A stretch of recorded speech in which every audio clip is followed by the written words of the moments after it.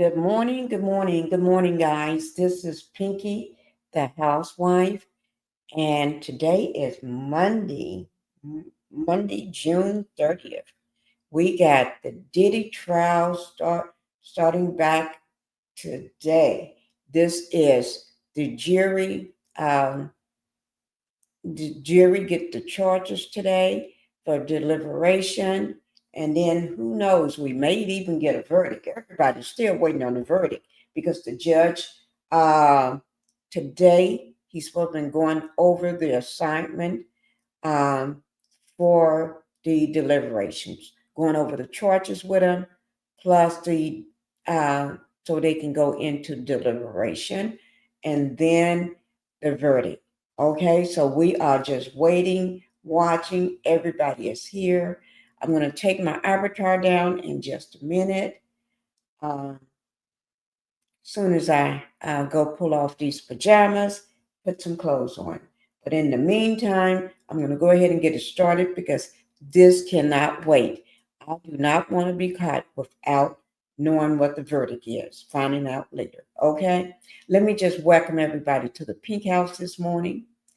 The house rules got to hear up and get out of the way. Hit that like button, guys. Make sure you hit that like button because that's very crucial. That help keeps me in the algorithm. And subscribe to the channel. Let me go ahead and say thank you for doing that. And my second channel, I'm I will post this on my second channel today. I'm just carrying it on one channel today, but the other two channels will get this posted on their channel later. All right. Now, let me put out a graphic warning, just in case. I don't know what's going to be said or done, but I know the jury should have been, because the judge said Friday at 9 o'clock, he's going to go over the assignment with the jury, the charges. And then after they do that, then they go into deliberation and then a verdict. So we don't know how long it's going to take. It could take an hour, it could take a day, it could take a couple hours before they give us a verdict. Okay? So we don't know. We're just on pins and needles. Okay? Sean did leave the Metropolitan Detention Center in Brooklyn to get to the courthouse today. This is where we are, guys. This is the process of the United States versus Sean Diddy Combs. We have went through everything at the top: the jury selection, the opening, the prosecution case, the defense case. We did the closing arguments Thursday and Friday of last week. Now we are here to the end of the trial. This is the jury charge and deliberations and the verdict. This is where we are. The last two steps at the bottom of this chart. Okay? These are Diddy's charges, 5 federal charges. One was the racketeering and conspiracy. Count two counts of SCX trafficking, 2 counts of transportation to engage in prostitution. Those was the charges. Okay? Uh, Now, let's go ahead and see what we're going to be talking about today. The Diddy trial, jury deliberations, and verdict. Let's see what's going on at the courthouse, or should I say outside right now. There's nobody is coming out with anything, but inner city press is still putting out little things for us to keep in mind. Let me find it. Here it is. This is a live screen right now. This is live. Okay? This is the verdict. Okay? He got day 32. Today will be day 33. Just overlook that. Should be day 33. Day 32 was Friday. But anyway, this is the verdict watch. P. Diddy SBX trafficking trial, USA versus Sean Combs. And so Inner City Press is putting up onto your left in the red box what's being said in the courtroom. Be watching that. And then over on the side, you can see this is a live screen. This is live, screening live. Okay? It says now, the jury will receive instructions from the judge. That's very important. I'm going to leave y'all watching this. I will be taking my avatar down in just a minute, but right now I'm going to run and go get my lemon water that's waiting on me. I hope it's still hot.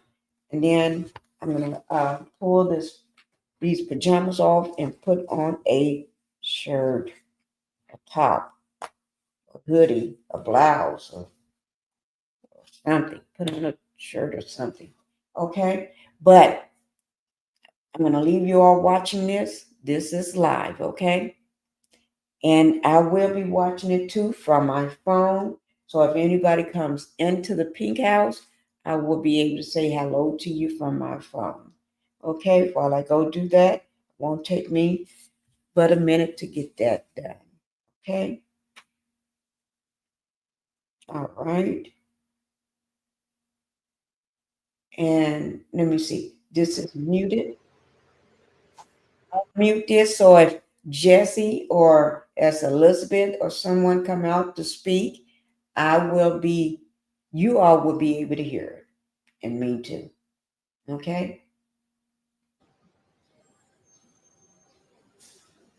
The judge and the alternates do not have to be there. Your verdict must be anonymous. Okay, y'all go ahead and read that while I go get my lemon water. Is waiting on me. I'll be right back.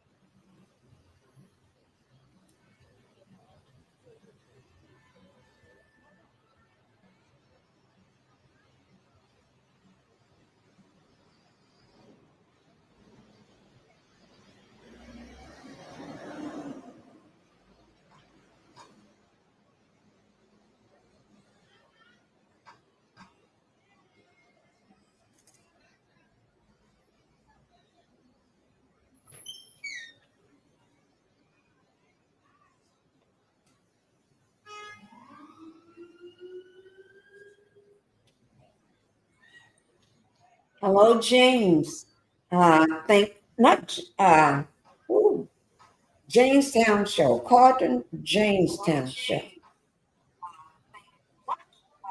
Oh, that was my phone. I had my phone turned up. Excuse me. Thank you for being here this morning. Did you change your name? Thank you for coming in. I'm going to take my avatar down in just a little bit. I'm just trying to get myself together and get my lemon water set up on my desk. It's just so hot. It's steaming hot right now. But thank you for being here. Okay. We're waiting on this verdict. The jury, the judge went over the instructions for the deliberations for the jury, and you know what that means. We waiting on a verdict. It may take an hour, it may take a couple hours, it may take till tomorrow. But I don't think these people are going to sit around and wait forever. And you see, one thing I want everybody to see at the very top to your right hand corner on the side where the chat is. You see where it say verdict watch? It's right now is in seconds. That means the jury has gotten the instructions for the charges of the deliberation. They have gotten it, and it's at 35 seconds, 37 seconds. It's just going on right now. I'm happy about this. Okay, I'm happy about this. So y'all keep watching. I'll be right back and everything. I got to get my little snacks and everything to put on my desk and put some lemon water. I got to get everything I need to put on my desk. Once I get everything put on my desk that I'm be snacking on, because it may take a little while. And then I have my husband and daughter to bring the rest of the stuff. Because this may take a while because we are in verdict watch. Oh my God. Oh my God. What are we going to do about this? Mm, mm, mm. So I'll let y'all be watching it. And if anything breaks, we're going to be on it. We're going to be on top of it. We ain't going to let this slip because we are at the home stretch of this trial. This is toward the end. Now, as you all can see on the on the left hand side, the little box, that information is coming from Inner City Press. He is in the courthouse. He gets a seat in that courthouse. So this is changing by the day. Whatever he puts up, read it until I get back. Okay? Thank you, Carton.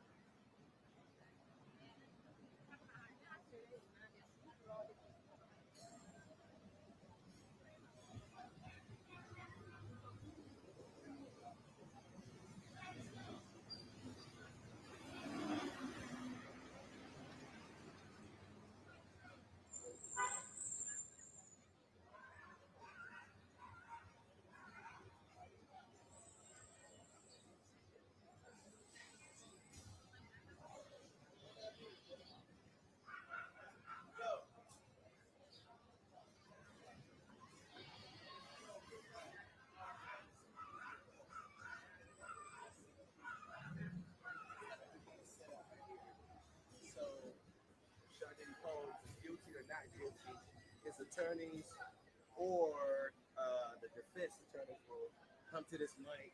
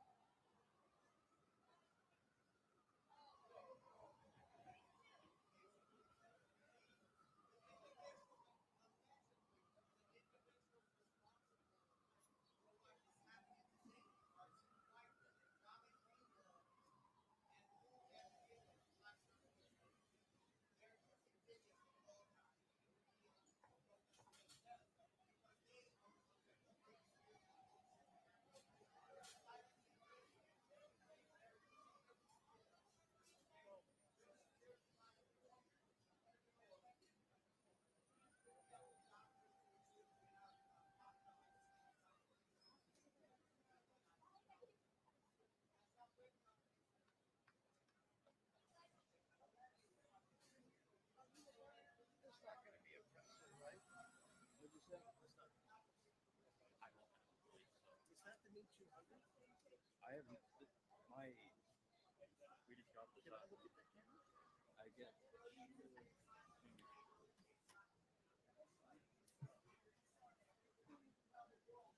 That's the new 200. I may be buying that. really. You're Spectrum One? We are Law&Crime. What? What did you say? Yeah.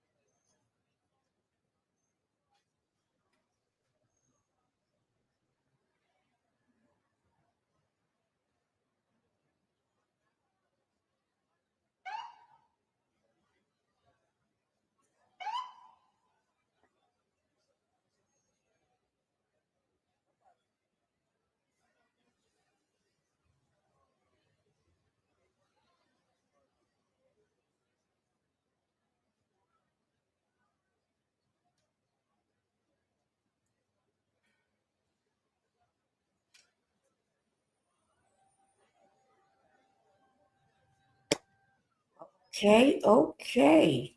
Thank you for coming in, Impetitious. Thank you for coming into the Pink House today. Okay.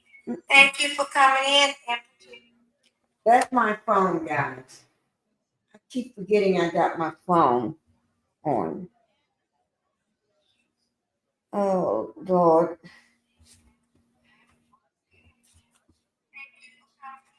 That's my phone. Okay, I just turned it off. Thank you. Happy Monday to you as well. Thank you. Did I forget my phone charger? The phone charger I had in here is no longer working. So I had to get. The one I had, in here was no longer working. So I've been using the one I got in my bedroom. I will bring it and put it in here until we figure out what's wrong with my charger. Okay? So we're trying to see what's going on in the courthouse today.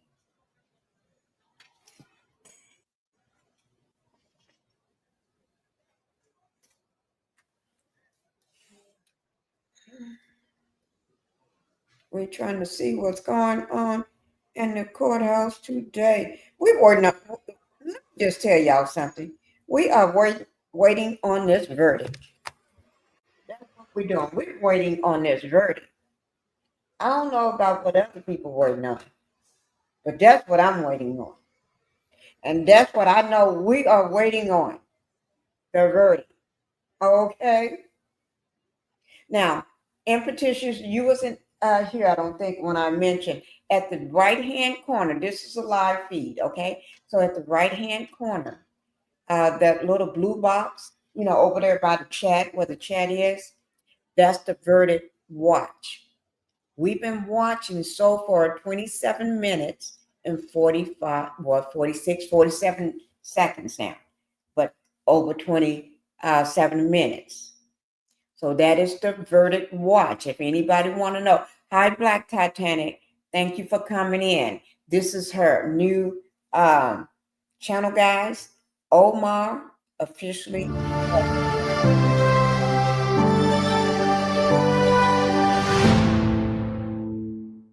Hey there, everybody. I'm Jesse Weber, and welcome to our continued live coverage of the Sean Diddy Combs federal trial out of New York. We are officially in verdict watch right now in the trial. So jurors were sent back to deliberate a short time ago. This was after they were read the jury instructions in this case, the lengthy jury instructions in this case. Remember, this is basically the law that they're going to follow. I want to give you a little bit Can y'all hear that good?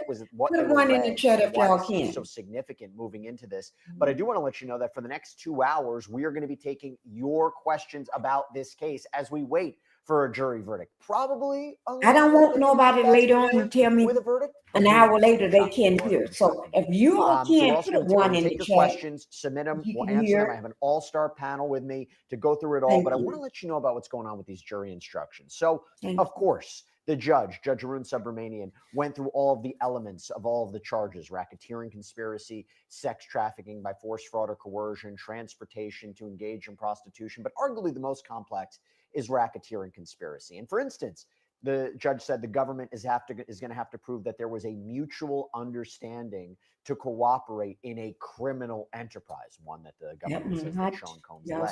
They can infer that actions speak louder than words, because you're not going to have, an example. By the way, this is a shot of what the jury deliberation room looks like, because you're not going to have them all evidence of them all signing a contract to engage in or agree to engage in criminal activity. Was there an inferred agreement? And this was really interesting, talking about the 8 underlying predicate crimes that the government has to prove at least 2 within a 10-year time frame. So there's bribery, arson, forced labor, kidnapping, drug offenses. And I thought this was interesting. I want to call this out.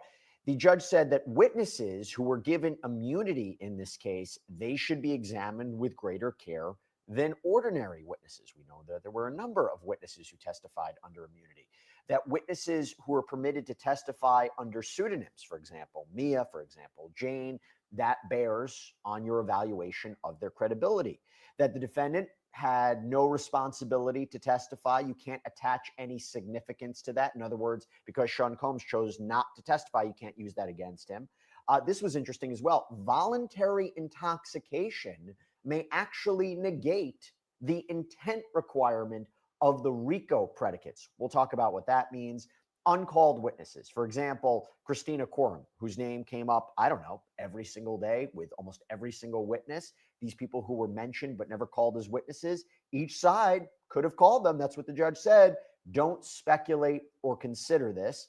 And then finally, when they were sent back to deliberate, the judge said, schedule is your own. You're going to be provided meals. They've begun their deliberations. And if they want to continue past 5 p.m., they may be able to do so. We're going to keep a very careful eye out and ear out if we get any juror questions or what's going to happen. But right now, I want to take your questions. So I am joined right now by celebrity criminal defense attorney from McMonigle, Perry, McHugh, Meshach, and Davis. Brian McMonigle is with us. We're also joined by criminal defense attorney Mauricio Padilla and Law&Crime's very own host of Scandal outside of the federal courthouse right now, Segarra Gillespie. It's great to have you all here. I said all-star panel. I wasn't lying.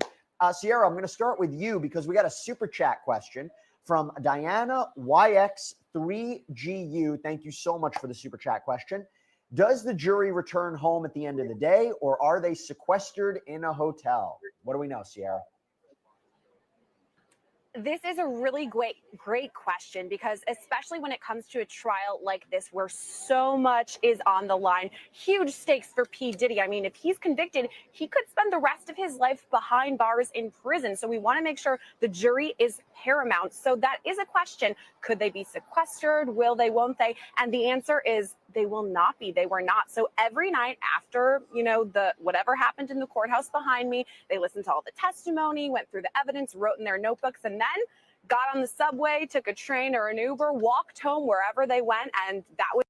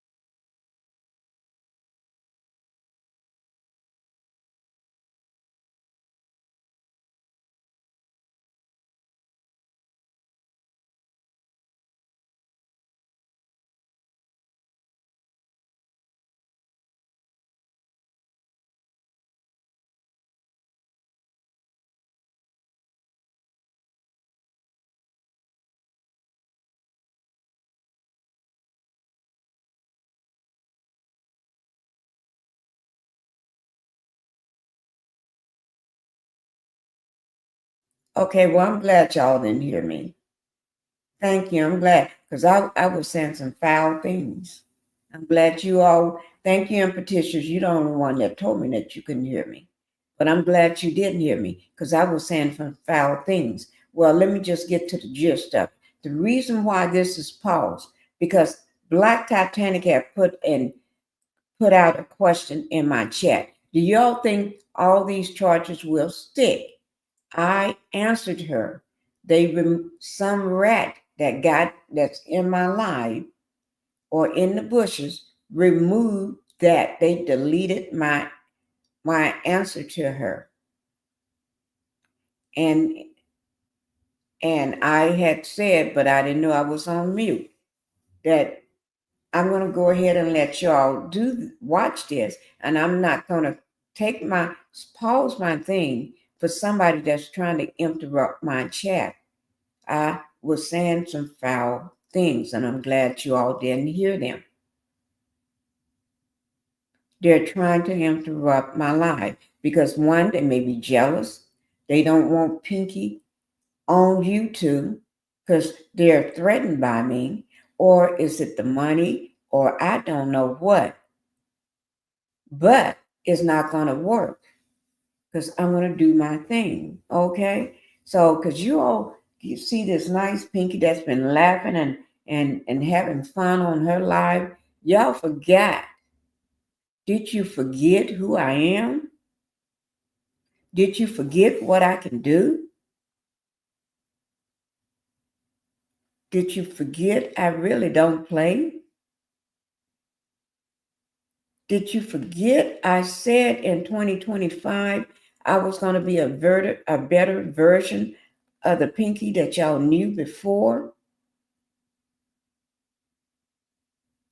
But I am going to do my due diligence on what I need to do. So while everybody in my chat and everybody is in the bushes is watching this, while they are all watching this,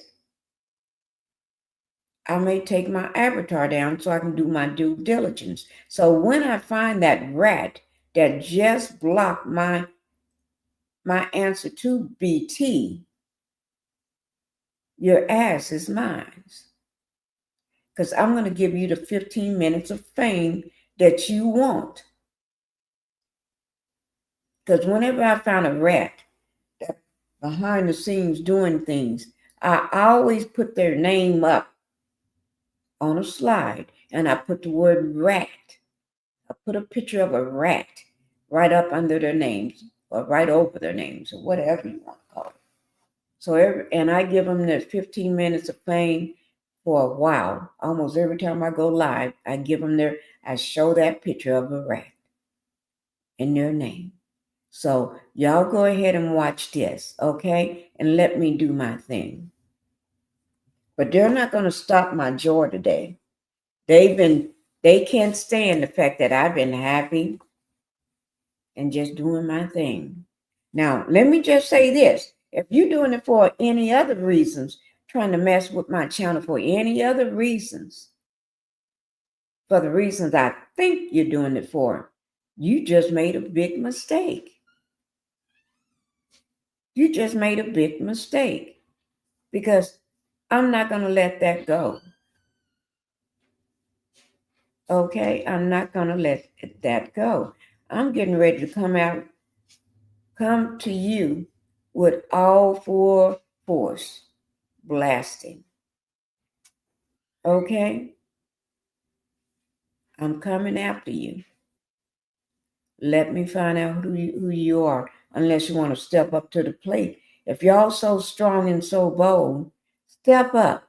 Tell me who you are right now. Come in my live and say, Pinkie, it's me. What you going to do about it? So I can show you.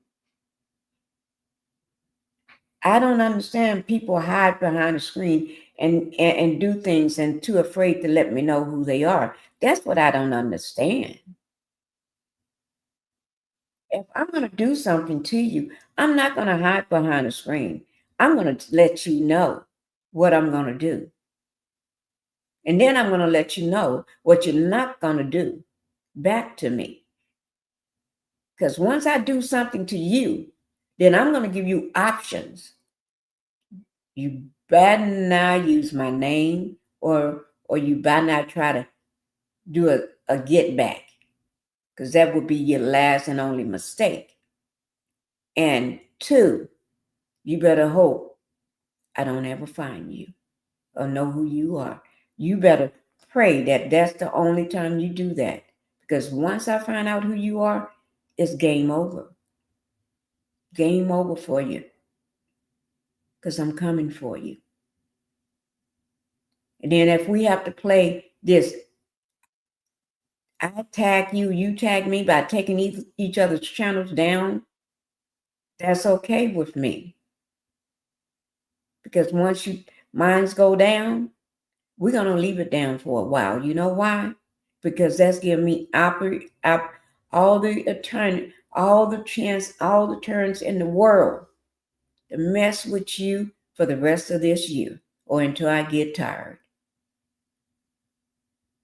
You would never have a channel up no more, because I'm going to take it down every time you put it up.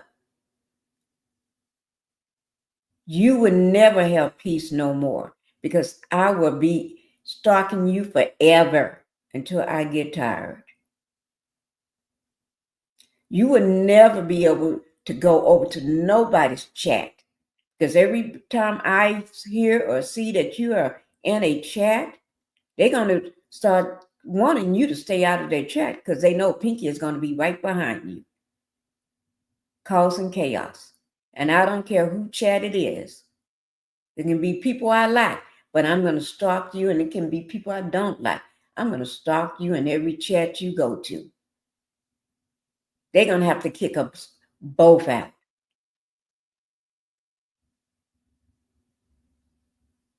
So they're going to have to block you and me. And I don't care if they block me, but you may care if they block you, because you're the one who went over there to show your support of the BNA channel. But they're going to have to block both of us, because I'm going to ruin their channel just to get at you. Yes, I said it. I would ruin their channel just to get at you. Everywhere you go, I will be there. So first of all, you're fooling them with the wrong person. Second, you came and bothered me this morning. So since you bothered me, I'm going to let everybody in my chat go ahead and continue what want to continue. But your butt is mine right now, because I'm getting ready to do some digging. Okay? And as soon as baby girl get up, I'm going to have her do what she do, so we can find out who you are. It wasn't easy for me to find the other 2 or the other 3. It wasn't easy. I mean, no, it was easy, should I say. It was easy. But if I can't find you, I got some smart people in my house. They'll find you for me. Okay? All I have to do is just go to the guy that I pay $100 an hour to find you. Okay? So don't worry. Impetition saying hello to Black Titanic. No sound. I got it. Thank you, Impetitious. Impetitious, Colin James Town Show. All right.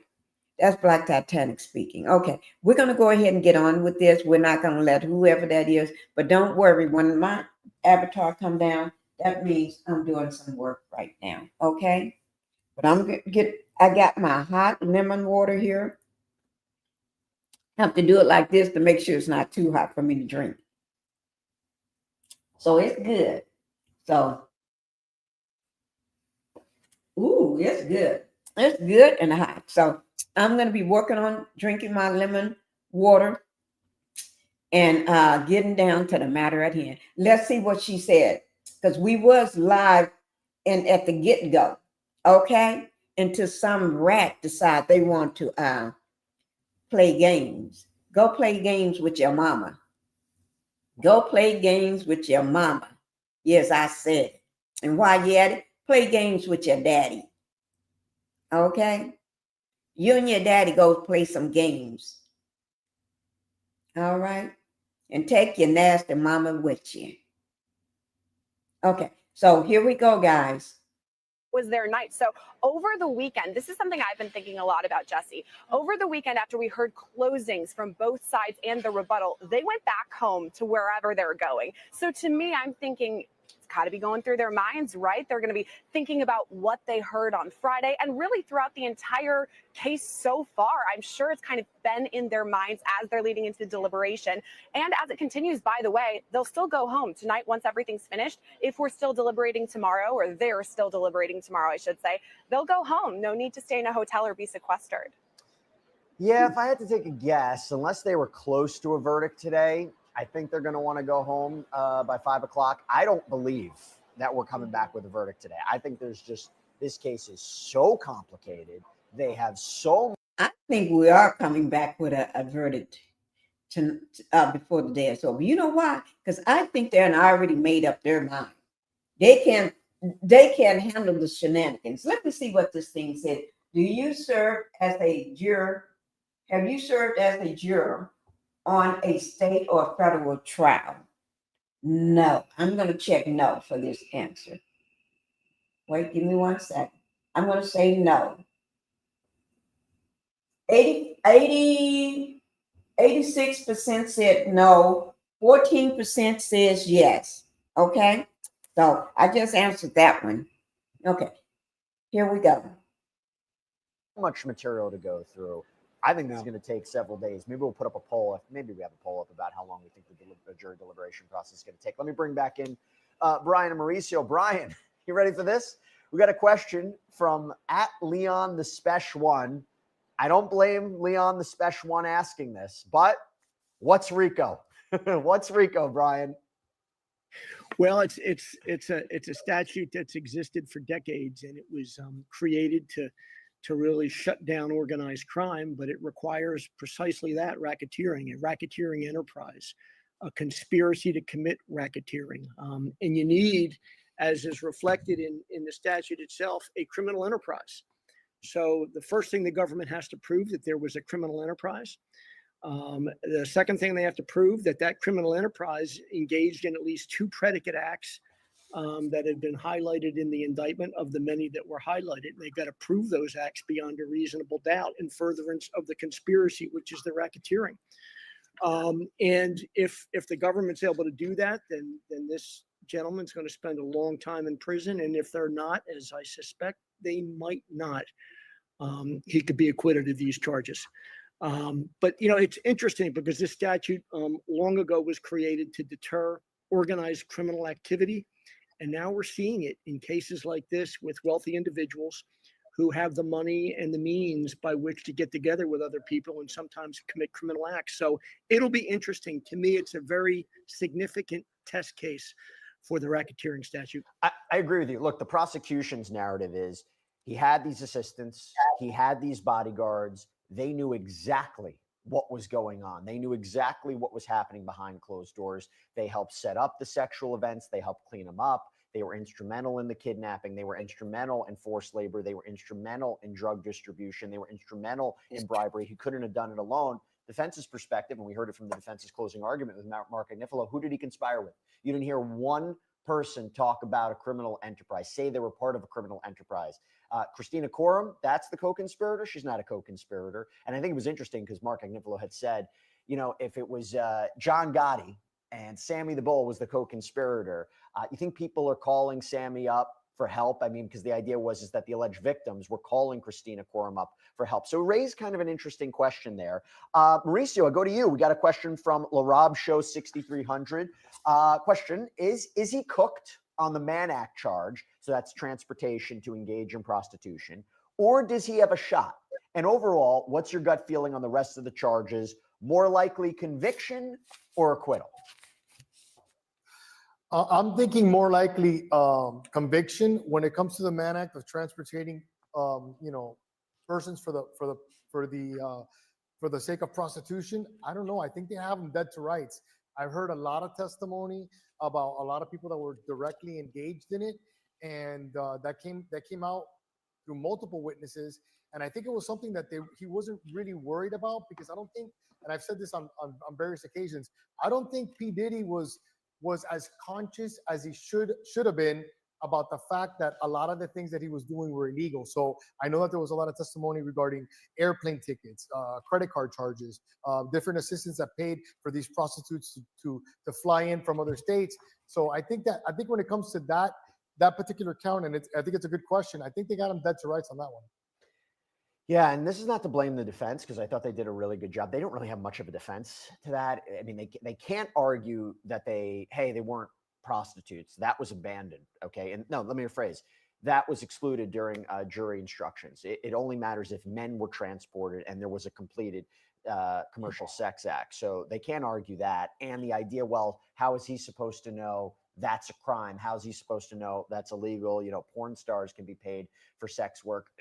Feels a little bit of a stretch. Anyway, put that to the side, because again, you have the text messages, you have phone messages, you have Amex receipts. It's a problem for the defense there. Okay, Sierra, how about this? Got a question for Merlene Spies, 8354. Jesse, I've wondered about Diddy complained about the way Jane Rosenberg depicted him in drawings, you know, the courtroom sketches. Did he have access to see the drawings? Because remember, she said he thought he looked like a koala bear, right?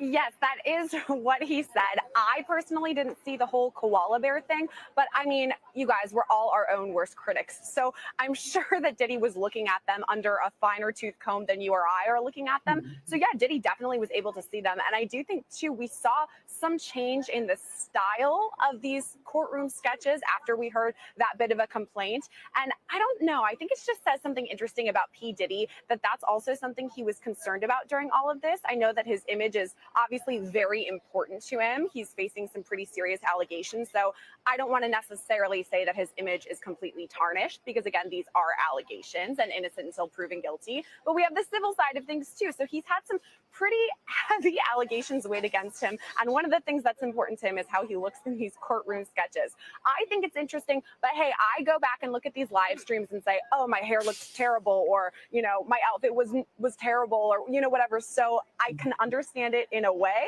that he was upset about it. But yeah, he does have access, and he did see some of the courtroom sketches. Yeah, somebody once took my teeth and put it on an animated orange. That was frightening, to say the least. So we all, oh god, have been, yeah, it was that was pretty scary. I tried not to think about that, but unfortunately, I just remembered of it. Sierra, stand by. Got another question. We got all these questions coming in. Let me go to let me think about who I want to.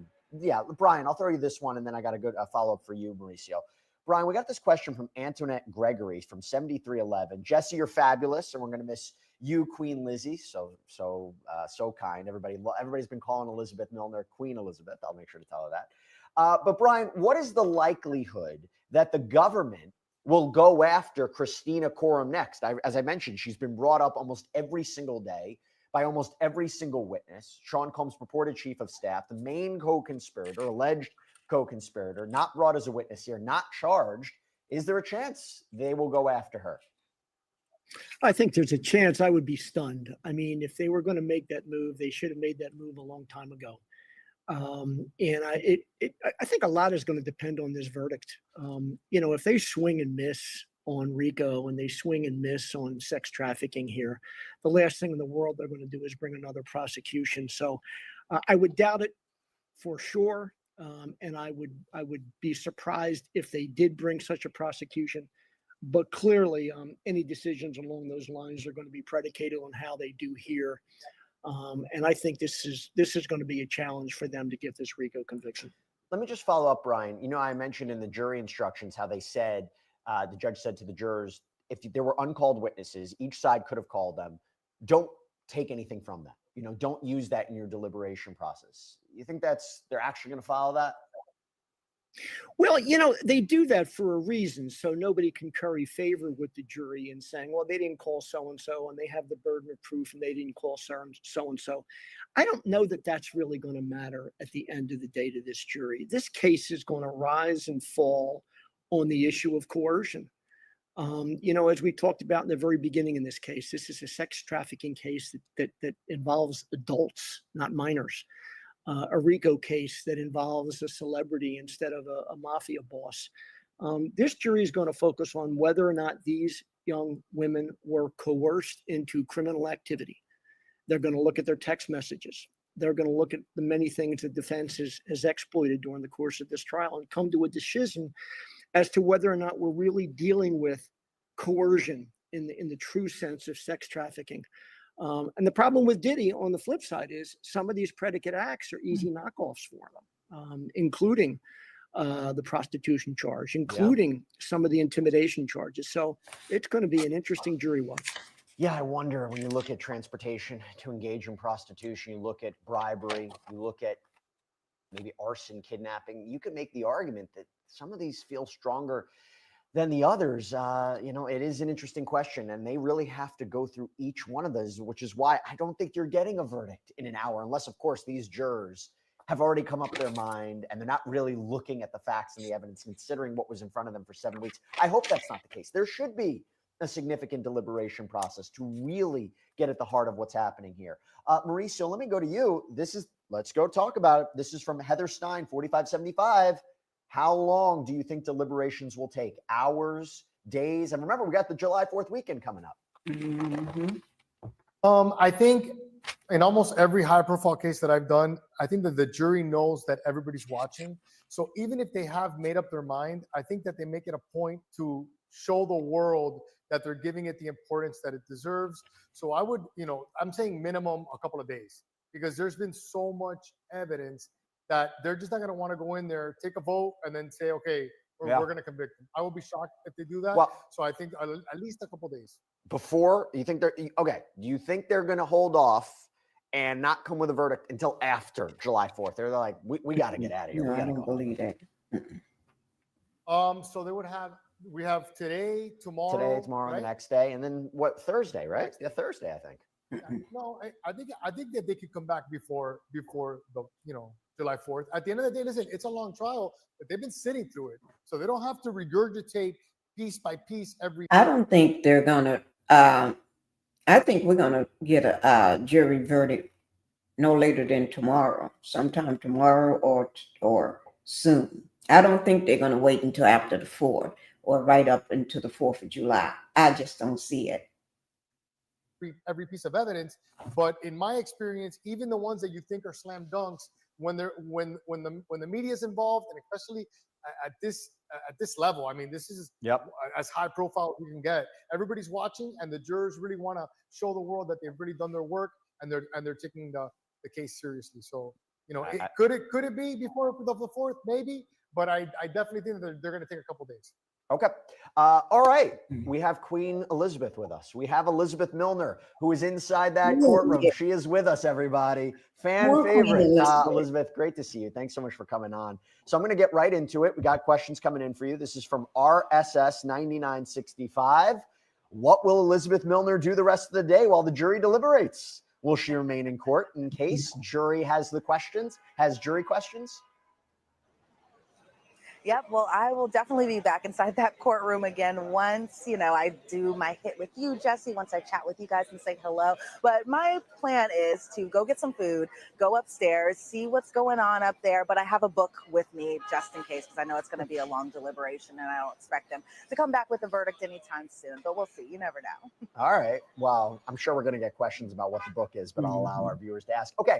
Elizabeth, RSS 9965.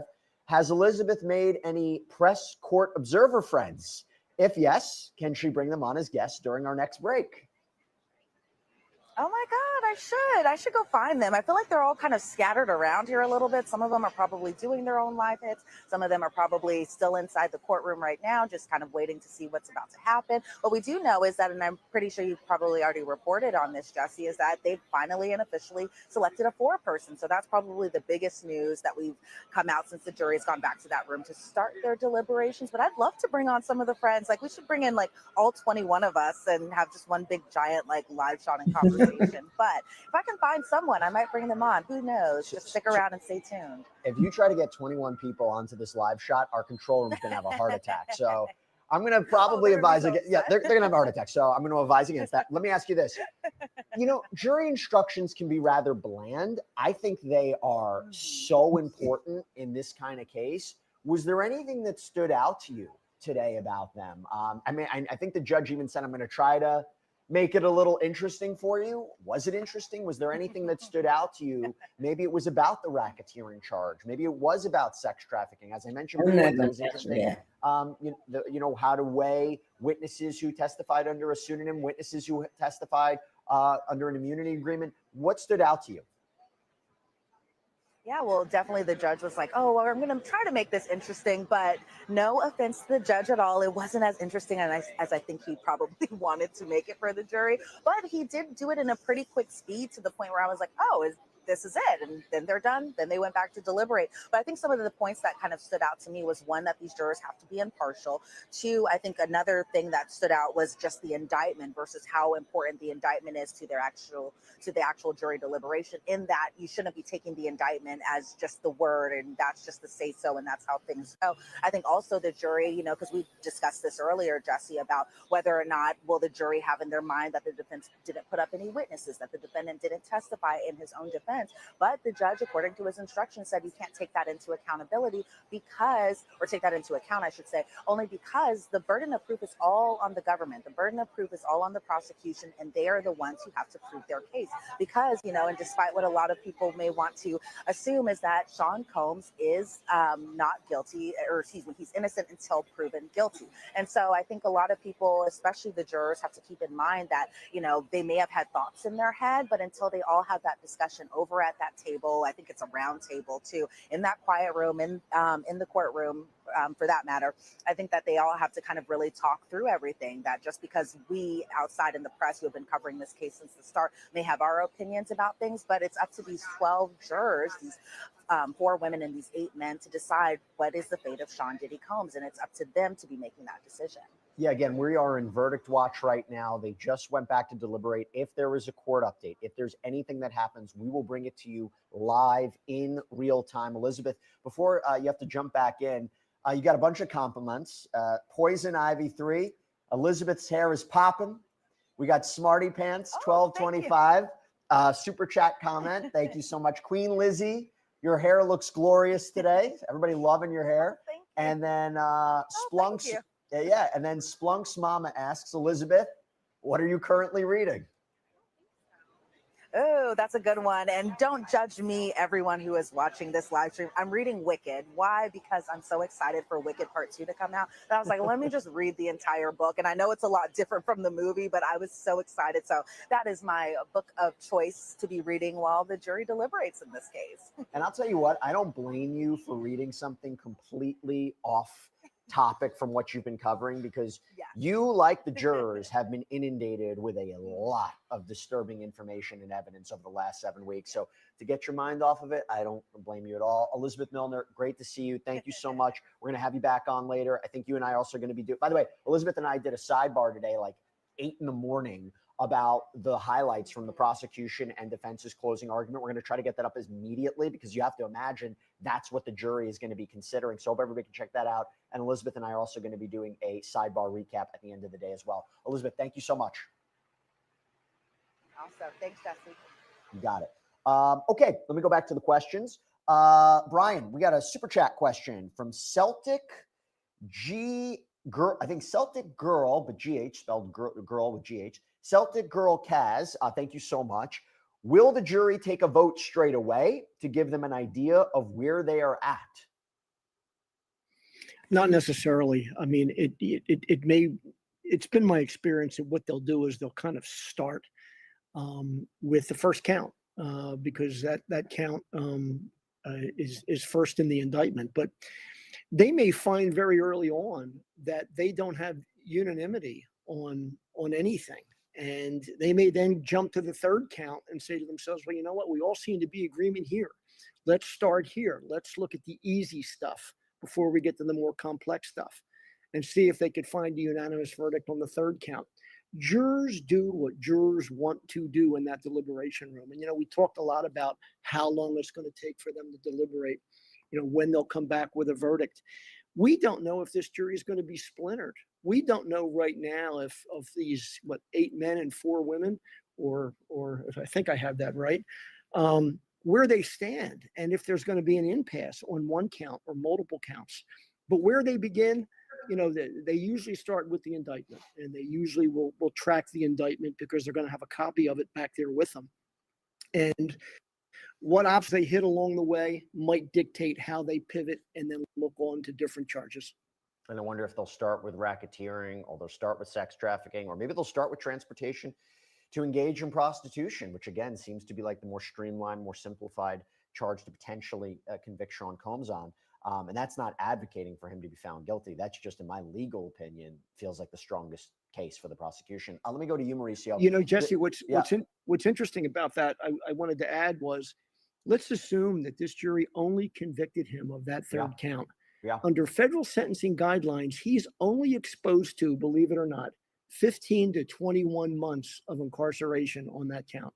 Up to 10 years, though. Up to 10 years. Yeah, but sentencing guidelines are followed by the judges routinely, and nobody gets a statutory max on any kind of a crime who's never been convicted of a crime before.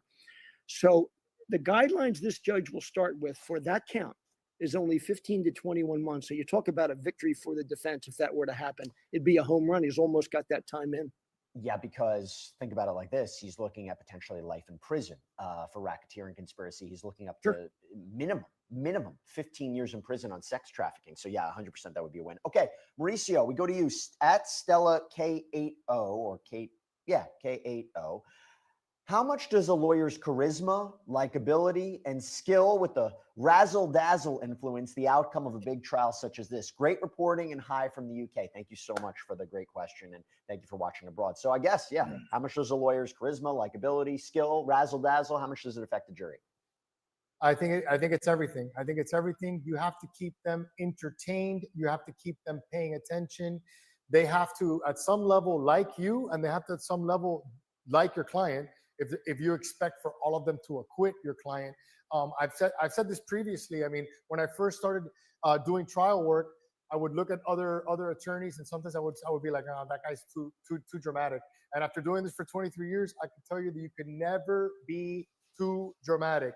You got to use props. You got to speak loud. You got to connect one-on-one with jurors.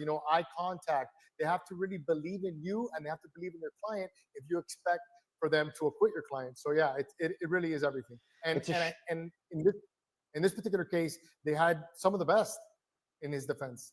It's a shame, Mauricio, that you are so timid and you're so quiet, and it's a shame you don't have the razzle dazzle, Mauricio. I mean, after speaking and knowing you for so long, I wish you had that, unfortunately. No, you are, I could see you in a courtroom. I could see the jurors gravitating towards you. It's why you're such an excellent attorney, which now, let me look at this. Look at this. We've asked a question that I think it's important, because to be these jurors, not an easy task. Being on this trial for 7 weeks, now there's deliberations and everything they've seen. We asked a question, a poll: have you served as a juror on a state or federal jury?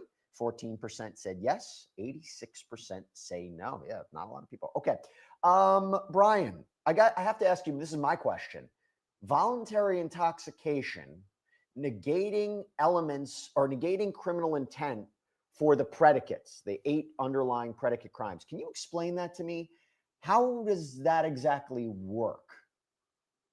Well, I'd really like to see that definition, because that was interesting to me when you said it. But certainly, if someone chooses to voluntarily take drugs or alcohol, it could negate, in many instances, the ability for them to complain of coercion, to complain that they were victimized.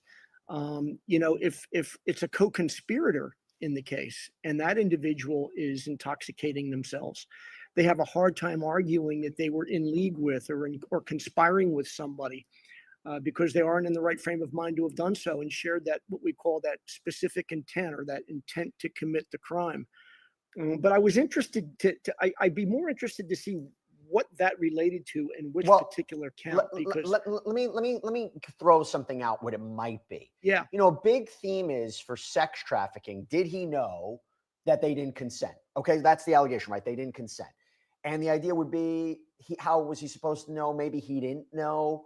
I don't know if that makes sense. Would that make sense to you, Ryan? Like he didn't know because Well, of I the mean, state that he was with in? with sex trafficking, I mean, how do you posture that? I mean, you've got everybody admitting that they're taking drugs, everybody admitting that in the beginning, at least, of these freak offs, they were willing to do so. So I think what the judge is basically instructing this jury to do is to look carefully at the issue of intoxication, because you're not going to be able to complain in one instance that you're a victim and that you've been victimized. When you voluntarily engaged in criminal activity or freak offs that are, sexual activity, and because you voluntarily intoxicated yourself, you now say, well, I don't know if I had the ability to consent. That doesn't really fly. I think the best thing the defense has going for them is that each and every one of these women admitted under oath, which you never get in a racketeering conspiracy, that they voluntarily engaged in the activity to begin with, that they consented to it to begin with. And then ultimately they would testify that they got to a point where they didn't want to do it anymore and they became coerced at that point. I think that's what the judge is striking at. And I think that's a problem for the prosecution for each of these witnesses. See, the other way of looking at it is it makes them more credible, right? If they were really going after Diddy, they would just say the worst stuff. We never consented to any of this. I mean, the way to say it is, and this is what the prosecution in their closing argument, we're not saying every event was sex trafficking. We're not saying every event even meets the threshold of sex trafficking. They could consent to 1 time, to 2 times, but it doesn't mean they consent overall. Now the defense, or consent to everything. Now the defense said, let me get this straight. So they consent to 75 freak offs. On the 76, that jumps to sex trafficking. Is that a big jump? Again, it's a gray area. Mauricio, we got super chat questions coming in. This is from Myra 2813. Myra 2813. Thank you so much. Do you think the government will try him again if there is a hung jury or a mistrial? Wow, that's a great question. Usually in my experience, when they get hung juries on high-profile cases, they immediately, alert everybody, including the press, that they intend to retry the case. I can't think of an exception in my career or in my memory of high-profile cases. But this one, if they get a hung jury, I think that they're going to have to really have discussions on, number one, do you want to incur the expense? At the end of the day, this has cost millions and millions of dollars for the government to pursue this case. And, legal experts, people that we have on our panel, people that know about the law, question the decision on whether or not this was, like Brad Cohen says, a state case on steroids, and it never belonged in federal court to start off with. So I think this is going to be a one of those special cases where if they do get a hung jury, they're really going to have to sit down and think about whether they want to, put everybody through this again. Well, let me follow that up with you, Mauricio, because it matters what they might be hung on, right? Because KC 7480 says, can the jury find him guilty on some charges and hung on the other? Then would he be back in court on only those charges? So, Mauricio, I guess it becomes a question, right? If they find him guilty on transportation to engage in prostitution, but they're hung on racketeering or they're hung on sex trafficking, and it matters the split. Let's say there was 1 or 2 holdouts and everybody else was voting in favor of guilty. I mean, they could find that information out. I think that would influence their decision whether they retry him. No, Mauricio? Yeah, I think so. But I think if they convict them on one thing, that's going to be more of a motivation for them not to put everybody through this again. You know what I mean? The prosecution could chalk it up to a win. No, we got them on something. But this is a very, very particular case of people's careers are going to be on the line. I'm not talking about the people that are in the courtroom, but the people that really motivated this case to be brought in federal court. They're going to have a decision to make if they do hang them on any one of these counts. Okay, let's not forget that we've got a new Department of Justice right now, and the decisions are going to be made by DOJ, and we have a new Attorney General. And I'm not so sure that politics won't move into play here if there's a hung jury. You make a good point, because there's all this conversation about whether or not if he's convicted, would he get a federal pardon from the president? Let me throw this to you, Brian. This is from Titan Guy 8308. It's a super chat question. Thank you so much. If found not guilty, will Diddy get his oils, his drugs, his guns, and videos back? He absolutely is entitled to get back everything that he legally possessed, and I assume he legally possessed possessed all of those items. So anything that He get his baby oil back. technically he must have returned to him. I'm not too sure he'll be suffering the embarrassment of asking for it all back, but he just might. I don't know. I hope his baby oil back. Here's your carton of He will. baby oil. He will. Yeah. He's not going to stop the freak off. If he gets not guilty, immediate freak off. Well, remember, let me bring in Sierra Gillespie on this. Because Sierra, when he was arrested, he had evidence of freak offs in the hotel room, right? He had materials with him when he was arrested in September of 2024. Yes, you're right. I had to laugh at what Mauricio was saying, that if he is acquitted, immediate freak off. I mean, maybe. Who's to say anything is possible? We've been talking about like how any sort of verdict could come and we'd be shocked, but also not shocked because anything is possible. And yeah, it does seem, based on testimony, based on the evidence we've seen, or jurors rather have seen, that there is video documentation of these freak offs, that he liked to watch it or at least have it in his possession, which, yes, at the time of his arrest, September 2024, almost a year ago at this point, yes, that's what he has with him.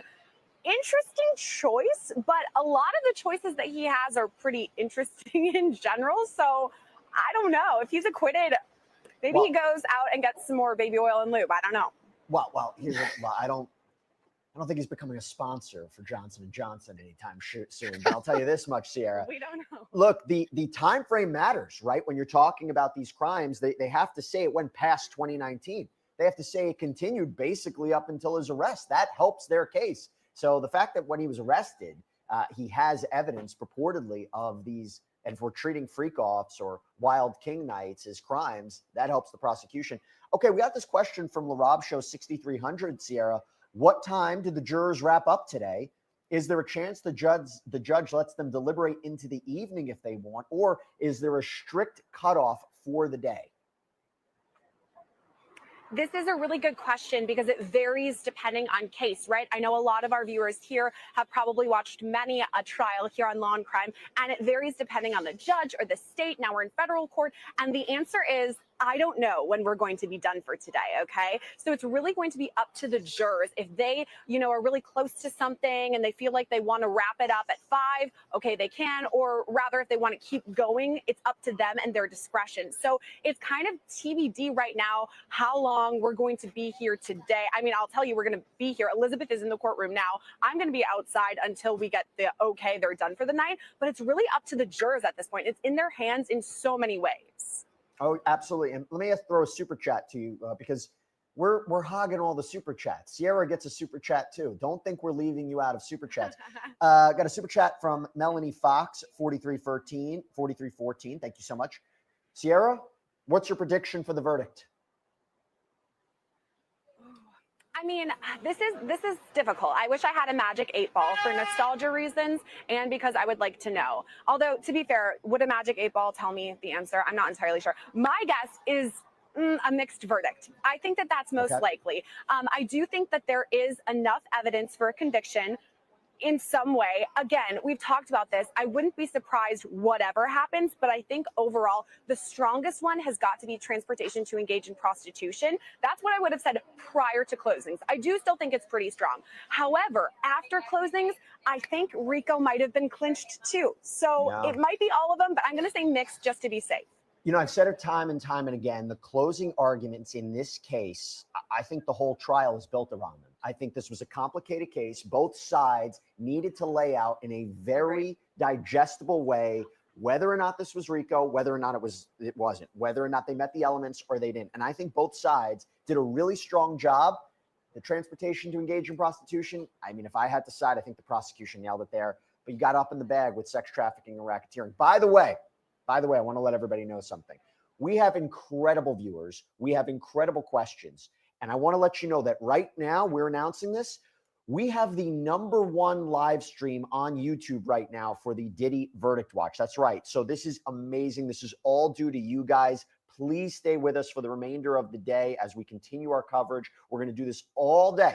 We're going to do this through the verdict. We're going to do this for the rest of the week as we are in Verdict Watch. We really make this show. We produce all of this content for you guys. This is all for you. Thank you so much. And this is one of the rare platforms where we can engage with you, get your feedback, figure out what the questions are, try to analyze the law, try to analyze what's happening in real time, because sometimes it gets complicated and we don't talk about it in a 5-minute bite. We have the opportunity in a 2-hour show in blocks. We're going to be doing it all day to really get into this and really get into the law. So thank you so much for your continued watching, your continued support. We're going to keep it going.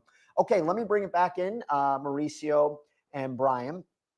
We have a question here, a super chat question for Mauricio, Professor Elm 13. Thank you so much. Could the evidence in this case be used to indict other freak-off participants who don't have immunity?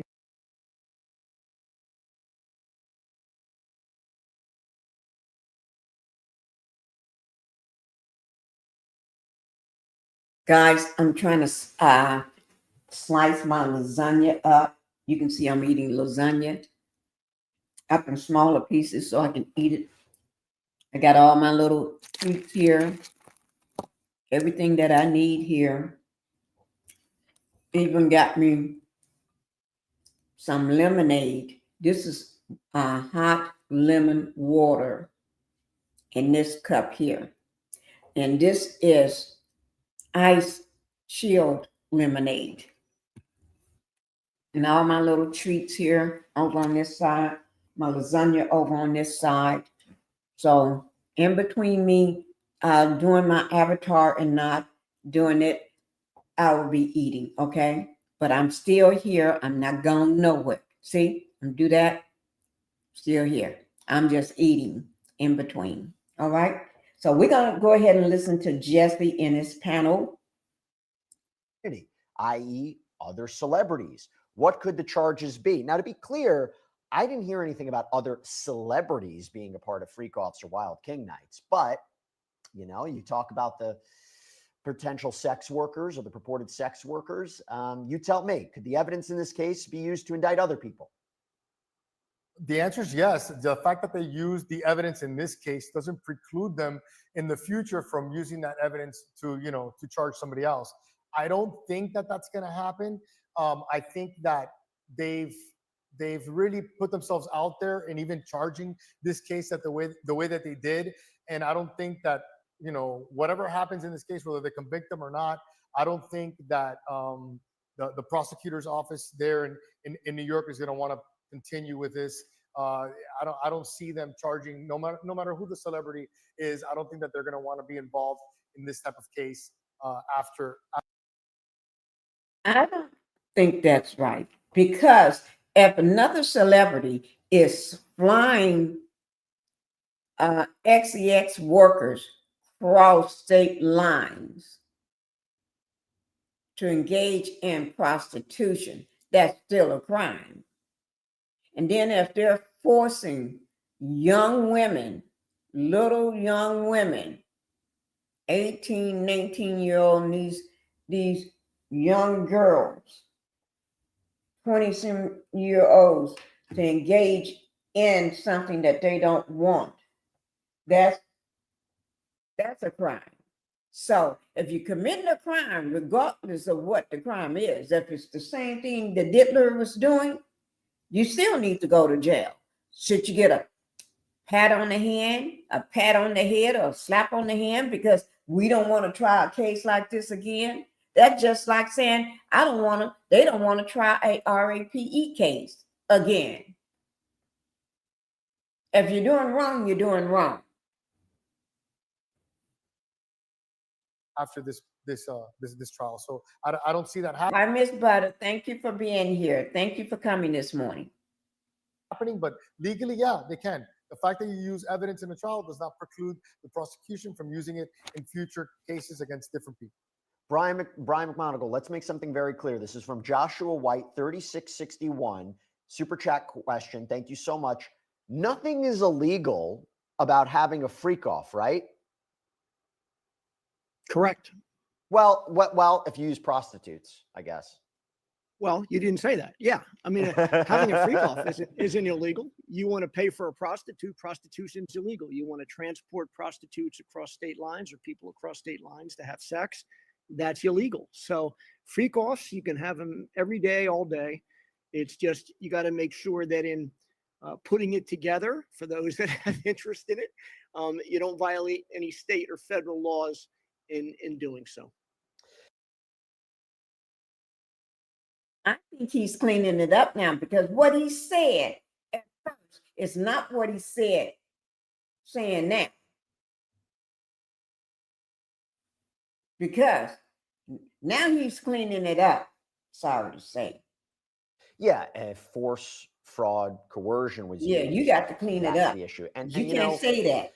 Mauricio, it really is interesting because the prosecution, I think the strongest part they had in their closing argument was saying what I mentioned before. You might say all these episodes, a lot of these episodes were consensual. A lot of them don't meet the requirements of sex trafficking, but I'm going to give you specific examples from Cassie and Jane where it was sex trafficking. So where they talk about Cassie, the 2016 incident, right? The hotel tape. The idea that there was a freak off happening, or she had left a freak off and it wasn't maybe completed, but she was leaving. She's beaten by Sean Combs, dragged in the back in the direction of that room where there was a sex worker, checks off a number of the requirements of sex trafficking. Another example, she's sitting next to him on a plane. He purportedly shows her these sex tapes, threatens to release them. So you have a travel component, you have a threat component. They land. He demands a freak off. He gets a freak off. Those are two concrete examples. With Jane, there's an example, aside from the allegations that she was forced to do this when she was sick or exhausted. There was a violent episode she talked about, June 2024, beaten. He says, take this bleeping pill. You better go back out there. All the text messages from Jane where she is expressing reluctance to not engage in these hotel nights, particularly after Cassie filed her lawsuit. The jury, do you think the jury is going to weed out and say, you know what, I think there was a lot that they consented to, but it doesn't mean they consented to everything. And maybe even though Mark Agnifilo says, oh my gosh, you're going to make the jump from consensual to sex trafficking, maybe they will make that jump. What do you think? Just like someone can say, can make the jump that, a woman consented in the beginning of sexual intercourse, and then at some point she negated the consent, and whether it was rape or not. So the fact that you can withdraw your consent, and especially the video, the violent attack, at the end of the day, if you believe that P. Diddy did the things that the government is accusing him of, the multiple day interrogation, the firebombing the car, he's acting like a criminal. And even though this RICO may be RICO, it doesn't mean that even if I have a problem with the law, it doesn't mean that they've satisfied the elements of the law and that he may be guilty of sex trafficking and of RICO. Did you just say RICO? Because if you did, yeah. Do we not coin that somewhere? RICO, we got a trademark attorney on RICO, maybe RICO. You but know it what? can still stick. You know what, Mauricio? Stick. You know what, Mauricio? We got this comment from Maylink P1. Mauricio brings the heat. Is Mauricio from Miami? Yes, from Miami. See, people know. Born and raised. There you go. There you go. All right, Brian. This is a great question from Nest Dog, who's been a frequent contributor with questions during our live streams. Actually, a lot of our viewers have been as well. And let me couple that with another question from Smarty Pants 1225. Thank you so much for the super chat question, Smarty Pants 1225. So I'm going to throw two questions to you. They're very similar. Smarty Pants 1225 asks, is it likely RICO and the Mann Act will get revised after this case? You had mentioned it before about what these statutes were traditionally designed for, Brian. Brian, I'm going to throw this one to you. This is what they were originally designed for. Let's start there. And then the next question I have is about racketeering. So let me put Nest Dog's question to the side for a second. Brian, let's stick with this. Smarty Pants 1225. Right, is it likely RICO and the Mann Act will get revised after this case? They did look the other way. A lot of the bodyguards, a lot of the celebrities, other celebrities, except for Prince. Prince didn't look the other way. No, he didn't. And not for the stylist, Dante Nash. He didn't look the other way. He jumped in. Yes, those are the only two men that didn't look the other way. Thank you. I don't think so. I mean, revising a statute involves, cooperation within our government to change the statute. Every single challenge to the constitutionality of the RICO statute has been struck down by the Supreme Court. I'm not aware of any opinions that are up there that would challenge it. If there's a conviction here, they could challenge the use of the racketeering statute and take it all the way to the Supreme Court. But getting legislation like this, a federal statute changed isn't easy. And I don't think one case will do it. And I don't think this would be the case for them to do it. Let me just go to one more question for you, Brian. This is from Nest Dog, and then we'll hit a break. I believe they got him on prostitution, drugs, and bribery. Isn't that technically RICO? Yeah, but you got to prove the criminal enterprise, and you got to prove with unanimity those predicate acts. And so, yeah, I mean, I think you've both said it, and I don't disagree with you. If you looked at the definitions themselves and only focused on the definitions, they could check both those boxes and convict him of racketeering in a minute. I just wonder, with all of the consent issues in the case, if they don't just take the easy way out, clip him, on the Mann Act violations, and call it a day. You've got to get a unanimous verdict, and you got to get all 12 people to agree on every predicate act, and then on the racketeering enterprise as well. Not easy to do. Although I will tell you, in racketeering cases, they got about a 90% conviction rate across the country. So they do it. This case could be an outlier. This case could be different. You said it before. So it's interesting to think about. I'll tell you what, we're going to hit a break. We are officially in verdict watch in the Sean Diddy Combs federal sex crimes case. We're going to take a quick break. We'll be right back. We have a verdict watch clock that we're going to be putting up as well. We'll see how long the jurors are going to be deliberating for. Do you think they're going to come back today or not? We'll talk about it. We'll take more of your questions on the other side. Stay with us. Okay, guys, they're outside. Let's see what's going on.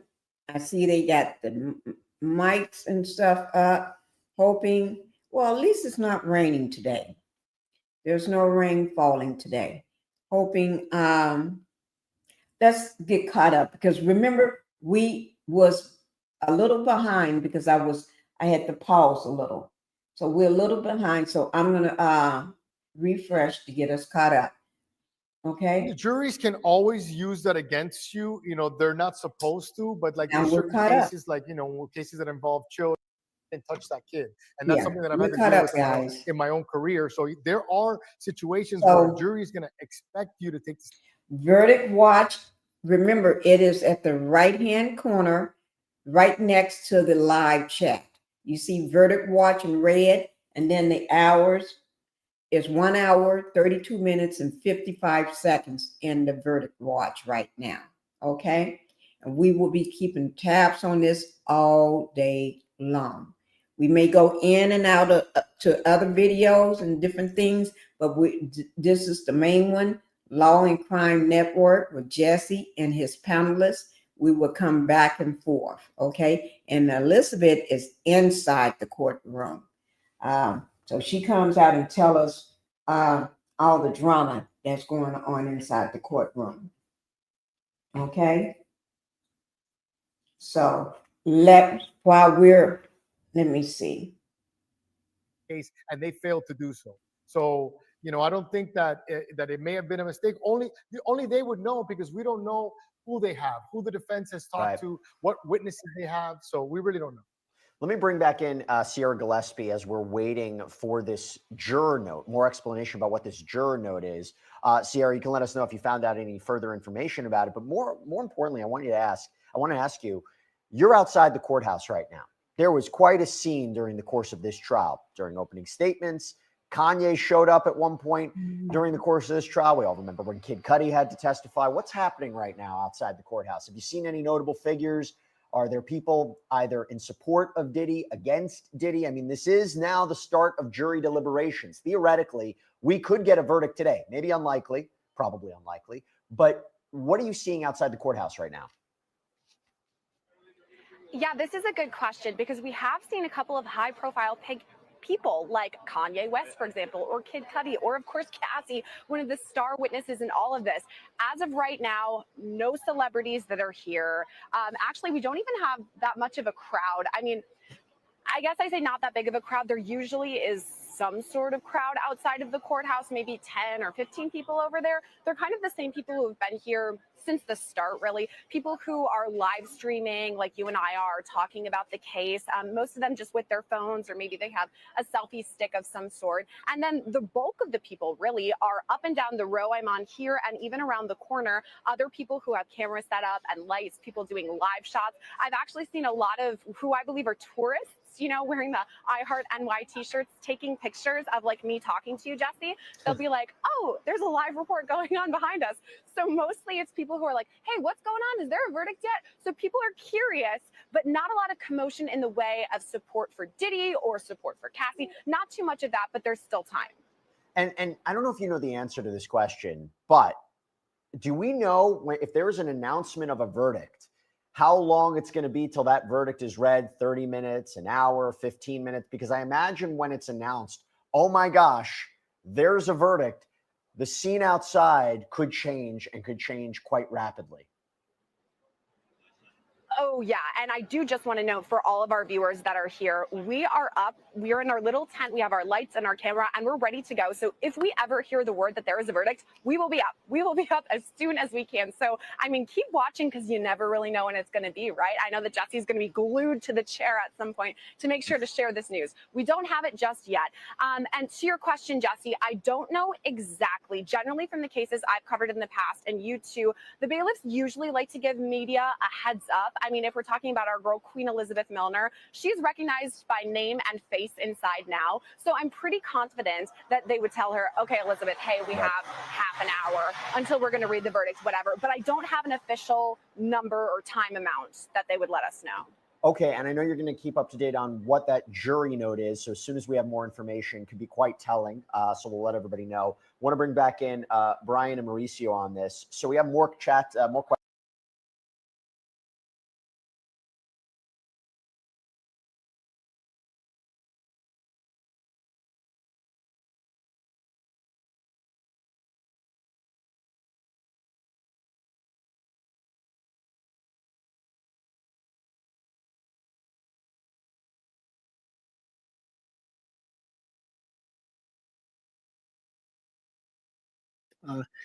You know, one of them being that, you know, the government put on its case and they were unable to prove guilt beyond a reasonable doubt. And for that reason, you know, let's release him. Let's leave him in custody in his home. All the arguments that he made before. But now with the idea that, you know, this isn't going to be a layup for the government. They've already swung and missed and failed. And there could be compelling reasons, I think, for a judge to maybe who's already heard the case, who's got his own views of the case, to come to a different decision with respect to detention. So I would expect it. And it would get a little bit different scrutiny than it did the first time, for sure. Well, I would say yes, that if he was acquitted of any of the charges, right? If they're hung on other ones, but he's acquitted of any of the charges, I would agree with you. There could be a change in circumstances regarding risk of flight, regarding danger to the community. If he's no longer facing, let's say, a racketeering charge, or he's no longer facing a sex trafficking charge, right? But if he's hung and there's no decision,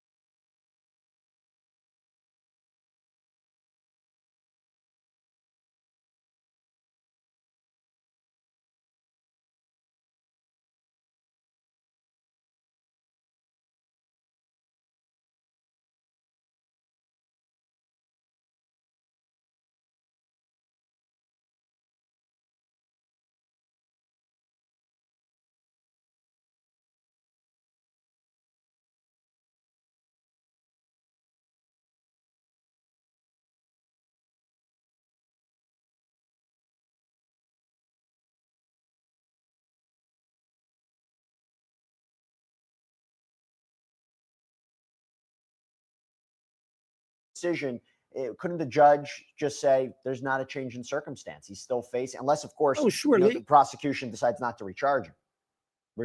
Sure. Legally, the judge would be on all fours to deny a motion, but this motion, I think, would be better People than the last are couple afraid. filed because of the hung jury, if in fact there is one. All his friends. Okay, Mauricio, over to you.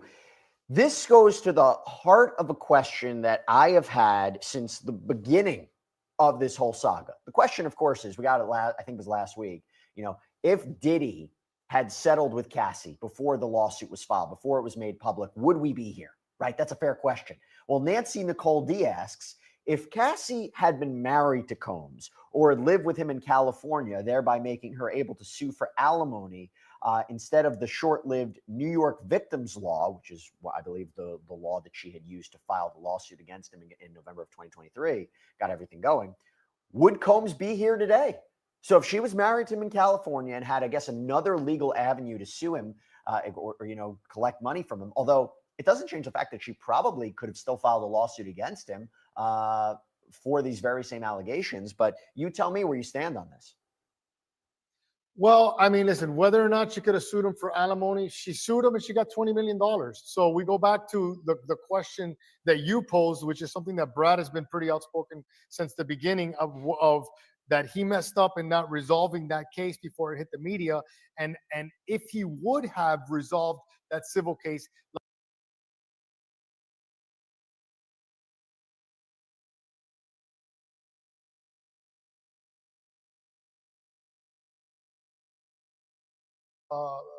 agreement regarding the terms of that, but he didn't. And when that became public, that's when it started to snowball and everything started to click, and then the video of the 2016 attack came out, and that's when the federal prosecutors started to listen and pay attention to the case and really try and formulate how they were going to convict them. So I don't know whether or not, if she would have been married to him, would have made a difference, but for sure, if you would have resolved that case prior to paying her the 20 million, prior to it generating a case number, prior to it becoming a public record, it would have definitely played an important role in whether or not he would have been in the situation he's in right now. Brian, we got a super chat question that came in from Christina Lester. Christina Lester, thank you so much. If this results in a hung jury, and when we say hung jury, basically the jury couldn't come to a decision, right? They were at an impasse. If this results in a hung jury, how quickly could another trial take place? I mean, a judge could put it on his docket and retry it within a period of months. I would think a lot of that will depend on his custody status. If he remains in custody after a hung jury and the judge decides to keep him in custody, I think the defense will move quickly to say, hey, we want to go right back on trial as soon as possible because we want to end this for him and try to not have his incarceration prolonged any further. All they got to do is get the transcripts. As soon as the transcripts are transcribed, you're ready to rock and roll. You've already got the blueprint for how to try this case. So I wouldn't expect it would take a long period of time unless there's any appeals that are taken after the hung jury, which I'm not so sure they'd have the ability to do anyway. So quickly, yeah. I would think it would be quick, particularly with an incarcerated defendant like this. I mean, he wanted to go to trial quickly on this. It's kind of rare to have a federal case go to trial in under a year from when you have arrest and indictment, but he was going full steam ahead. He didn't seem to me, once he couldn't make bail, he didn't want to spend one more day behind bars, and he thinks he has a good shot at getting acquitted. This is from Purple Sammy X. I'll go to you, Mauricio. Hi from England. Hi, that's amazing, so far away. What do you think the verdict will be as of now? And if guilty, how long do you predict he'll get? Listen, that's a good question because they can convict him on a multitude of things. They can come back and convict him on everything, and then he would be looking at possibly a sentence over 25 years, and including up to life. Or they could, convict him of some things and acquit him of others. We've spoken a lot about the difficulties involved in the RICO, in the RICO count. But jurors, anytime that your freedom is in the hands of 6 or 12 or 14 jurors, anybody that does what we do, what attorneys do, knows that you have no idea what they're going to do. Everybody that's a trial attorney has won the ones that we should have lost, and we've lost the ones that we should have won. So jurors, for the most part, are pretty. You really don't know what you're gonna get. So and also you really don't know how the judge is gonna take this. It is a high profile case. There are the guidelines, but he could depart. He can go up or he can go down. So federal judges routinely can do whatever they want. They don't because they don't want to get appealed. But there's a lot of variables at play here. Okay. Go to you, Brian. This is a super chat question from Huntertainment 2. Do the RICO predicates, do they all agree on or need to be the exact same? I think the question is, let's be clear. I guess there's 8 underlying predicate crimes, right? The prosecution needs to prove at least 2. Does the jury need to agree on all of them, right? Beyond a reasonable doubt. Talk to us about the underlying predicate crimes, what the standard is, what the burden of proof is. Yeah, they have to have unanimity on at least 2 predicates. So, whatever predicates they are unanimously agreed on, whether it be guilty or not guilty, they have to inform the court of that. And if there are 2 predicates that they are unanimous on, all agree as to that predicate. Sorry about that, guys. 2 of them, then they've sustained their burden, and it would be a guilty verdict. And we've been talking about whether some are stronger than the others, right? Transportation to engage in prostitution, drug distribution, maybe bribery. Okay, we got another question coming in from Rap Superstar. I'll throw this to you, Mauricio. Can you explain the coercion so we can understand, please? I think this is with respect to sex trafficking by force, fraud, or coercion with respect to Cassie, Ventura Fine, and Jane. What are we talking about when we say coercion? So coercion, for instance, we'll give the example of I recorded you without your knowledge having this freak off. And if you don't do what I say, I am going to publish this and I'm going to ruin your career as a singer if you don't continue to come to these freak offs and have sex with whatever man I want you to. That's coercion. With Jane, I remember there was testimony about whether or not he was dangling her $10,000 a month rent, whether or not she was going to be homeless. Things of that could be coercion. And, you're pretty much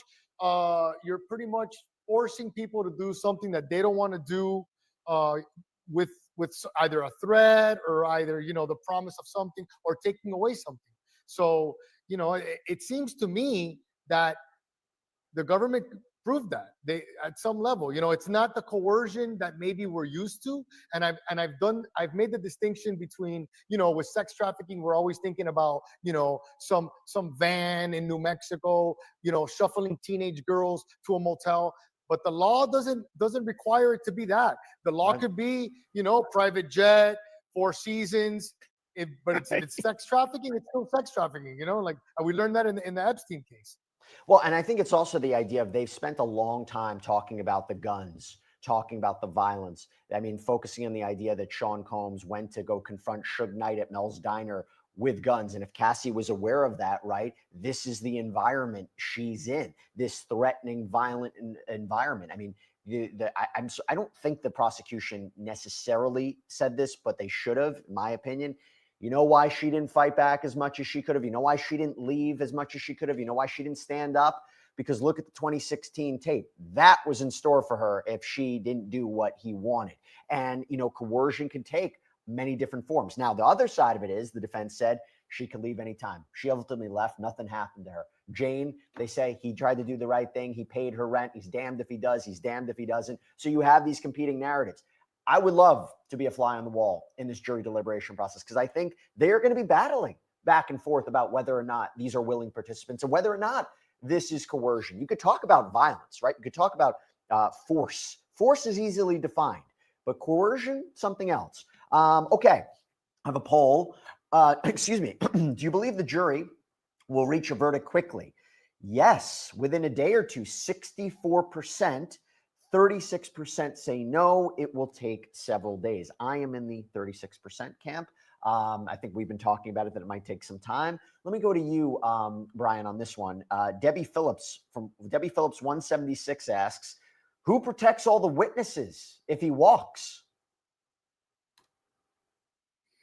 If they're not already in witness protection. Thank you, Jesse, for asking that question, or whoever told you to ask that question. I've been seeing what happens to, let me pull up that thumbnail from the other night. Let me just pull it up. I'm going to pull up one of them.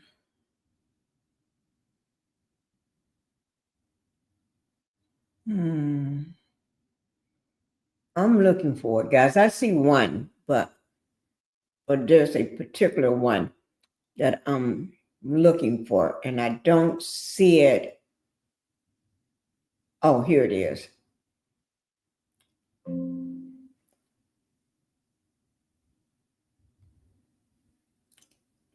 Okay. Here it is right here. Well, did he go home? So if he is found not guilty or 100 or whatever, and he go home, is there any imminent threat? Or if not just threats, are there, let me show you,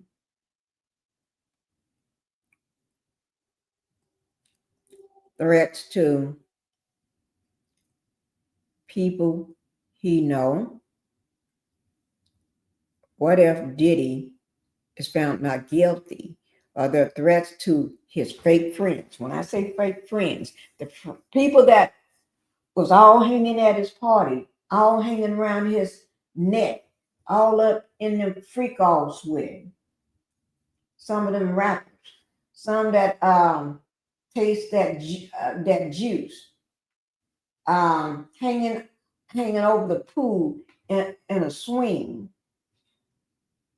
All them other people, Stevie J, Ray J, Mary J. Blige, all of them people. Where are y'all? We know what KK is, but what's the rest of you? Busta Rhymes, where you at, brother? Every time I saw you, you got your arms around him. You and Diddy be hooked up. Where are you?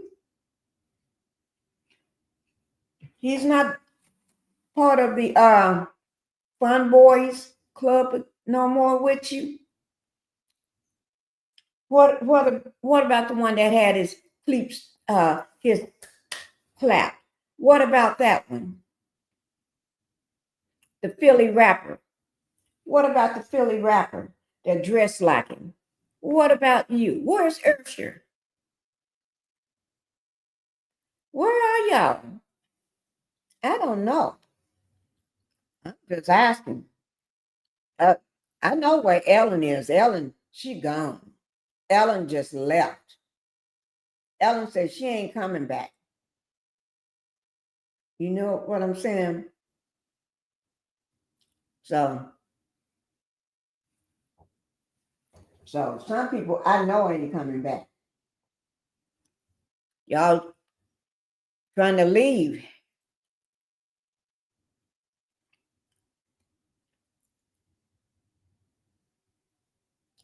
Cryptid to Browser Boy. Thank you for coming in. The case ain't a slam dunk. Like, I don't know what y'all see, but they don't expose nothing but his XEX life. I understand that.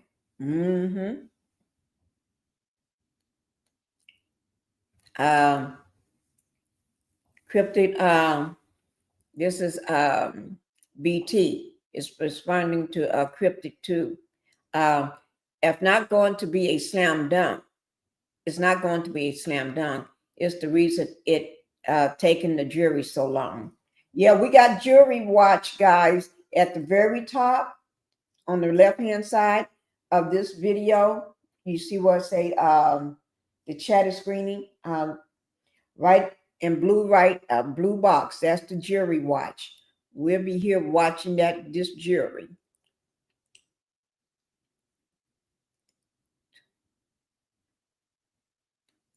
What's that? Was me too able? Awesome question. I hope I said it right. Awesome question. Where there for the benefits and not the support. What would life look like now? They're still going to stay away and hold they aren't next. I don't know what they at. Where's all his friends? Um, y'all know who I'm talking about. All the people that was at that party, at those parties. Y'all didn't miss a party. Y'all was hanging around, dancing. Y'all was all upstairs. Y'all was everywhere. Not everybody could go upstairs. Not everybody could stay past 4 o'clock or 12 o'clock. Some of y'all had to leave, but for the ones that had that permission slip to stay, where are you? Where are you? Where did you go? I don't see you. I don't know. So, do y'all have a fear for your life? If you don't, I'll be wondering why. Because y'all didn't show up. This Diddy said he didn't have nobody to testify for his character. All them employees that he employed, all those employees, all them friends and high places that he know. Where did y'all go? Did y'all pack up while I was sleeping or something? I don't know. But your guess is good as mine. I know it's not. I'm still looking for the underage trafficking charges. And have more evidence on that than Diddy.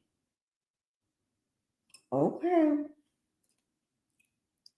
When the fire gets hot, the fake friends jump out of the fire and run, but the real friends will stick by you. Okay, a real friend. Let's name one. Stevie J. Stevie J, where are you? Why you didn't end up at the courtroom? You supposed to be. It's not like they was gonna call you on the stand because they know you lie more than anything. Stevie J is a big liar, but that don't mean you couldn't have been in the courtroom. What happened to Stevie J? What happened to Faith Evans?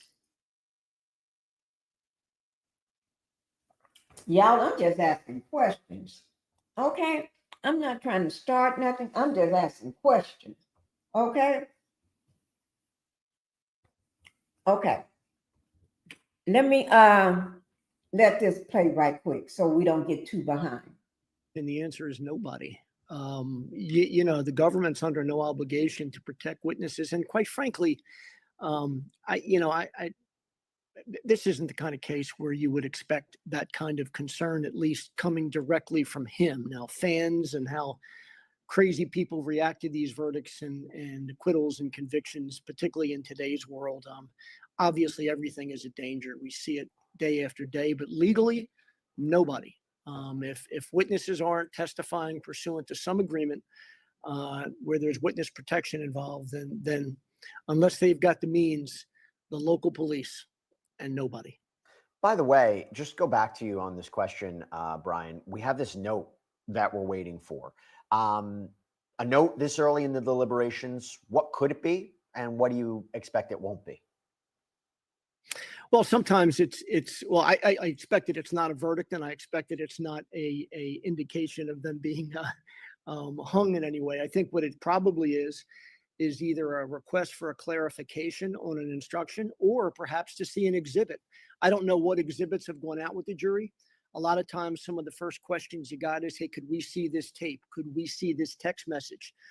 Could we see this particular document? And I suspect in this case, you're going to get a lot of those requests. But it also may be just a quick question about clarification of some instruction that one or more of the jurors heard that they need to hear once again. So, Mauricio, I want to ask you this because I'm going to be switching gears. I'm going to have Sierra Gillespie jump on. I got to go record a sidebar, and she's going to cover our anchoring here. But I want to ask you this. You know, as we think about what the jury must be going through right now, and this is not to take away anything that they might be hearing or what they're considering. If the jury comes back with a question that signals to you a potential misunderstanding about the law, about what racketeering is, about what their duty is, about what deliberations are about, is that concerning? Is that concerning for the prosecution? Is that concerning for the defense? This is a very complicated case. Even as an attorney who has gone through the filings, I sometimes have to remind myself about what the elements are and what the task is. If they come back with a question that's, arguably concerning about the law, what would you be thinking about it?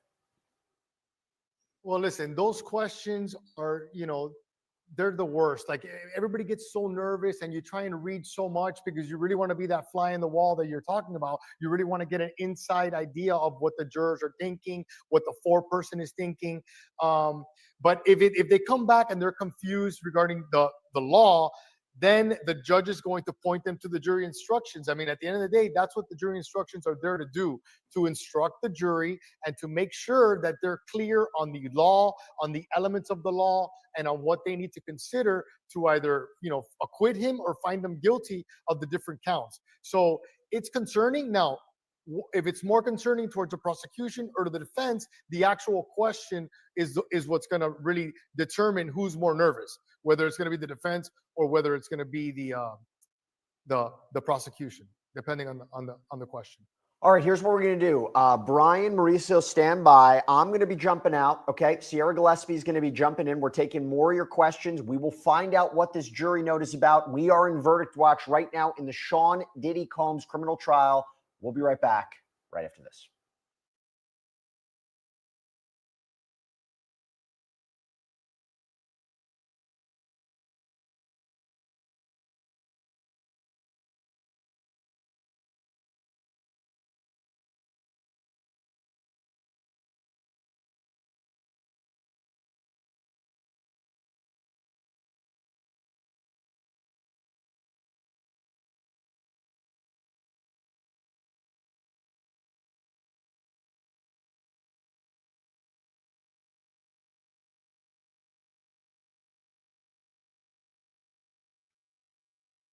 Okay, guys, we're back at the courtroom watch. While we're watching this, I'm going to play a video for you all, okay?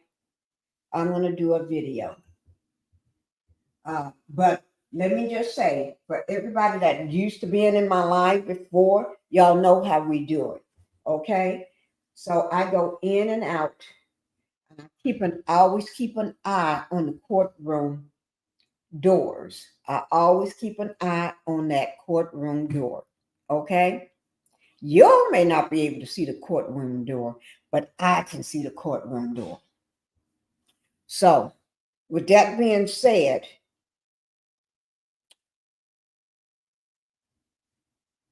let me see. Have I missed any comments?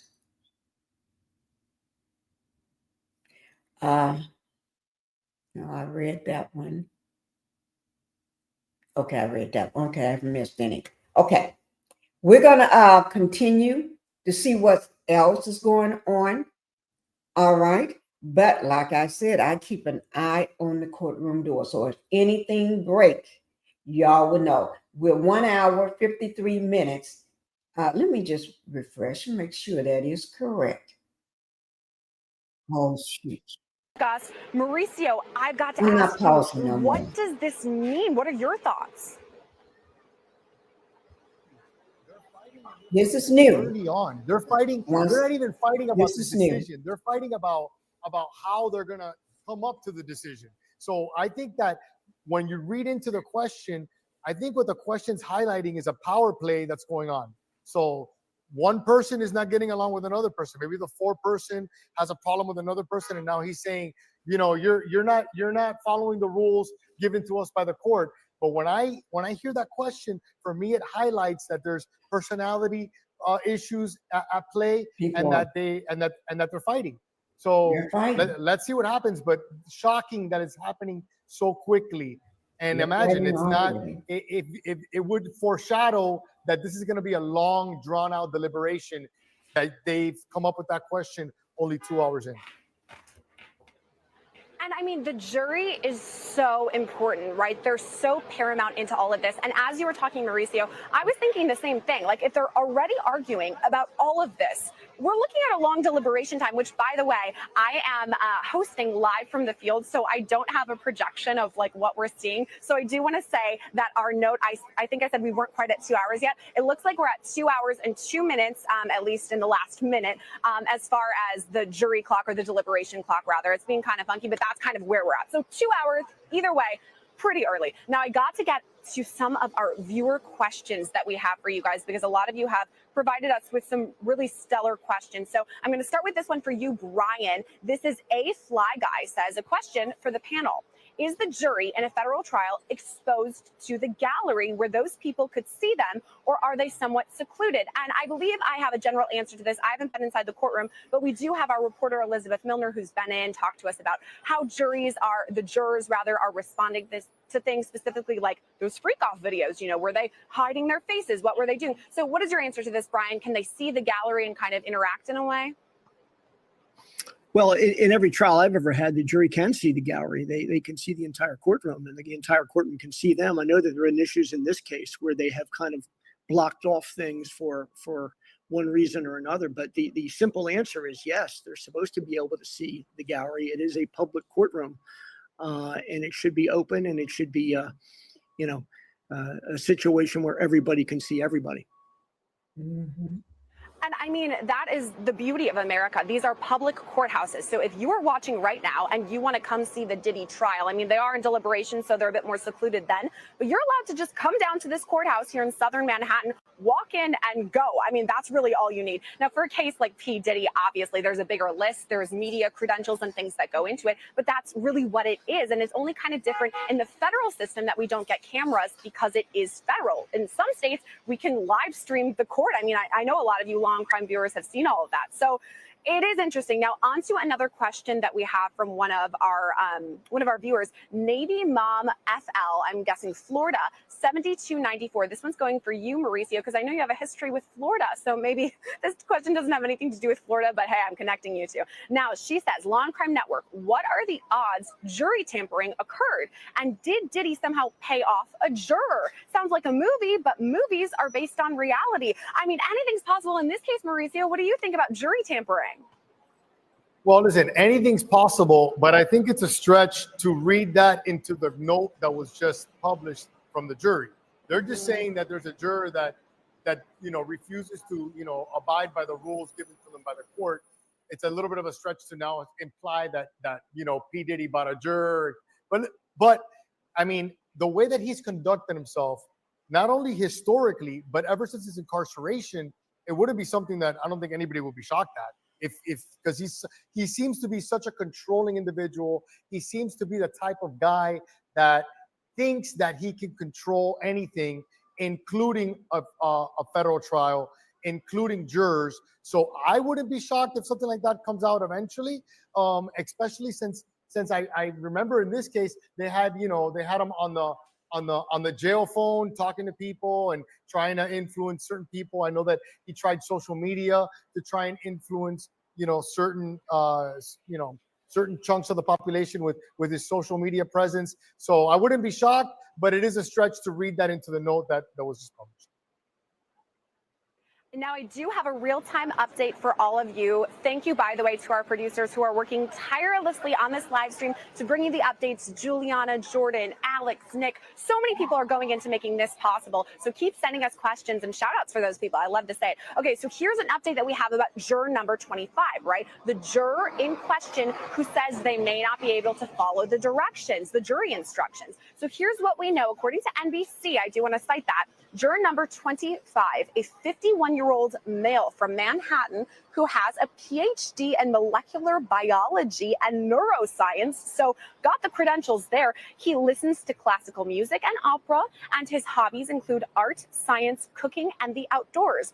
Okay, so now that we know a bit more about that juror, Ryan, does it make any more sense why this person would have any sort of problem following these instructions? He's clearly an educated person who should be able to follow them. Do you think it's more of a moral or ethical issue?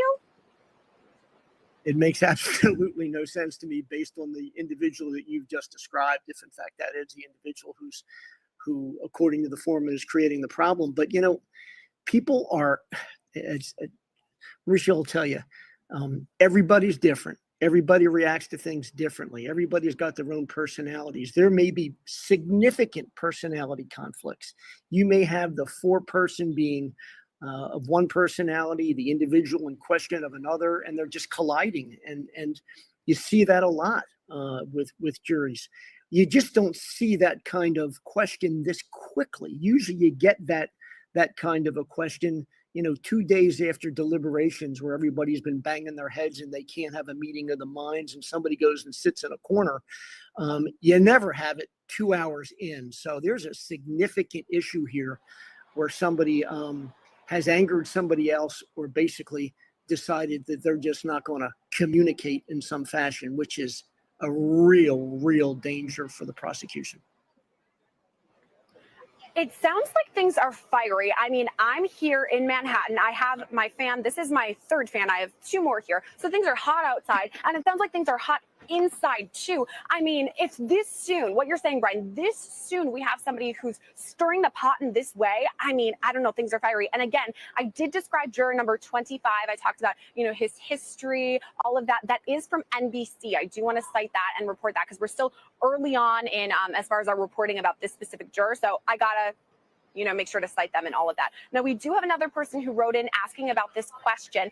And I guess this just goes to show we've been live streaming all day. We keep bringing you guys the updates. It's a bit out of date now, but I do still want to shout her out. Her name is Emily Atelier, I believe. She says, hey, what could this potential note from the jury be? Which we, of course, now do know. What would be the question you would want to know this soon in deliberation? And I just had to shout her out. We, of course, now know what it is, so we'll discuss that. But she says, love the show. Thank you for your amazing coverage on this trial. So thank you so much, Emily, for watching. And any of you who have questions, again, keep dropping them down. Now, here's another viewer question we have. Can you ask the panel about their experience on working with jury consultants? Have either of you worked with the brilliant Linda Moreno, who's Diddy's jury consultant before? Mauricio, I'm going to toss that one to you. What do you make of jury consultants, which obviously are very important considering the jury is very important? But I have worked with various jury consultants. I think they're important. If you have to get the right fit for the right case, and nowadays there's consultants that really use social media, and they while you're doing voir dire and you have your co-counsel, there's consultants that are you know right there on the spot researching to give you a better idea of who the juror is when taking into consideration their social media profile and their, you know, whatever, you know, digital footprint they've left out there. So you have an idea of politically where they stand. So nowadays, consultants that actually use that type of technology can really assist you like never before. So this is a whole new time for trial attorneys to take advantage of the fact that people's lives, their opinions, their mindset, all of it is public information many times that you could find and you could use to your advantage. And at the end of the day, picking a jury is the most stressful part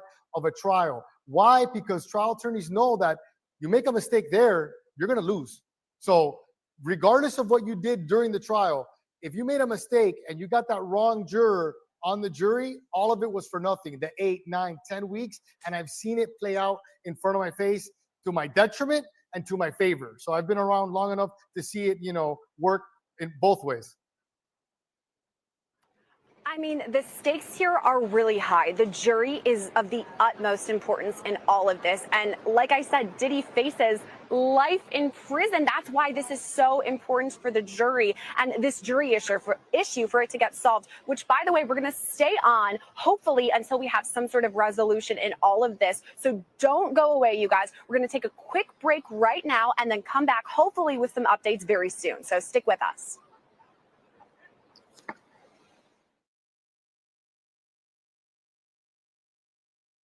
Okay, they're taking a break. Now, while they take their break, we're going to watch this right quick. Let me find it right quick. And as soon as the break is over, this is only 1:39 minutes. So that's why we're going to watch it. We don't want to take a chance and miss anything, okay? Remember, I always said I got great videos for y'all, and y'all know I do. I be pulling up some good stuff for you. Okay? I mean, the last two lives was on point. This is what NBC News, okay? They say Sean Diddy Combs trial to enter the final phase with the jury deliberation, okay? So we're going to go ahead and watch this, guys.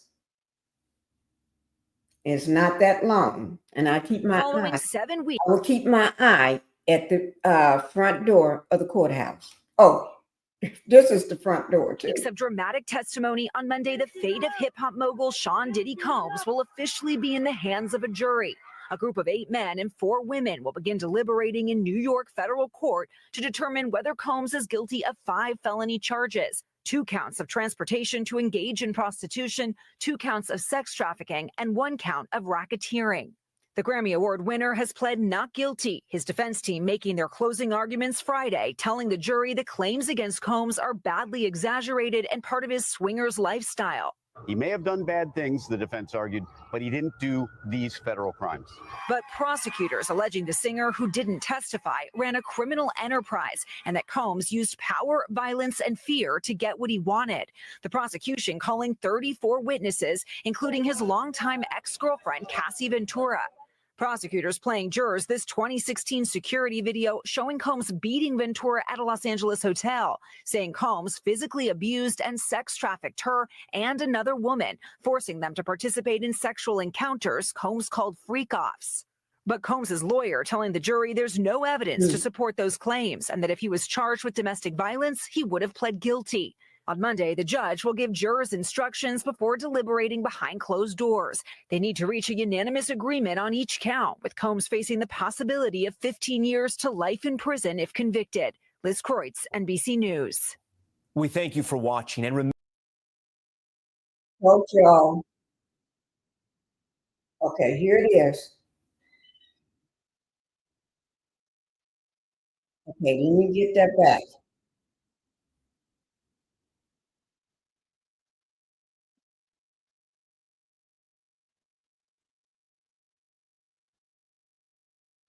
Right before that, we get a note from the jury, okay? And I want to go through, for those of you who are just tuning in with us, so we can kind of go back and talk about what we know right now. So at first we report, okay, we're getting a note. Don't know what it is. The prosecution reads it first and then over to the defense. So if I can go through, I'm sorry, I have so many notes and I'm hosting from the field.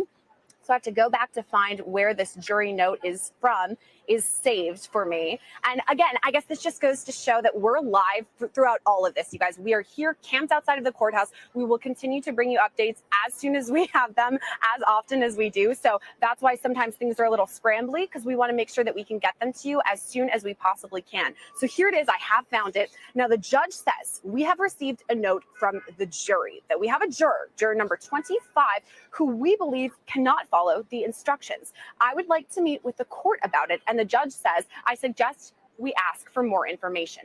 After this, United States Assistant Attorney Maureen Comey, she says, may we have a moment to digest, Your Honor, what you have proposed? This is very sensitive.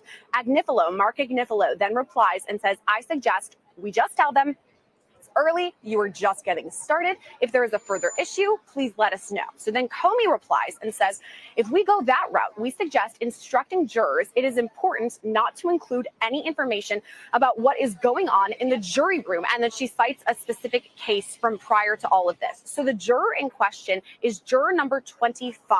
Okay, so right away we're asking, which juror is this? We have so many, we want to narrow it down. And this is per reporting from NBC that juror number 25 is a 51-year-old male from Manhattan who has a PhD in molecular biology and in neuroscience. He listens to classical music and opera, and his hobbies include art, science, cooking, and the outdoors. So that's kind of what we know as of right now. I have one more update for you that is brand new to our live stream. The judge says it's 1:48 p.m. So this is just a couple of minutes ago. It's 1:48 p.m. See if you can come to an agreed upon note I'll come back at 2 p.m. and we'll figure this out, okay? So that's 7 minutes from right now. Right now it's 1:53, so we could have an answer really soon, but right now all we have is questions. So who better to ask these questions to than our all-star panel who have agreed to stay on late with us today. So let's bring those guys out. Criminal defense attorney Mauricio Padilla and criminal defense attorney Brian McMonigal. Thank you both for sticking with us. And I think we've talked about it, but just how important it is to have a note like this so early in jury selection. Mauricio, I know we talked about this a bit more, but we are getting viewers by the second. So I got to ask again, what do you make of this note and how important is it? I think it illustrates that they're fighting. I think it illustrates that there's personality conflicts. If you read the note, that he's not obeying the court rules, or at the end of the day, maybe what it is that he's saying, either he's saying, I think he's guilty or I think he's innocent, and that's it. I don't want to talk about it anymore. And someone's telling him, no, we need to discuss it further. And maybe he's refusing one way or another. We know he's an intelligent person. He has a PhD. So it could be the type of guy where he says, listen, I've made up my mind. I don't need to discuss this any further. And maybe the situation is that everybody else in the room is telling him, no, pursuant to the court's instruction, we need to fully flesh out why you feel that way. We need to continue to discuss it. And maybe he doesn't want to. Maybe he's like, there's nothing else to discuss. I've sat through this trial for 8 weeks. I either think he's guilty or I think he's not guilty. And they're telling him, no, we need to continue to hash this out. We need to continue to talk. And maybe he doesn't want to talk. If anything, I feel that the note is showing that maybe the foreperson doesn't have either the personality or the ability to deal with Juror 25. And that could have been brewing for the past 8 weeks during the trial. Maybe these are two people that have been butting heads that don't like each other. And now it's come to fruition. Now it's a time that they really need to cooperate and work together. And maybe he's saying, listen, I've made up my mind. I don't need to discuss it any further. And they're telling him, no, this is a group exercise and we need to come to an agreement together. Maybe that's what it is. And I mean, at this point, we're about 2 months into the trial, way longer than 2 minutes. It feels like 2 minutes worth of deliberations. But you know what I'm trying to say? Like, these people who have been sitting there on the jury day after day, they've been hearing it. And I know we went into voir dire where they're supposed to have an open mind. But I mean, Brian, is it possible that as we're going through this and hearing all of the testimony and the evidence, that juror number 25 in his head is like, okay, I'm not talking to anyone about this until deliberations, but he's guilty. Okay, I think he's guilty. And he doesn't want to discuss things. I mean, is that something that could be part of the problem, Brian? Absolutely. I mean, it could certainly be the case that this individual's come to a verdict and doesn't really need further dialogue. What's really stunning to me, and I know I've said it, is how quick this note came and the fact that the note came at all. I mean, this is a foreman in a jury telling the entire world, really, if you think about it, because of the high publicity nature of this trial, that a juror is out of bounds, that one of their fellow number is engaging in misconduct, informing on that other juror. Imagine now the dynamics. And did the rest of the jurors agree that that note should be sent? Did all 10 other jurors, in addition to the foreman, say, yeah, we better let the judge know that this guy, or this person, I should say, is not cooperating?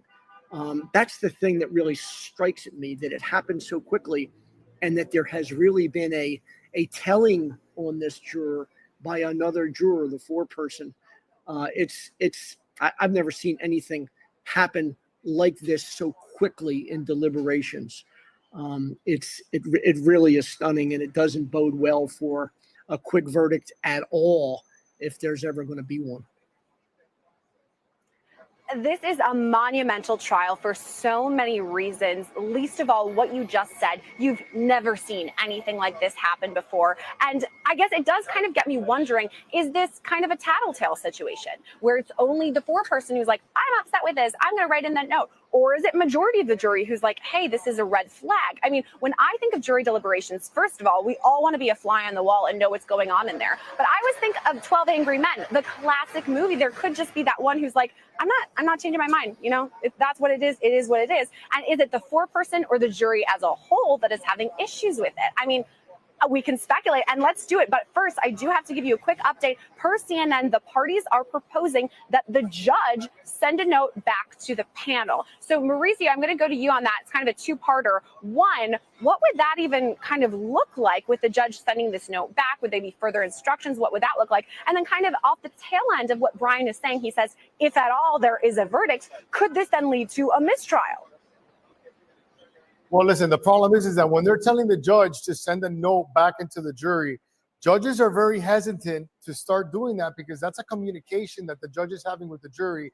So a lot of judges want to avoid that because now we're talking about appellate issues. Like, you know, I didn't sit through the trial, so I can't speak about the appellate issues that actually occurred with the objections at trial and things of that nature. But one way or the other, when you have this type of situation with a juror, that's going to be an appeal one way or the other. You know what I mean? Like whether or not, if he sends a note back later on, the language in that note is going to be highly scrutinized. What occurred with that juror is going to be highly scrutinized.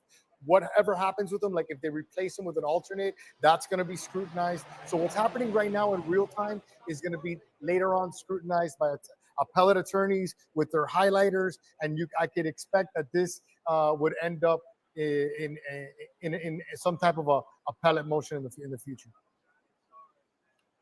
Oh, it's so interesting to think because sometimes when we're just watching a case, we're like, okay, is it going to be guilty or is it going to be not guilty? Those are the options, plus maybe a mistrial in there. Who's to say? But a good defense attorney, their job is to keep track of everything so that if there is a conviction, we have an appeal. And so I'm sure you're right, Mauricio, that whatever is written on this note by Judge Arun Subramanian, if that is in fact sent over to the jury, is going to be so important. For those of you just joining us, hi, thanks for tuning in. And remember, you can send us any sort of questions for our all-star panel that we have here. And I have another one for you now. This is from Liz Murph. So I'm going to send this one over to you, Brian. And this is a good question, Liz. Okay, so how/why is the jury made up of 8 men and just 4 women? 2 times the men than the women, watching hours of sex tapes and all the rest, which she doesn't write, but I'm just going to say freak-offs. Is gender not considered, even giving the subject matter in this case? Brian, what do you think? I mean, I do think that the gender is pretty important in all of this. What are your thoughts? Well, blame the lawyers because they picked the jury. You know, both sides had the ability to pick jurors. I don't know what the composition of the entire panel is. Sometimes, you know, I've recently had it in a case where a lot of the potential panel was female. But here, I think with jury consultants and the like, there was a significant thoughtful decision to put more men on the jury than women for whatever reason. And you know, I've said it 100 times. You know, trying to ascribe, you know, gender-wise what's better in a case involving sexual allegations is sometimes a fool's errand. And the fact that it's 8-4 is simply a reflection of the lawyers' choices. The government wanted those 12 people. The defense wanted those 12 people. And it turned out to be 8-4 men to women. It sometimes is completely the opposite. Just had a jury recently that was 10-2 women to men. And it was really just, it had nothing to do with gender, the case. It was just the way that the strikes went and the way that the panel was constructed. So I wouldn't read a lot into it, but if someone's upset about it, it's the blame or the praise that should be given to the jury for the jury they picked because they decided who was going to be on that jury. I've said this before, and I'm happy to say it again right now. I've talked about it on my show Scandal, which, by the way, if you like what you're seeing today, I cover P. Diddy on my channel, and I also cover all things celebrity gossip and crime. So make sure to subscribe to all of that. But I've said it before, and here I am again. I do not envy these jurors because they have to go through a lot. I mean, not only just sitting there and hearing the witness testimony and seeing these very graphic images or videos or text messages, for that matter, some of the things that were read in court, I wouldn't want to speak aloud here on this live stream. But not only do they do that, but they have to follow all of these instructions, which now I guess we've seen one of these jurors apparently can't follow the instructions or won't follow the instructions. Hopefully we'll have more clarification. And actually, I kind of want to ask you guys about this too, because specifically mentioned in all of this, Maureen Comey threw out something called U.S. versus Baker. She kind of cited this as a former case. Now, this is from Inner City Press's reporting. While still waiting, in a case USA Comey cited, so she cited USA versus Baker, Second Circuit upheld removal of a juror who, quote, refused to participate in deliberations as required by her obligations as a juror, despite the rule of Thomas, which was the first case that had been cited. So, Mauricio, I know that this is a lot and I'm throwing this at you, but I'm wondering, do you know about this case at all in the past, US versus Baker, or what at all this means? It's a case that highlights, jury misconduct and when you can replace a juror and when you can't. I think that's what he was getting at. He's basically saying, listen, it's not that simple a decision on whether or not we're going to keep this juror or not, or we don't want to interfere with the process of the jury. So I don't know. It's been a minute since I've read it, but I think it's a case that highlights, improper actions and regarding jurors. So for the most part, judges want to allow the jury to do their own thing. The moment that the case gets into the hands of the jury is supposed to, conduct its own thing.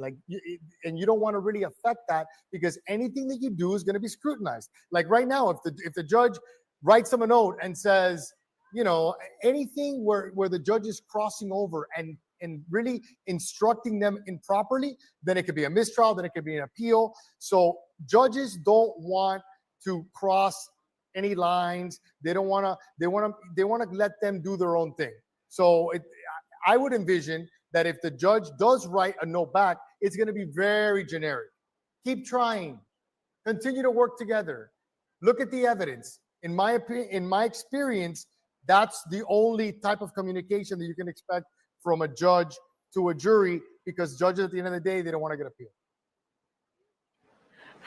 When you said keep trying, it sent me back to Prairie Elementary School, where I went as a kid. And when you didn't do well on your assignment, the teacher would give you a sticker that said, keep trying, you guys. So that's kind of what it sounds like to me, being very generic. And to your point here, I mean, this isn't Who Wants to Be a Millionaire in 2003, where you can phone a friend. Once the case is given to the jury, it's given to the jury. It's up to them. They can't go back and say, well, hey, what do you think, defense attorneys? What was your thoughts on this? They're supposed to discuss it together.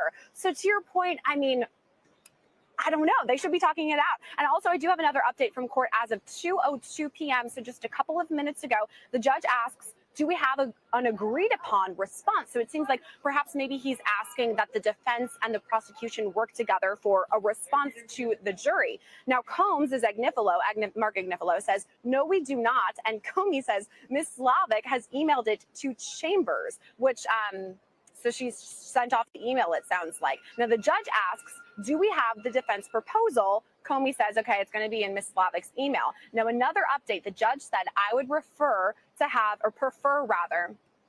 hold on one second. I'm sorry. We're getting so many updates in all of this.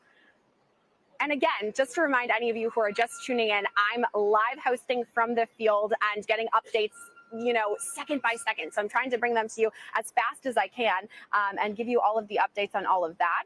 Okay, so the judge says, I would prefer to have a neutral response like the government's draft response. That's the one I'll use. I'll put it on the court's letterhead, okay? Then Agnifilo replies and says, there is no suggestion the juror will not follow instructions, so our proposal is more inert. So, okay, Brian, break this down for me. Does it sound like both sides are working together, the defense and the prosecution, to come up with a response that the judge will write out, but they're maybe disagreeing on it? What does all this mean? Well, you can count on disagreement. And what the judge is trying to do, and it was highlighted earlier, this judge doesn't want to create a problem. And so the judge smartly is saying to the parties, hey, listen, I'm not going to listen to you guys complain later. Give me what you collectively want me to do. And he's doing that for a very good reason. Hi, Nicki on narcissism, news on narcissism. Thank you for being here. Thank you.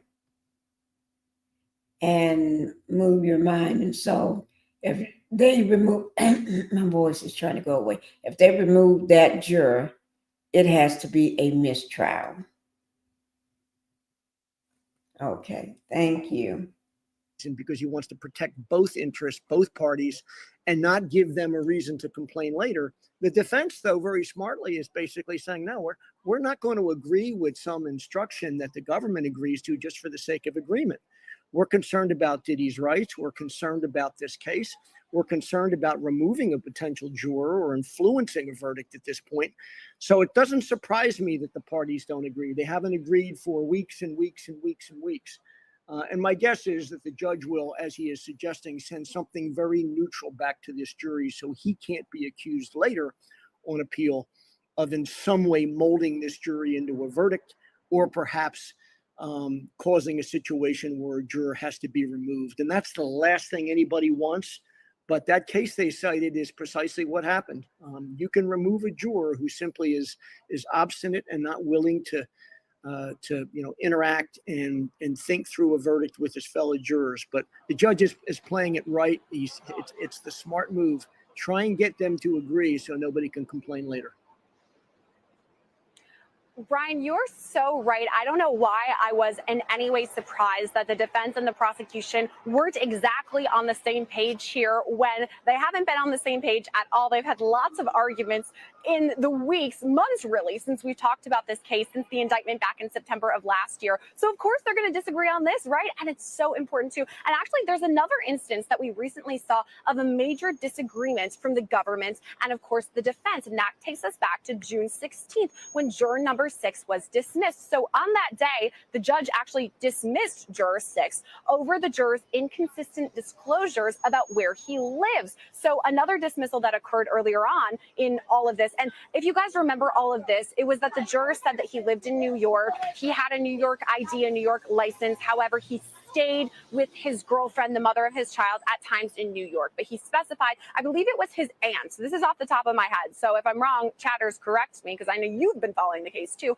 But I believe he was saying that he was staying, in New York most of the week. His mail was still sent there. He had his ID. And yet the inconsistent responses there were a red flag from the government. However, the defense wanted to keep this juror. They wrote a really lengthy motion in order to keep this juror. They talked specifically about how this is a black juror. They want to keep him on.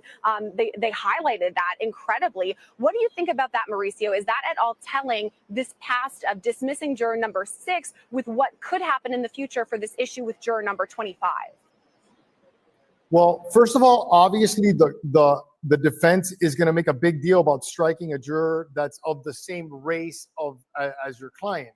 You want juries to take into consideration, to be equal when it comes to, race. You want all races represented, and you want the race of your particular client to be represented in the jury. Now, if they excluded that juror, that's going to be an appellate issue for sure. One way or the other, they got rid of him, and that motion that the defense wrote is not only to try and convince the judge not to do it, but to solidify the issue in the future for the appeal, because you want to make sure that you make all your arguments and you put your objection on the record. Now, if they already did that once during trial because they had no choice, the judge is going to be really hard pressed to do it again. He doesn't want a mistrial. He doesn't want to create appellate issues. And at the end of the day, the reason that this is so shocking, and I think Brian would agree, that they did it so quickly. So it's more an indictment as to the jury as a whole, as to the foreperson, about working together, as it is regarding juror number 25. Because even if juror number 25 was being hard-headed, even if juror 25 was being stubborn, it's the role of the foreperson and the role of the jury to continue to try and talk. Listen, why do you feel that way? Let's listen. At the end of to throw your hands up within 2 hours and write a note, writing them out to the judge, that is not indicative that the jury as a whole is functioning as they should. And it would be worrisome, I think, more for the prosecution than the defense, because, at the end of the day, a mistrial or a hung jury is a loss for the prosecution more than it is for the defense, because for the defense, if you get a hung jury in a case like this and they decide to retry it, you already know their case. They didn't put up a defense, but the prosecution put up their case. That means that now the defense knows everything that you have. There are no more secrets. And that's not something we want to see right this far into all of it after 8 weeks of coverage, not to mention all the civil cases we here have personally covered on Law and Crime. We want to know the verdict, right? I think that's what everyone wants. And by the way, I do have an update right now from court. So this is definitive what's going on. The judge says, I don't want to suggest to the jury that there is any particular time they must deliberate. I don't want them to tell them they just got started. I'm going with the government version. We will print that out and send it on. So it sounds to me like Judge Arun Subramanian is saying, hey, there's no time length here. If you guys feel like you've come to a decision here, that's it, okay? So it sounds like whatever the government had written up, that Christy Slavic had written up, it sounds like that is what is going to be sent over to the jury, and that's that. So I guess we're going to see what happens. And by the way, I do want to thank everyone who's been with us on this live stream. Again, I'm reporting live here in the Southern District of New York. Behind me is the courthouse where the deliberations are ongoing right now. So if there are any other updates that come, we have our live equipment right here. We can be up in a flash. So stick with us, stay on our live stream. We'll make sure to bring you any updates as we have them. For now, I'm going to close out though and say thank you very much to both of our amazing guests, Mauricio and Brian, for sticking on with us a little bit longer and breaking down this really, really important juror issue. Thank you both for sticking with us. And also, if you can't get enough Diddy, just like me, and if you love Jesse Weber, just like I do, make sure to take a look at the podcast that we have now. It's the second season of Law and Crime's hit podcast, The Rise and Fall of Diddy, hosted by none other than Jesse Weber. So it's back starting June 17th. So it's already back exclusively on Wondery Plus. The trailer just dropped, and you can find it right now on Apple Podcasts or Spotify, wherever you get your podcasts. Make sure to subscribe now to be the first to know when there are any sort of Diddy updates. Jesse and his guests will be there breaking down each day of testimony in a compelling narrative that features incredible live reporting from our very own Queen Elizabeth Milner and some of your favorite guests. Take a listen. We acting bad. We ain't trying to hurt nobody. For decades, he was untouchable.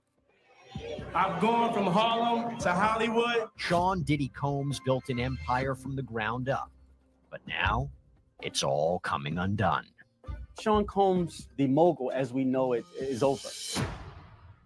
I'm Jesse Weber, host of Law and Crime's The Rise and Fall of Diddy, the federal trial, a front row seat to the biggest trial in entertainment history. Sex trafficking, racketeering, prostitution, allegations by federal prosecutors that span decades, and witnesses who are finally speaking out. This is at least the 10th lawsuit filed against Combs. Each week, we break down the courtroom drama as it happens. How far will he fall, or will he walk free, but with a reputation in ruins? You can listen to The Rise and Fall of Diddy, the federal trial, exclusively on Wondery Plus.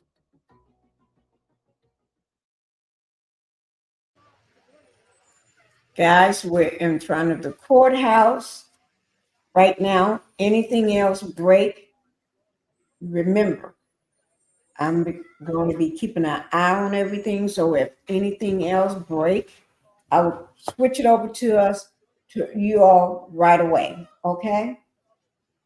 Somebody's taking good pictures of the courthouse. He must going to use them. And something as a thumbnail or something. I got my good pictures of the courthouse. But anyway, so I want you all to see this video. Let me see, can I find it? Here it is. Can't say every video I show you got meaning to it, okay? Some is just so we can have some fun, okay?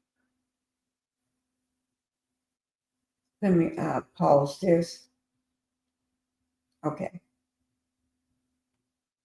Here we go.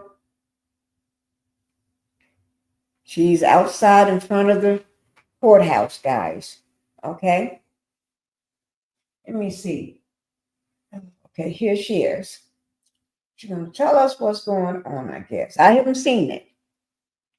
Okay. So here we go. So I am at 500 Pearl Street. I was just in the courtroom with Diddy and his whole entire family, bodyguards and everything. And now the jury went to deliberate. They went into the separate room to deliberate. And me and some of us here, we're just waiting it out. And it's a lot gonna be going on out here today, as we all await to see what the jury would decide by the end of the day today at 5 p.m. I'll get back to you guys and let you guys know what's going on. Thank you.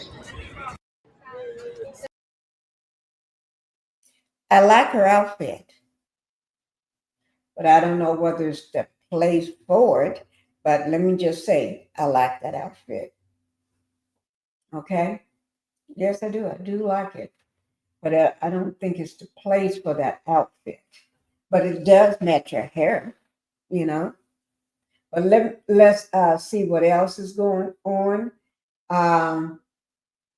We are in, let me see how many hours so far in in the verdict watch. We're 2 hours and 43 minutes in the verdict watch.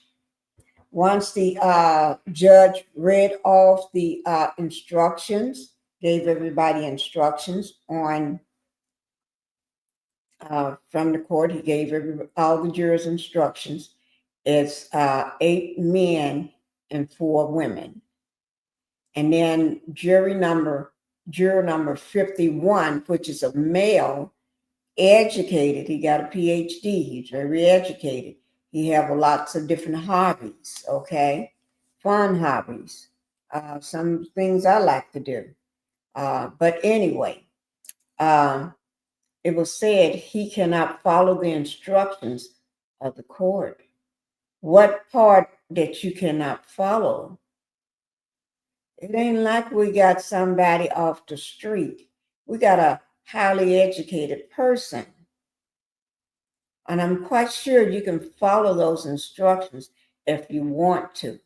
I think he don't like nobody telling him what to do, first of all. He may be a narcissist. I'm not sure. I'm just giving my guess. Okay, my opinion. He may be a narcissist, not liking people telling him what to do. He may think everybody in that room is below him and you can't tell me what to do. Or his mind was already made up. Or he's trying to get them to declare a mistrial. I'm just throwing out things, you know. After watching all them porn tapes, I guess he said, that's enough for me. I got a chance to see what I want to see. Now I'm out of here. I don't think he wants to vote with the rest of the jurors. I don't know. I'm just giving my educated opinion.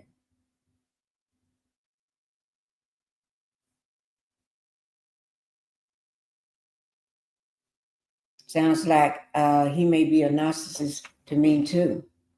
Yeah, something is going on with jury number 51, male.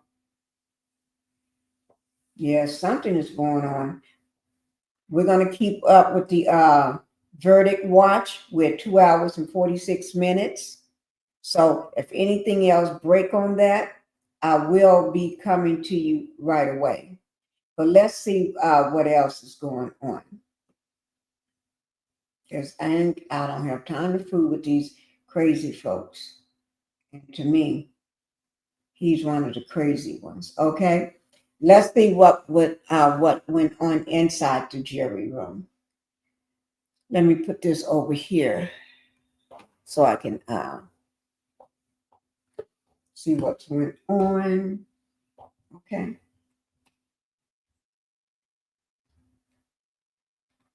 I think everybody is out here today in front of the courthouse. Okay, this is with CNN Entertainment News. Okay.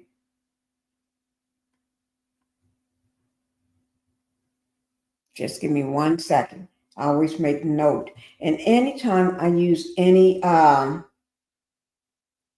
major news outlet, I put that information down in my description box below my video. Okay? Let me just do this. I make sure, and it will be under what you call credit. When you see credit, it tells you who that credit goes to. Let me just put this in here.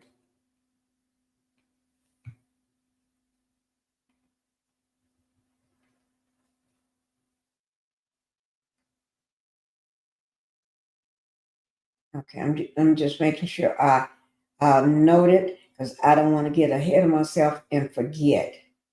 That's the last thing I want to do. I don't like forgetting something. Okay. Okay, guys. Okay.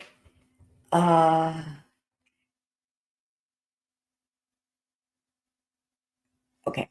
This is the jury begins deliberations in the Sean Diddy Combs trial from CNN. All right. And this is today, which is June 30th, Monday. Okay. In the court today, I'm going to read off what they got going on here. In the court today, where's my glasses? Let me just do this, guys. Y'all just have to excuse me. I know I look a hot mess right now. In the jury hands, jurors are now deliberating in Sean Diddy Combs' federal criminal trial. Note from the judge: about an hour into their deliberation, just 1 hour into it, the juror just sent out a note saying there are concerns one of the jurors cannot follow the judge's instructions. Lord, give me a break. He cannot follow the judge's instructions. What part can he not follow? That don't make no sense. Do that make any sense to y'all? A highly educated person can't follow the judge's. Oh no, I see it for what it is. He can't follow the judge's instructions. The judge sent a note back reminding the jurors of their obligation to follow his instructions on the law. What part of this is that jury trying to follow Diddy's instructions? Because we already know Diddy is running this trial right now. He is running his team of 8 lawyers. He is running them already. We already know that. Now, is this juror, when Diddy was doing all that nodding over there and looking at him and stuff, is that one of the jurors that made eye contact with him and understood what he was saying and maybe nodded back with him or locked in eyes and letting him know that I got you, brother? We ain't gonna have that. We ain't gonna have that.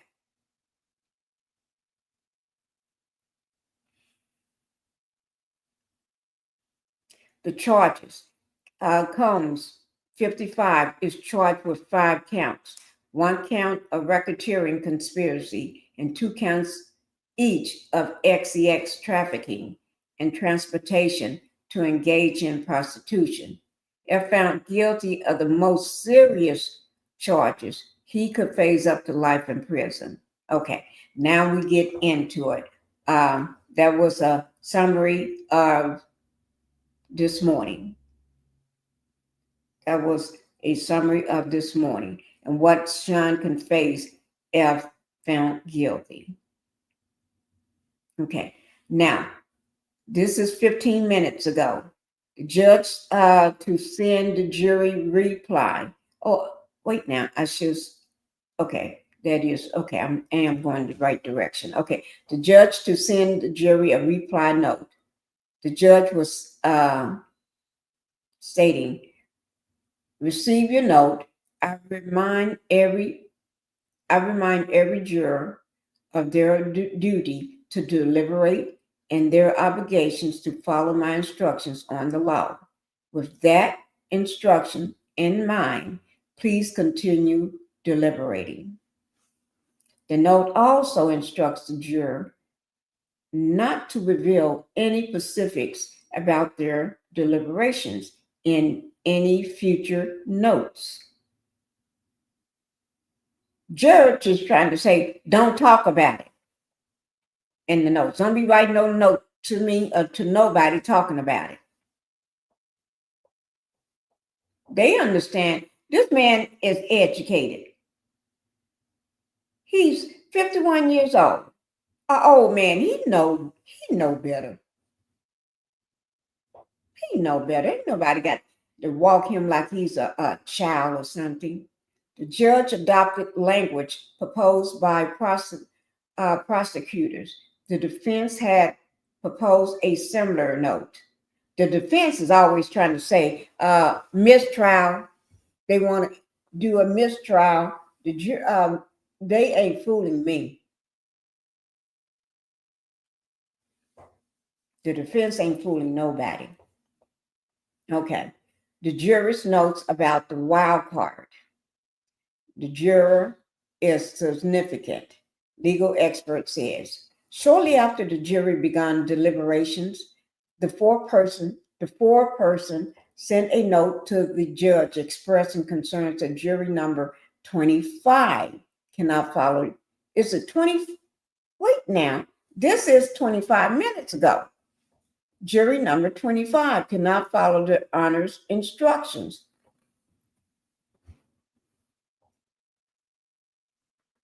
Let me ask y'all a question. Did that woman say jury number? No, it was jury number 25. He was 51 years old. So it is jury number 25. Scratch that jury number I said. If I said it wrong before, it's jury number 25, and he's 51 years old with a PhD. I just want to make sure I got corrections in that, just in case. Okay.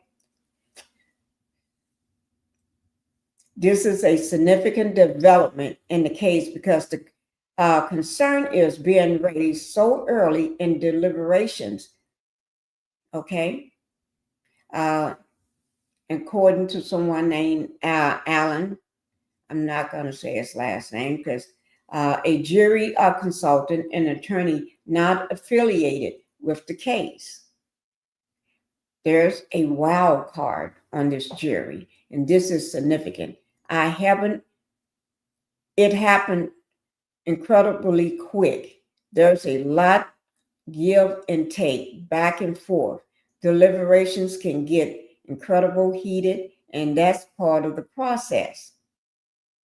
So the guy, the attorney with the first name Allen, told CNN, for the jurors, I'm not going to say his last name because I don't want to pronounce it wrong.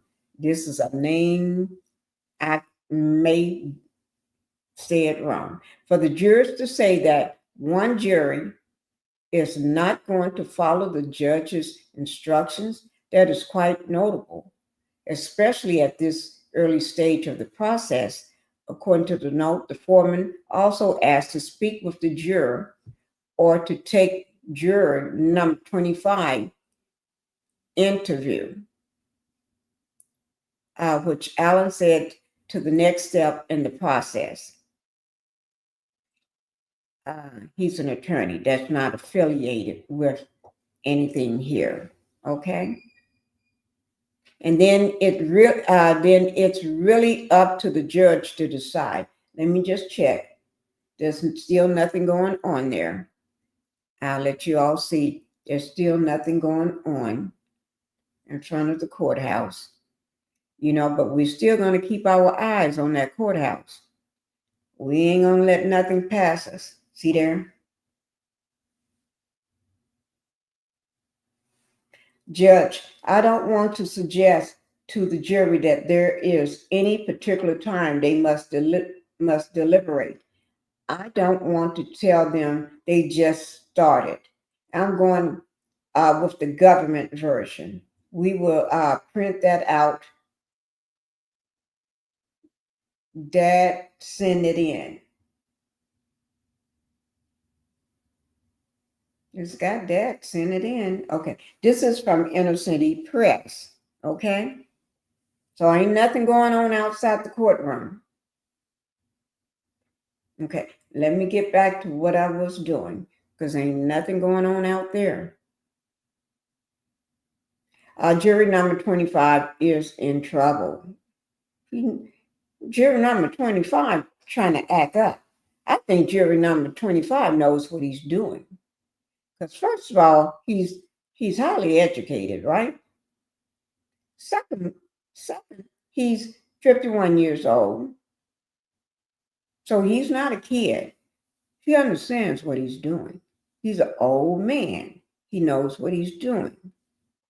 Okay? And I think he enjoyed watching those tapes, those freak-offs and hotel nights. He enjoyed watching those, probably. But now,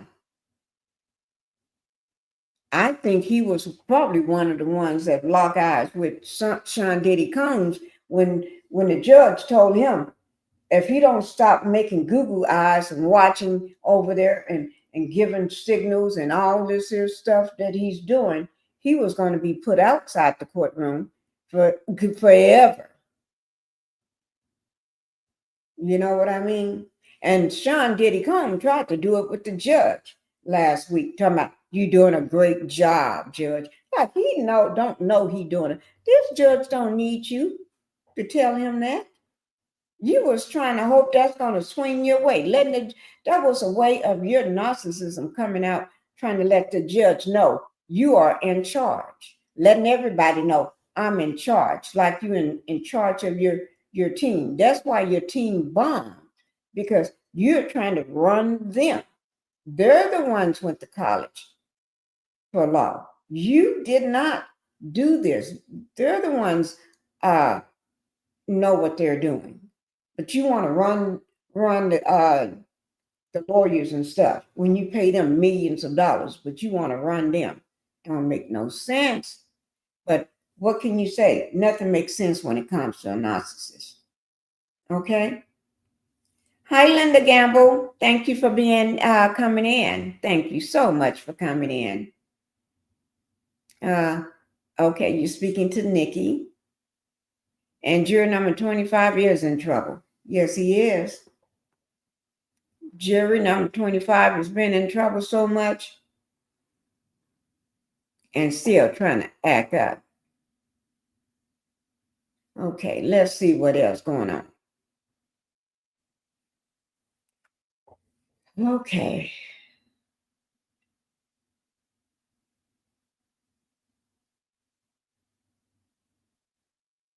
Okay. After the foreman asked to speak to the juror or have the juror number 25 interviewed, then it really got up to the judge to decide. Right. All right. I don't know if this juror could continue to deliberate, but they're already started. So there's already good grounds for any type of appeal by the defense should there be a conviction, he added. I told y'all this juror knew what he was doing. He ain't playing nobody. He ain't playing nobody.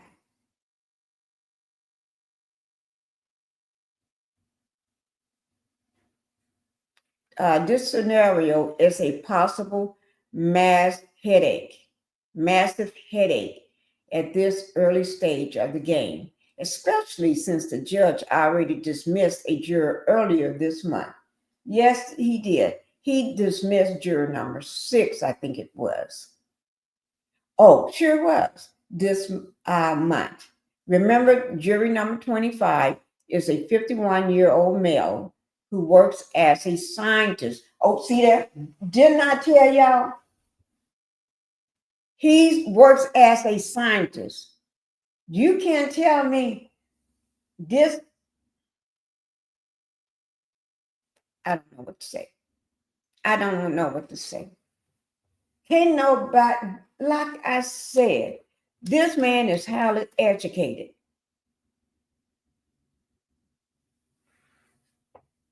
He know what he's doing. He ain't playing nobody. He ain't playing nobody. and lives in Manhattan with his domestic partner.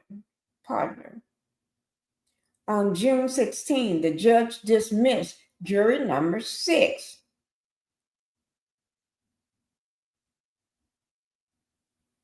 Because that jury had inconsistent disclosures about where he lived. First, he said he lived in New York. Then he said he lived in New Jersey. He lived in New York, New Jersey. Which is it? Make up your mind.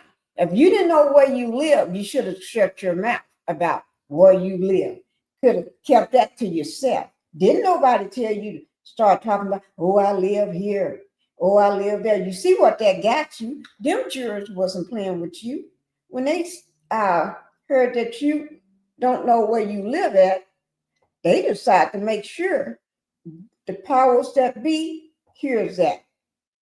I'm trying to clean my glasses off, guys. Oh, it didn't get clean. Don't worry about it. Okay. So that's why he's gone. Now jury number 25 trying to act a fool. Y'all got to excuse me when I call them out like they should be called out. He trying to act a fool.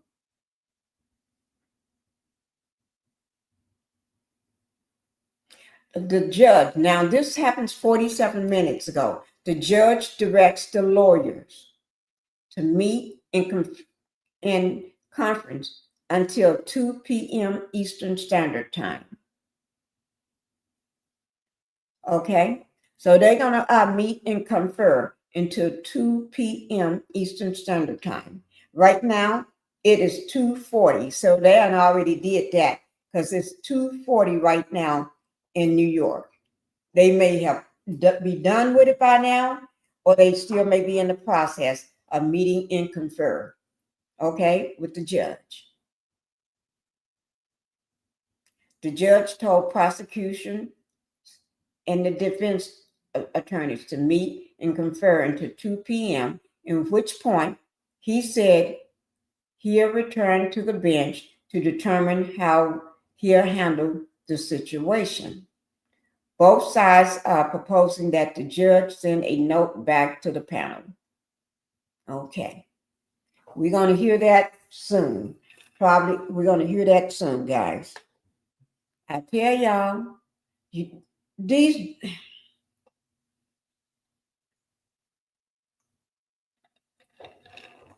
We can always tell when somebody trying to throw the trial. We can tell by their actions. And he may get rewarded by Sean in some kind of way. And then he'll be wishing he never did. Because then Sean, think about it. If he try to throw this, okay, and cause a mistrial, Sean gonna find out who he is. One. Then he's gonna wish he never did that, because then Sean is gonna always have something to hold over his head. Man, in my opinion, hold over this 51-year-old man's scientist's head. He's gonna end up being one of Sean's employees, whether he like it or not. Doing what Sean, and if he's a narcissist and don't like nobody telling him what to do, in my opinion, then he's really gonna not like the fact that he threw this case or had this case thrown out, because Sean is not gonna let that go. Sean is going to be grateful and thankful to him, but Sean is going to use him like a dog. And I know I shouldn't say the word dog. I got 2 dogs. Okay? I got 2. So, but when I say dogs, he's going to be walking that man like a dog. He's going to have to do everything Sean said.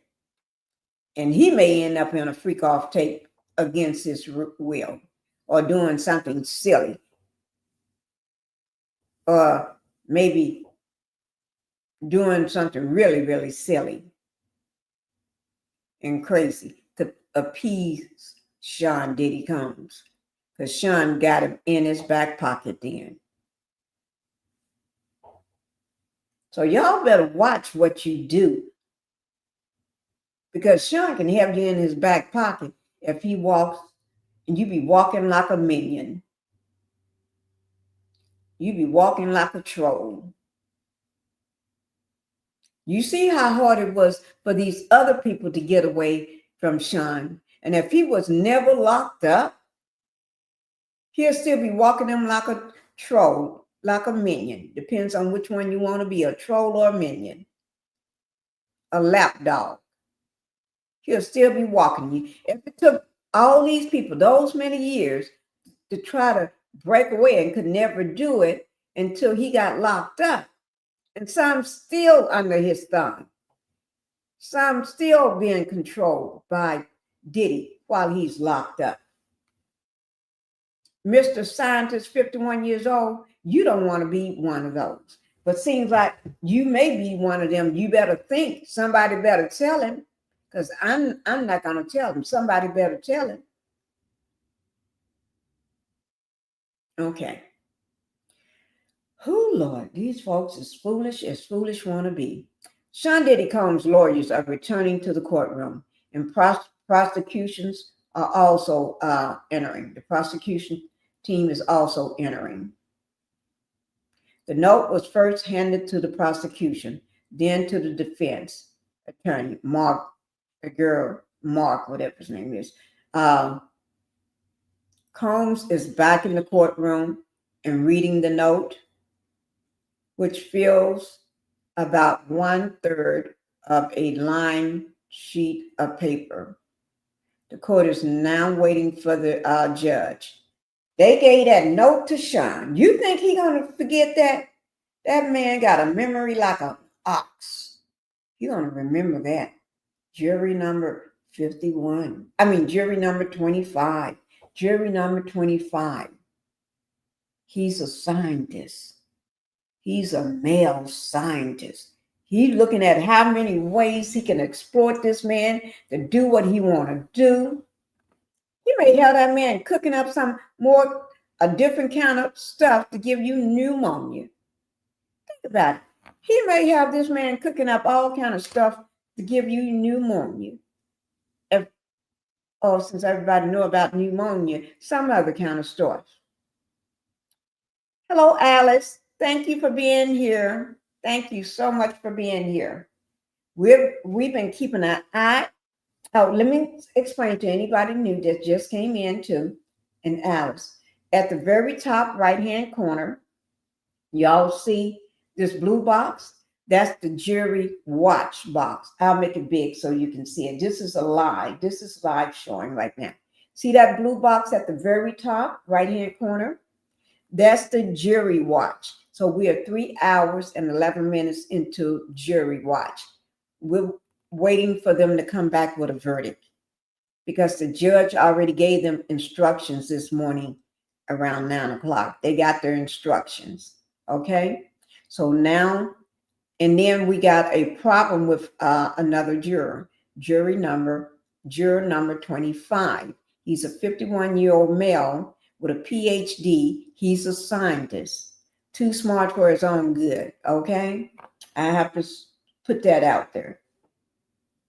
And there's already been some shakeup and some mess already going on, especially in the deliberation room. It's a mess already going on, okay?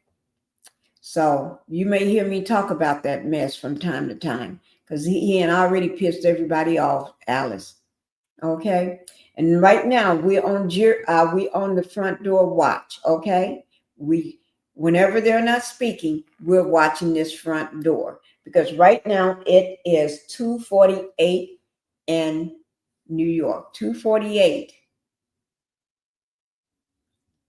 Okay, so that's why we're watching this door. In my personal opinion, I think we're going to get a verdict. If not before today is over, we're going to get it tomorrow. That most people, everybody got their own personal opinion. Some people think we're going to get it after the 4th. Some people saying before the 4th of July.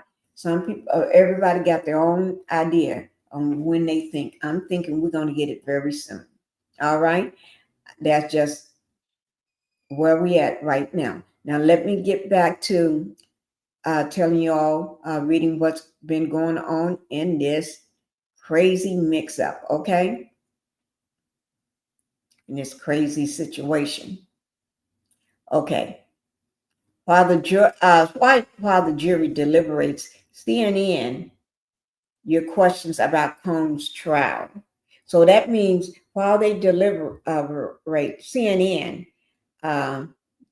if you have a question or have something to say, you can send it to CNN, okay? And they will answer your question. That is so good. The jury was sent out to begin deliberations in Sean Diddy Combs' trial about an hour ago. This is 2 hours and 21 minutes ago on their side. While we wait for the word that the jury has reached a verdict, use the form below to send CNN your questions about the trial. That is neat. That is hot. If I have one, I'm definitely going to send it in. Tell you what, guys. If you all have a question, I would take one question. But the question got to be pretty good. I would type it into CNN, okay, for you, and see what they come back with, what answer they come back with. I will pick one good question out of everybody. Everybody put a question. I will pick one good question, okay, and send it in. And then I'll make sure you know what it says. And then that's now, starting now, one good question. And then before I close today, I'll take another one good question. So today I'm taking 2 good questions, okay? 2 good questions. So after everybody put their questions in, I would take 2 good questions and I would send it in to CNN, hopefully to get a reply back. Okay, I'll send your question in. Okay.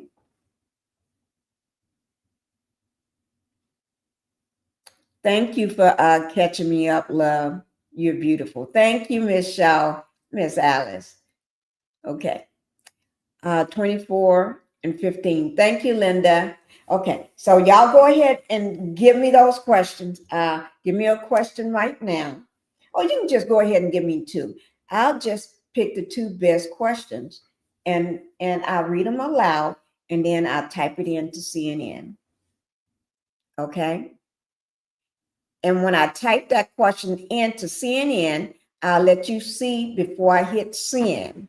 I'll type it in case I got anything wrong. You can correct me, recorrect it into the chat, and I'll recorrect it, okay? And then I'll let you see me do submit, okay? Yeah. All right. So I'm not going to ask you twice. If you want to do it, you want to do it. If you don't have to do it, okay? I thought that would be something nice. You have somebody from my chat that asks a question or 2.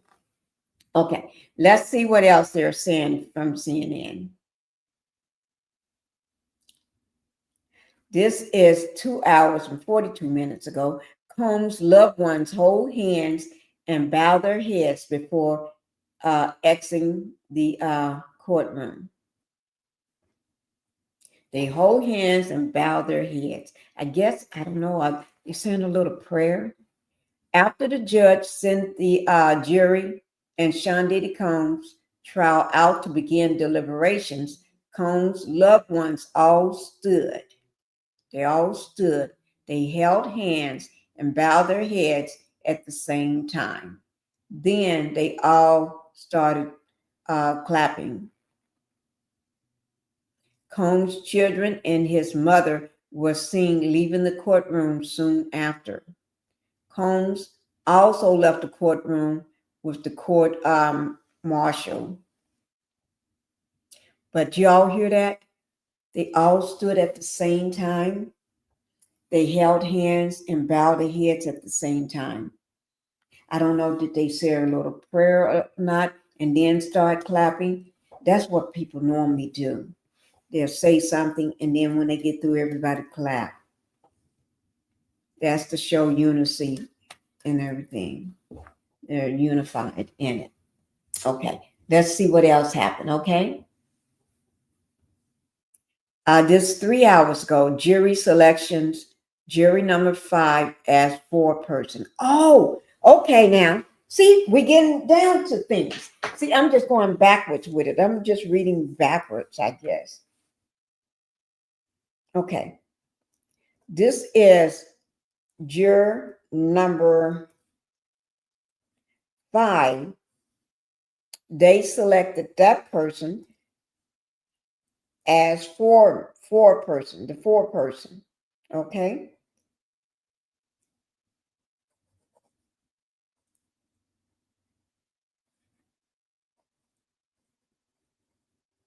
Okay, that's the 4-person. Okay.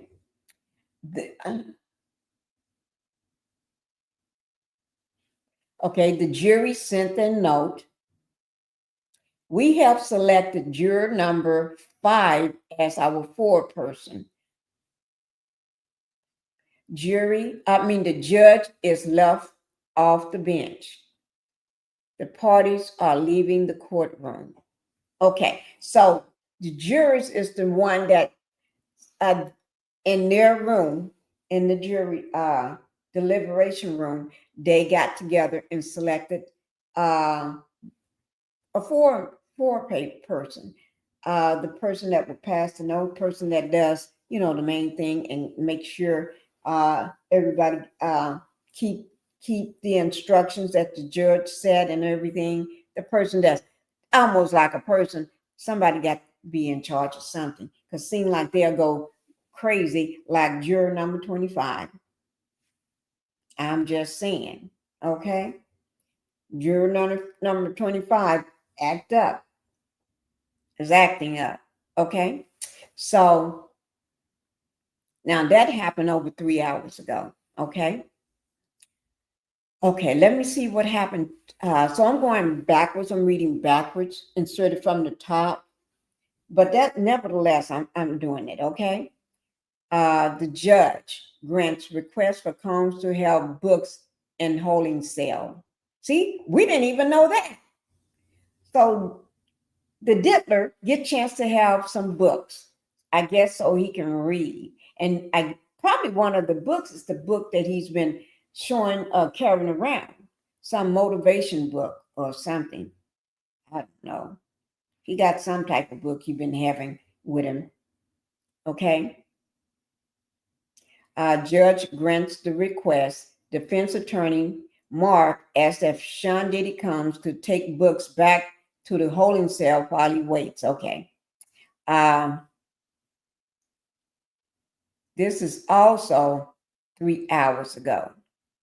No, that one I just read was 2 hours and 55 minutes ago. Now this is 3 hours ago. I told you I'm reading backwards, okay? But that's okay. Let me just tell y'all something. It doesn't matter how I'm reading it to you, whether I'm reading from the top down, so I'm reading it backwards. Normally, because the stuff came in, you read it from the bottom going up, so you can get to current, but that's okay. I'm reading it, okay? And I'm just telling you what happened, what's happening currently first, and then what happened early this morning at 9 o'clock. You hear that last. Because when you like to hear stuff that's happening right now, going on, what's right now going on, and then what's happened early this morning, we can get to that. We'll get to it. Who is this? Who is this standing at the mic? I can't see because, let me pull it up for y'all. Y'all see, somebody was just standing at the mic. A white man in a white color or cream color shirt or something. I don't know who he was. I don't know. I don't know who he was. We just gonna leave it like we don't know who he is. But literally, I really don't know.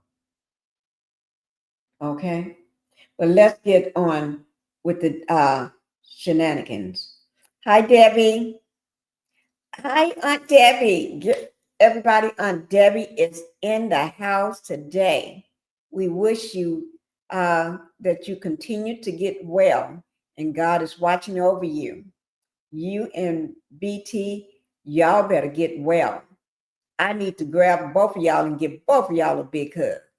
Just put my arms around both of you to give y'all that energy, all this energy I got, so y'all can get well. I'm so glad to see you. All right.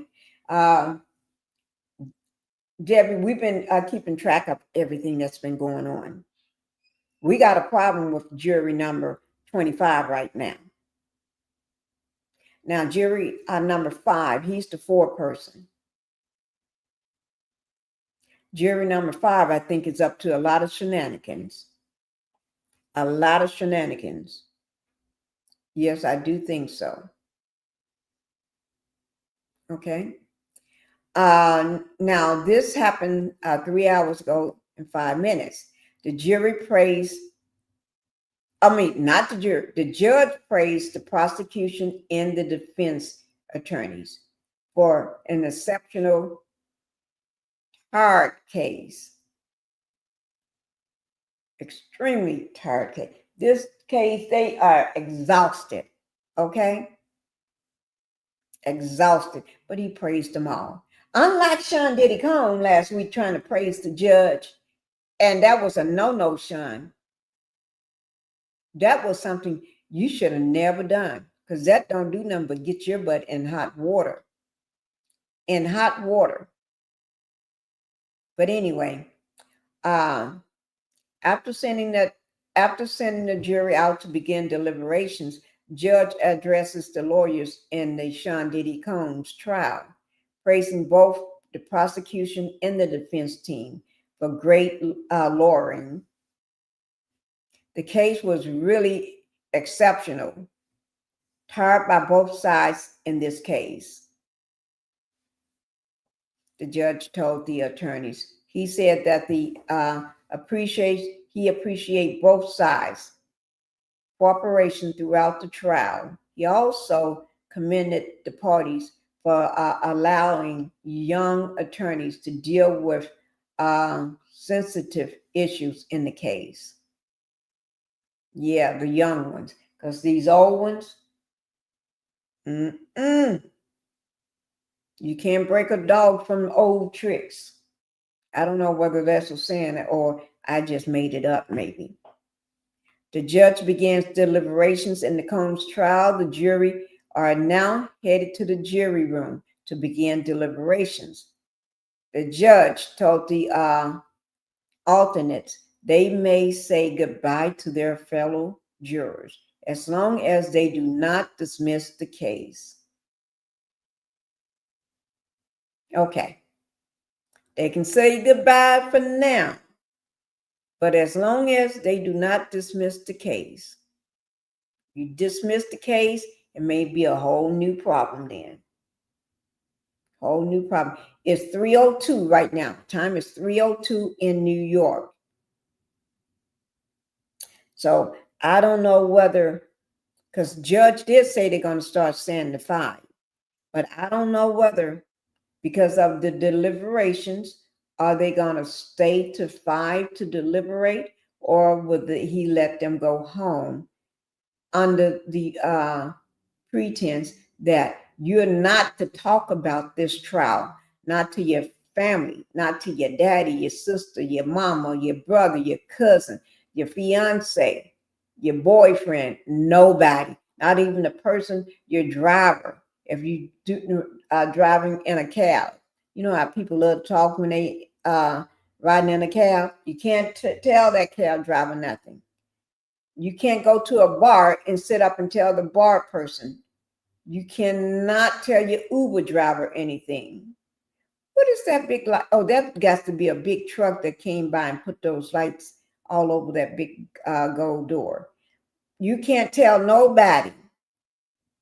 So don't go getting drunk and then let somebody ask you questions. That's going to be a no-no. Okay? So you're going to have to be quiet and shut up. I don't know whether they may make them stay in a hotel overnight until they come up with a verdict.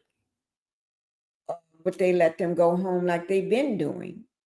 I don't know. So what Mr. Security guy getting ready to do? Because right in front of this red box here, those are mics off. That they got stuff set up there.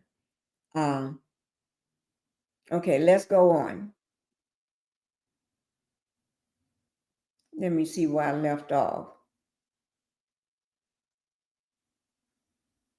Okay. Okay, judge can choose to stay late to keep the deliberations going, or the judge is now telling the jurors that they can choose how long to deliberate each day. The 12 jurors can decide to stay later than 5 p.m. to continue deliberating. He said they can, or they can leave at 3. They can stay at 5.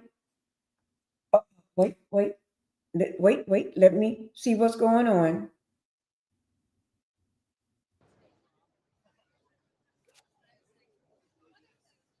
Okay. I'm not muted. Is she talking to somebody or trying to say something with a sleeve pulled up to her? Y'all know I be ready. I'm ready if they getting ready to pop off on something. I'm ready. I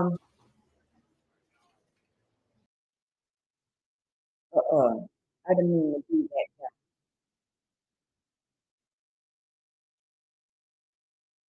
I didn't mean to do that. I didn't mean to take that down.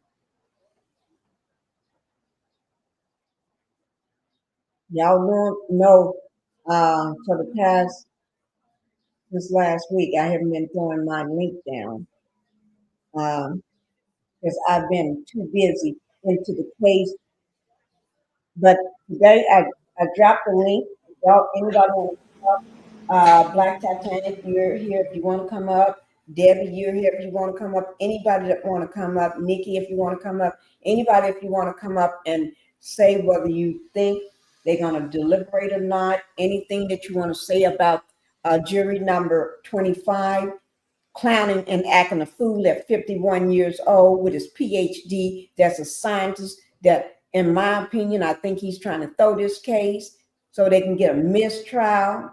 That's my opinion, because that man is too intelligent not to understand the judge's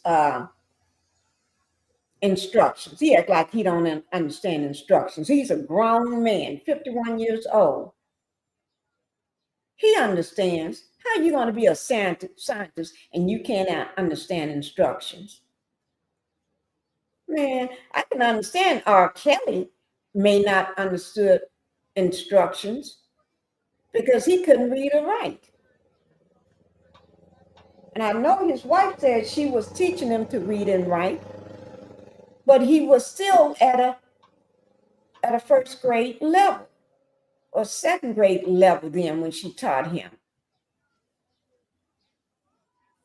Give me a break.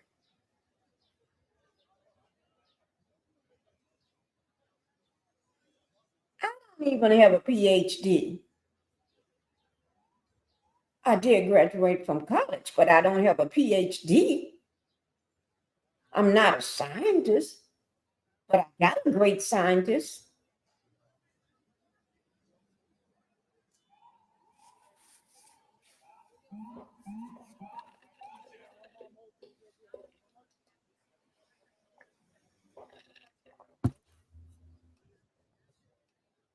Y'all hear me all the time call my husband my great scientist.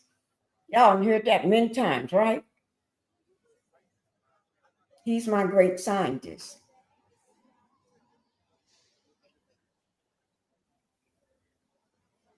Okay?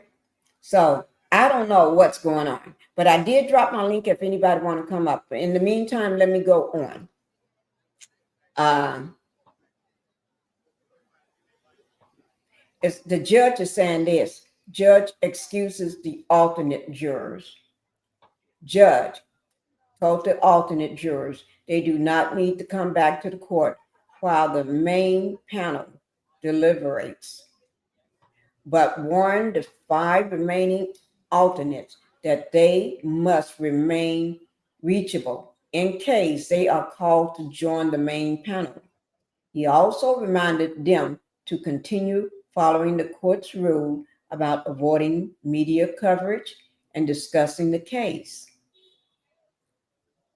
And the reason why I think he's telling them that, because they may be called if juror number 25 want to act a fool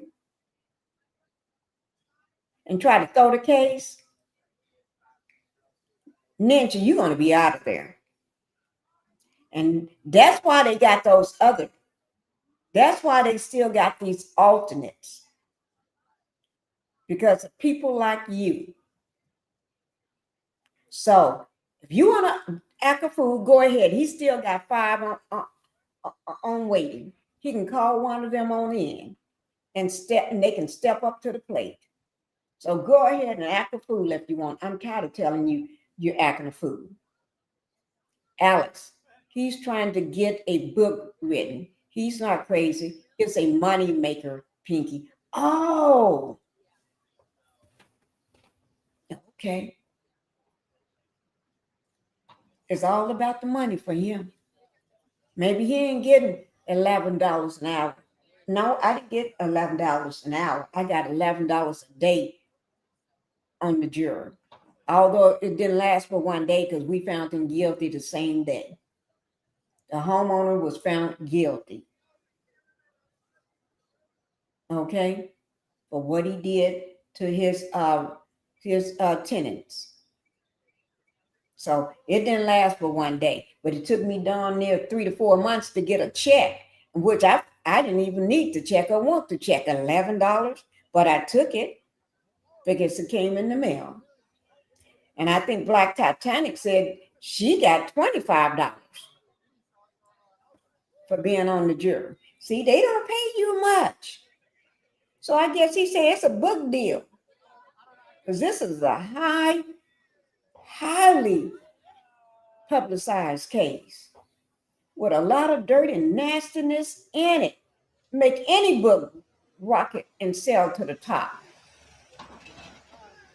Book deal, Pinkie. I hear you.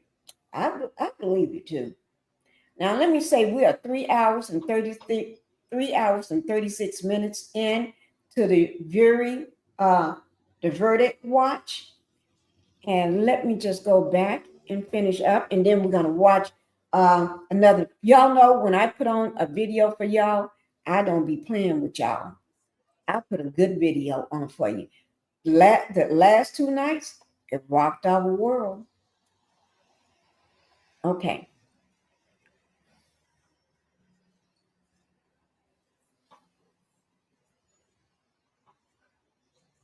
The judge said he thanked the alternates for their service. Excuse me, guys. And his deputy would provide them with his personal contact information so they can reach out for anything, including a courthouse tour. That's not bad. It's the very least I can do for you for your immersed service in this case, the judge said. Now, 3 hours and 48 minutes ago, the judge asked to choose a 4-person. They already did that. He instructed the jury to first choose a 4-person and send a note informing the court who that would be. We already talked about that. Okay. 4 hours and 9 minutes ago, the judge instructed the jury on transportation for prostitution charges. Now, remember, I told for anybody just coming in, I had told everybody I'm reading backwards. I read the what was happening in the very beginning, what was happening then first, and then I'm going back to what happened this morning, and then after that, we're going to go ahead and put this video on. Okay.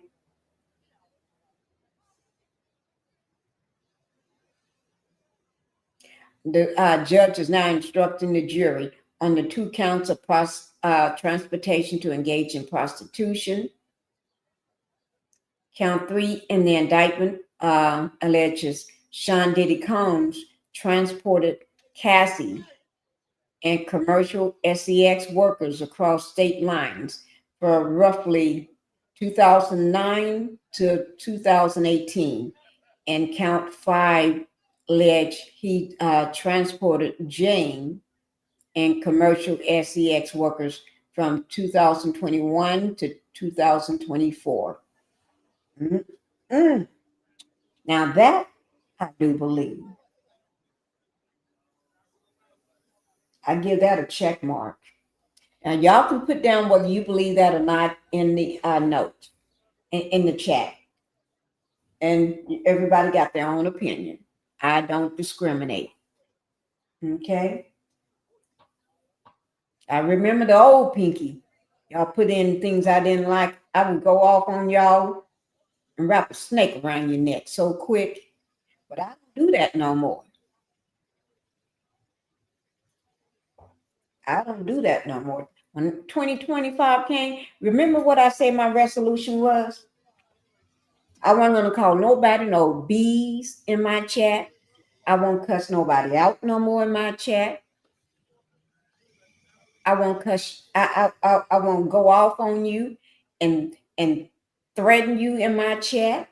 I don't do that no more. I leave that to the other people. And matter of fact, I just don't do that no more. I've changed. I'm not going to pull up on you, and I'm not going to ask you to pull up on me no more. I'm not going to say I'm going to invite you to lunch so I can beat the crap out of you no more. I don't do that. And everybody know me. That's why somebody tried to test me today by deleting my comment. And I still haven't forgotten about that. So as soon as I find out who you are, I will be putting you down as the rat. You're going to be a rat for the day. Not for the day. For probably a couple months. Because I make sure I show your name for a while on my live. I show your name. And then not just show your name, but I show a picture of a rat. Let me see, do I still have that picture? Those pictures of the rats. Y'all know that Pinkie there, she was just mean. Let me see, can I find those rats? Because I miss those rats. And I got another person that's a rat. I didn't get a chance to put the rat by her name, but I got that woman's whole face. Yes, I do. And I may even put her picture up. Y'all got me going off looking for some rats right now. And I said I wasn't going to do that, but, sometimes I get petty. But I'm not going to be petty. I just want to find their pictures, either their names and stuff, so I can have it. Oh, guys, this is what I want to show you all. Oh, I just came across it. Listen to this. This is Kanye West. Let me see, is it, because I got the whole video. And I want to show this to you all, okay? Let me just take this down right quick. Okay. See this here, guys? This is Kanye West in that hoodie, in that hood, cap and robe.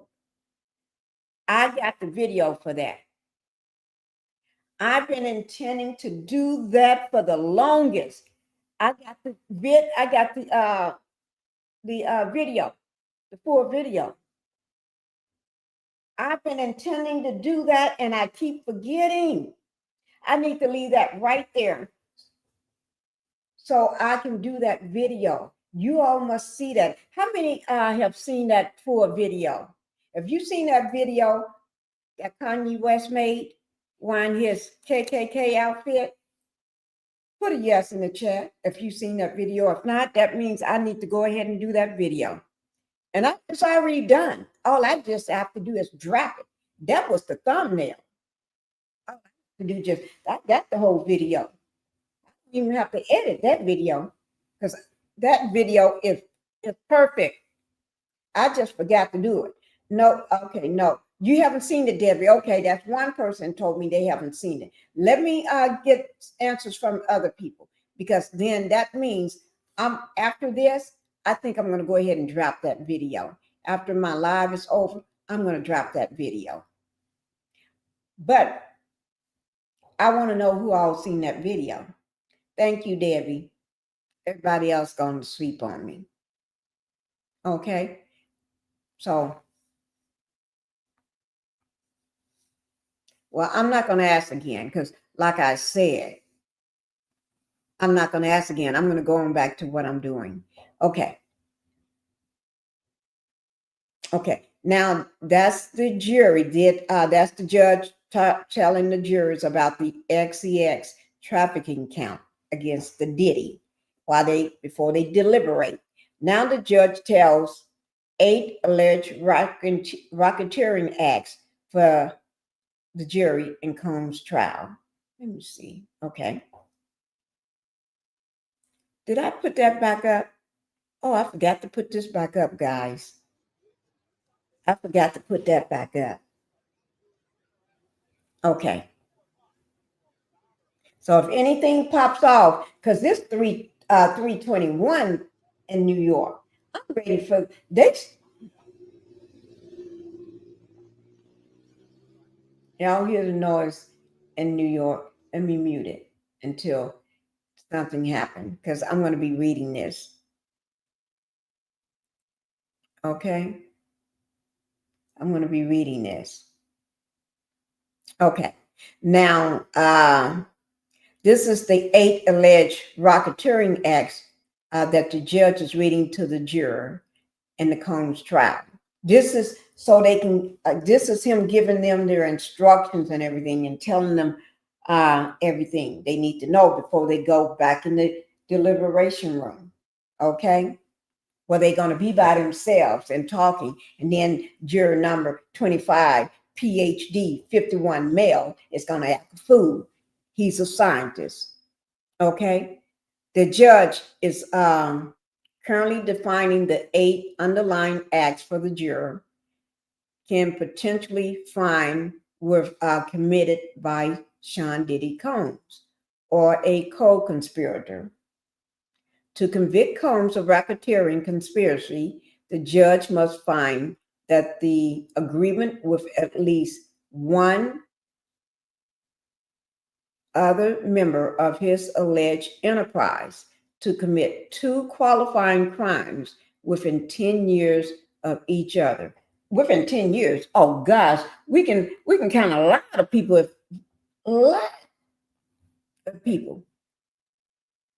and I don't even know them, and I can tell you their first name or last name or the nickname that they go by or what they do. I can tell you a lot of them. Okay. The indictment charges Combs with conspiracy with co-conspirators to commit kidnapping, arson, bribery, forced labor, transportation to engage in prostitution, XEX, trafficking, witness tampering, and possession with intent to distribute controlled substance. That witness tampering, that's a real thing when it comes to Sean Diddy Combs. Come to the diddler, that's a real thing. The diddler don't play when it comes to that. If he want to tamper with a witness, he had already did. Witness number 3. I ain't saying her name. Y'all ain't gonna get me into trouble. I ain't saying witness number. And yeah, I know who witness number 3 is. But would I say her name? No. Would I give y'all indication of who she is? No. You just got to find that out on your own. Okay, that's why they use synonyms. That's why they use other names than their own, because they don't want nobody to know who they are. Oh Lord, he's the devil. No, I haven't seen. You haven't seen it either? Well, I'm going to play that video. I'm going to play that video, okay? Between Debbie and Alice. Okay, I'm going to play that video.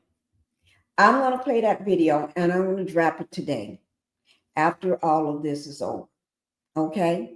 Whether we get a verdict or not, I'm still going to drop that.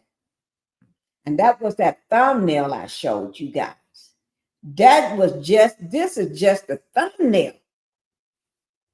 And you see that line in between them? That's a wall, because that's a wall. And then this is the window. They moved the furniture out of the way to do this interview. West didn't want to sit down.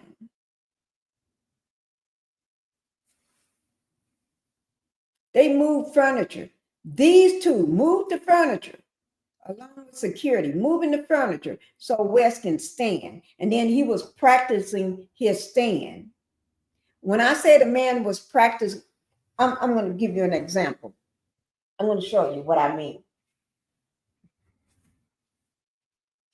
Okay. West comes into the room. Okay. Oh, see my name down my pins? Pinkie. Okay. I had on some the other day, same color, pink, going down my pen sleeve. Okay. Let me just say, this is how West comes in. Don't know what to stand. Let's move this here. Move this here. Then they move the couch. They move the table. They move the lamp. They were moving stuff. And then he trying to see where he wants to stand. How do I look right here? How do I look okay right here? Trying to figure out where he's going to put his hand, in front of here or behind him and stuff. And the guy just look, y'all know who that is. Just looking at him like he had lost his mind. You see what I'm saying? Let me put my furniture back. He's looking at him like he had lost his mind. I'm serious. I was too. I was looking at him like he had lost his mind. Okay. It's 3:27, almost 3:30. So let me go on in case somebody comes out, in case the family start walking out. Because ain't nothing they can do, because the jury is deliberating right now. Okay. So the government alleged that Combs conspired with his enterprise to commit this pattern of racketeering activity from at least 2004 through 2024. Racketeering conspiracy is charged as count 1 in the indictment. The judge will still instruct the jury on counts 2 through 5. Each juror on the main panel will keep a copy of the complex and lengthy instructions during the deliberation. Let me just put it right here so I know what I'm going to continue. Let me just show you this 2 demons. Oh, yeah, we got demons. Y'all don't believe. When I tell y'all, demons do exist. In my opinion, you have the devil, right? You have Lucifer. You have the devil. And up under the devil, it's like this here. Let me show it to you. It's like this here.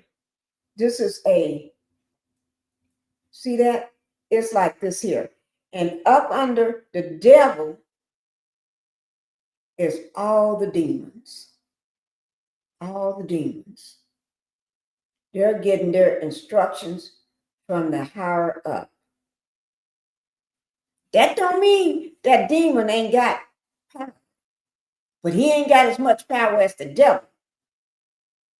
The devil can come and kick you on down in the pot of fire for the rest of your life. Or you can be on planet Earth walking around among us, committing all these crimes. Got people doing things that they would never do a day in their life if they was with anybody else. And the minute they get with you, they do things they never thought of. Oh, thank you. Okay. Yeah, they do things that they never thought of. Oh, let me show you this. This is what I meant to show you right quick.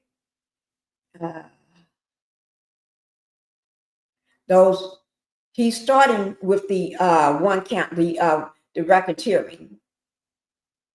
That's what I had just read right here. The judge to begin instructions in the Combs trial. Okay. Well, here it is.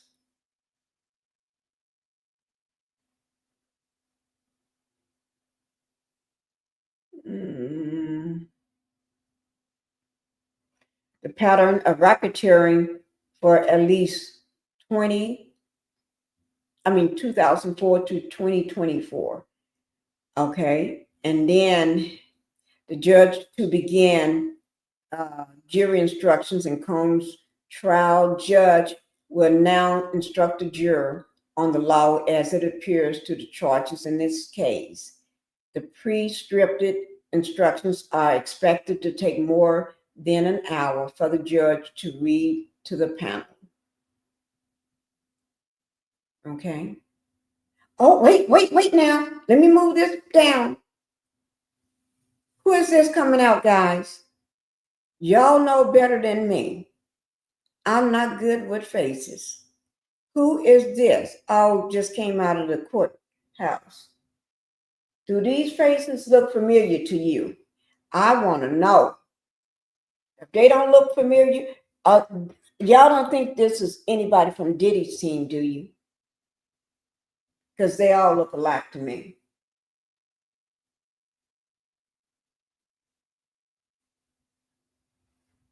Do y'all think this is anybody from Diddy's team? Let me know.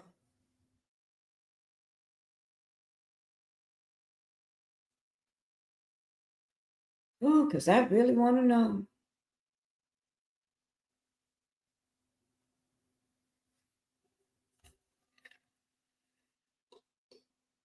Let me see, make sure. I just unmuted.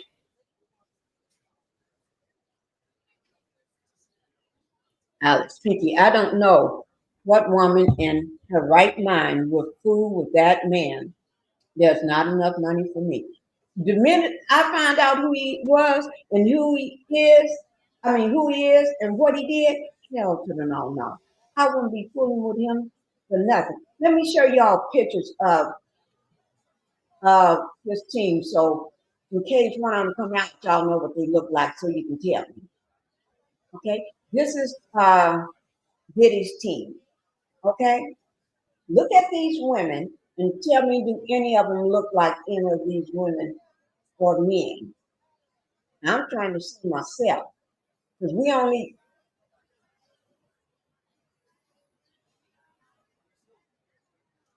Do any of them look like them? Y'all? Now, keep these faces in your mind now. So if anybody come out that looks like these people, y'all let me know. I wouldn't fool with Diddy for nothing. Mm-mm.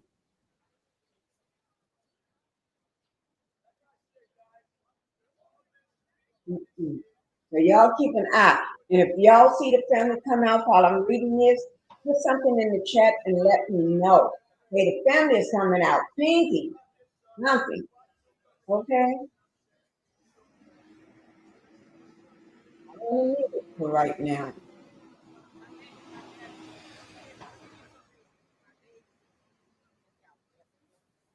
I'm going to go ahead and mute it for right now. Okay.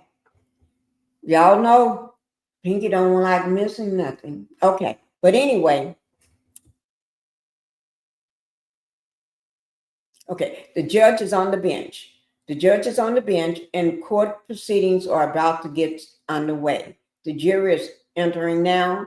This morning, jurors will receive instructions from them beginning the deliberation. So we're at the very beginning. We're at the end of what went on from starting from this morning all the way up until I started reading, which was after all our videos we watched and everything in discussion. It says, catch up on the charges and evidence presented to the jury in the Sean Diddy Combs trial. And that was 7 hours and 5 minutes ago.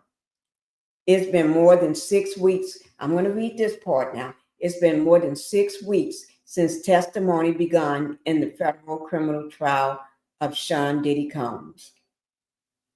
And I'll let y'all see this here part with me. I'm going to slip over because nothing is happening right now. I'm going to, that last part right before they start this morning, I want you all to see that little part, okay? This little part is what they were showing in the courtroom at the very beginning this morning. So I'm going to bring it up and let you all see it. Are y'all ready? Are you ready? Okay, here it is, because I don't want to miss nothing from here. And as soon as something pops off, Pinkie gonna be on it for you. I'm gonna be on it. I'm looking at it right now. Okay, let me get it pulled up right quick for you.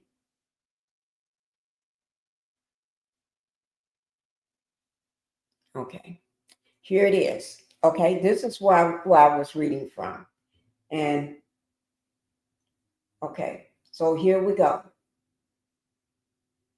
It says, catch up on the charges and evidence presented to the jury in the Sean Diddy Combs trial. It has been more than 6 weeks. I'm looking for my glasses so I can see that little tiny one, or I can look over here at the big one. It has been more than 6 weeks since testimony began in the federal criminal trial of Sean Diddy Combs. Oh, wait, let me unmute her. Violence, withholding of money, withholding of career opportunities. Finally, prosecutors have charged him with 2 counts of transportation to engage in prostitution, accusing him of traveling some male escorts across state lines to cities like New York and Los Angeles and Miami and paying them thousands of dollars a night to perform sex acts. But wait, the defense disputes all of this, maintaining that everyone had free will and exercised it. They say there is no criminal enterprise, just employees of Combs working for his legitimate businesses. They didn't facilitate sex trafficking or prostitution, and any money that was spent in his personal life was from the personal income of Diddy, not his businesses. And the defense alleges that some men were paid for their time, not for sex. They deny Diddy ever set fire to Kid Cudi's car and claim he paid for the hotel footage because neither Cassie nor Diddy wanted the bad publicity. As for those freak-offs, you might think it's strange, but it was simply his private sexual predilection, and all of it was consensual. The defense argues the alleged victim's own text messages and their organizing of the freak-offs confirm as much. The defense says that any evidence to the contrary is just the result of a jealous money grab. One thing they did not deny, the violence in that hotel surveillance footage. They remind the jury he's not charged with any crime for that. 12 jurors will decide who they believe.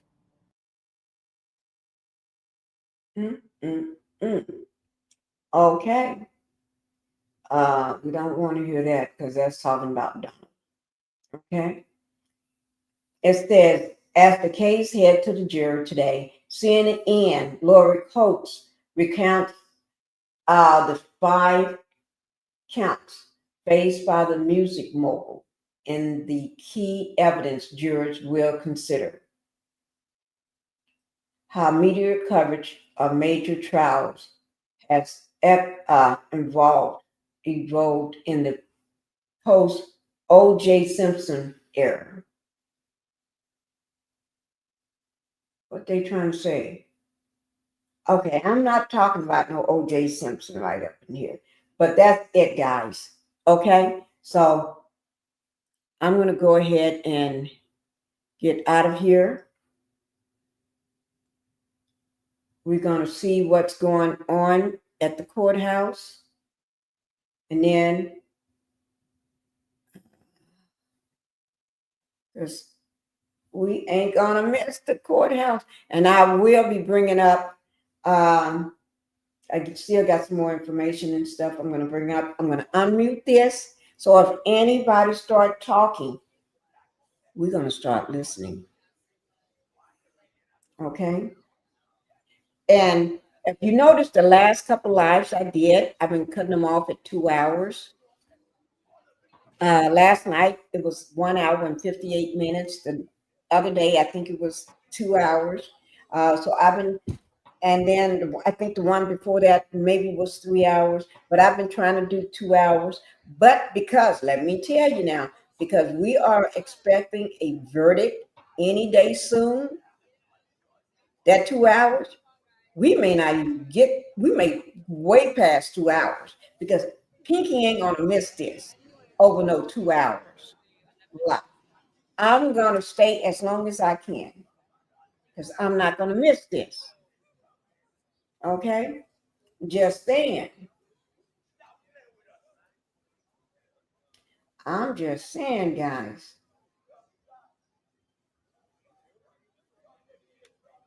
Make sure y'all hit that like button. If you did not hit that like button and subscribe to the channel, make sure you do it because these demons, if I'm going to be talking about all these demons, I need everybody because these demons would try to keep my channel down. These demons, we got demons in New York in that courthouse, and they'll be sitting there praying that my channel do not do well right now. So y'all hit that like button and subscribe to the channel. It's free. And if you're not already subscribed to this channel, go over to my second channel, Pink Global. Let me show it to you. Go over to Pink Global and subscribe to that. Oh,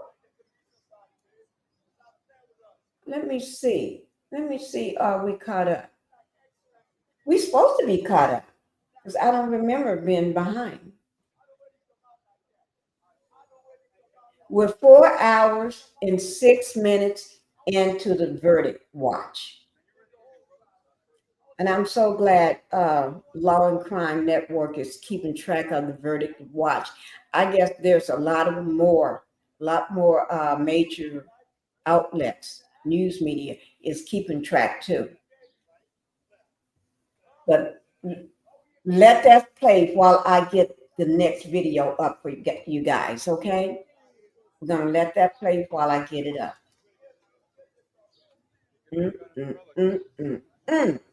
This is too much. Too much. Sometimes it be too much for your brain cells. Because these, when you're reporting on demons, sometimes that stuff can rub off on you.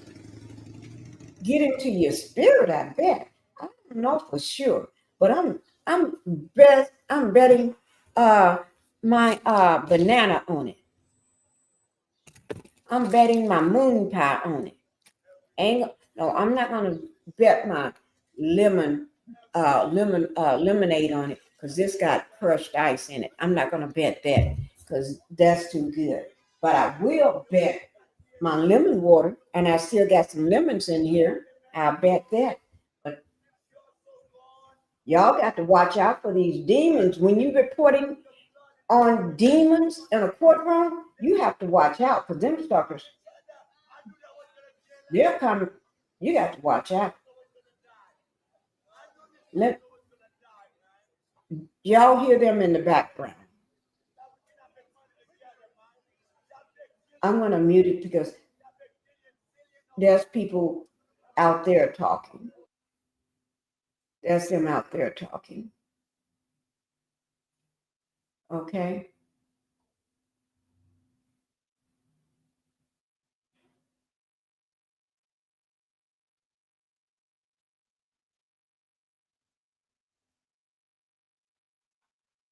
Okay. Let me see.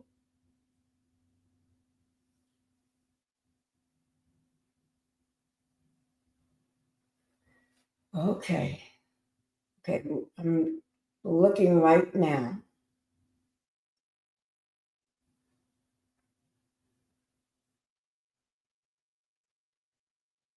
Mm, mm, mm.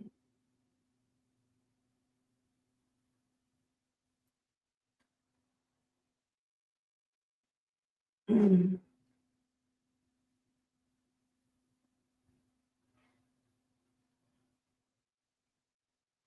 Okay. Oh, wait now. All right now. Here we go. Y'all ready? Y'all ready? Let me. Okay, here we go. Here we go.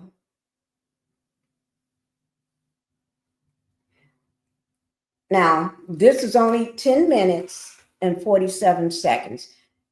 Within those 10 minutes, if anything happened while we're doing this verdict watch, okay, I'll make sure I come back here so you all can hear it, okay? Because if anything happens, they're going to be reporting straight from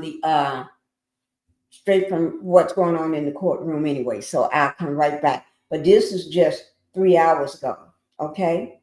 And so this is Nancy Grace. Y'all know I love myself some Nancy Grace. Not that I don't love Jesse at Law&Crime, but I love myself some Nancy. So y'all just have to excuse me when I get ready to show myself some Nancy. Okay? So I'm going to go ahead and put this on. Like I said, it's only 10 minutes. Let me just put it up here. Because y'all know when I say I put stuff up, is that information is going to be down in my description box below my video. Y'all know how I do it. It's going to be on the credit. On the credit. Let me make sure I got the correct. Did she get? Okay, 3 hours ago. That means that's today. Okay. All right. So because it's 3:47 in New York, until something comes up, I got them sitting right here beside me. So I'll know when something pops up, guys. But here we go. We're going to go ahead and see what Nancy got going on. You know, Nancy don't play with you. She ain't playing. Nancy says she ain't playing with y'all. She going to tell Diddy exactly like it is. And this is today, just 3 hours ago. She's going to tell you exactly like it is. And if you don't like it, I'm sorry. Because she ain't playing.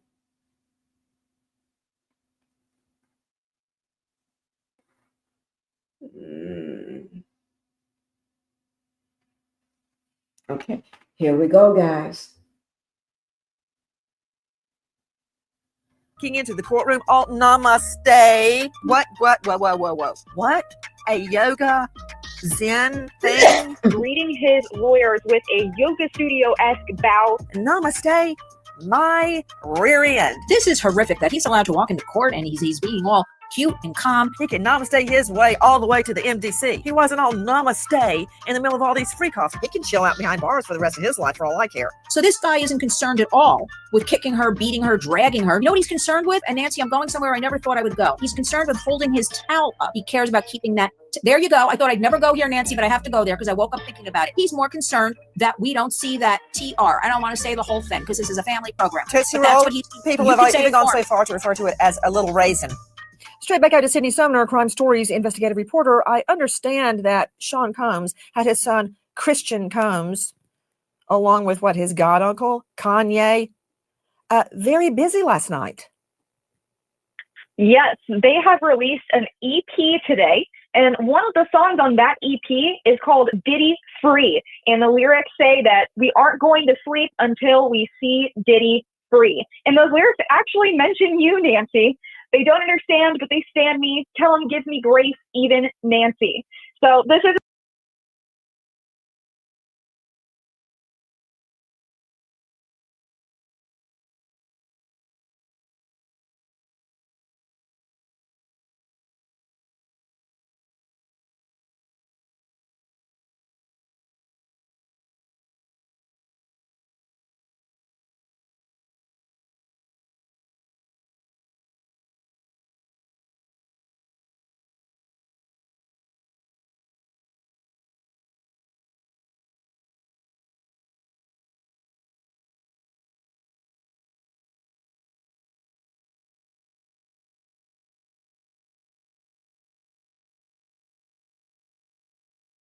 one of the songs on that EP is called Diddy Free, and the lyrics say that we aren't going to sleep until we see Diddy free. And those lyrics actually mention you, Nancy.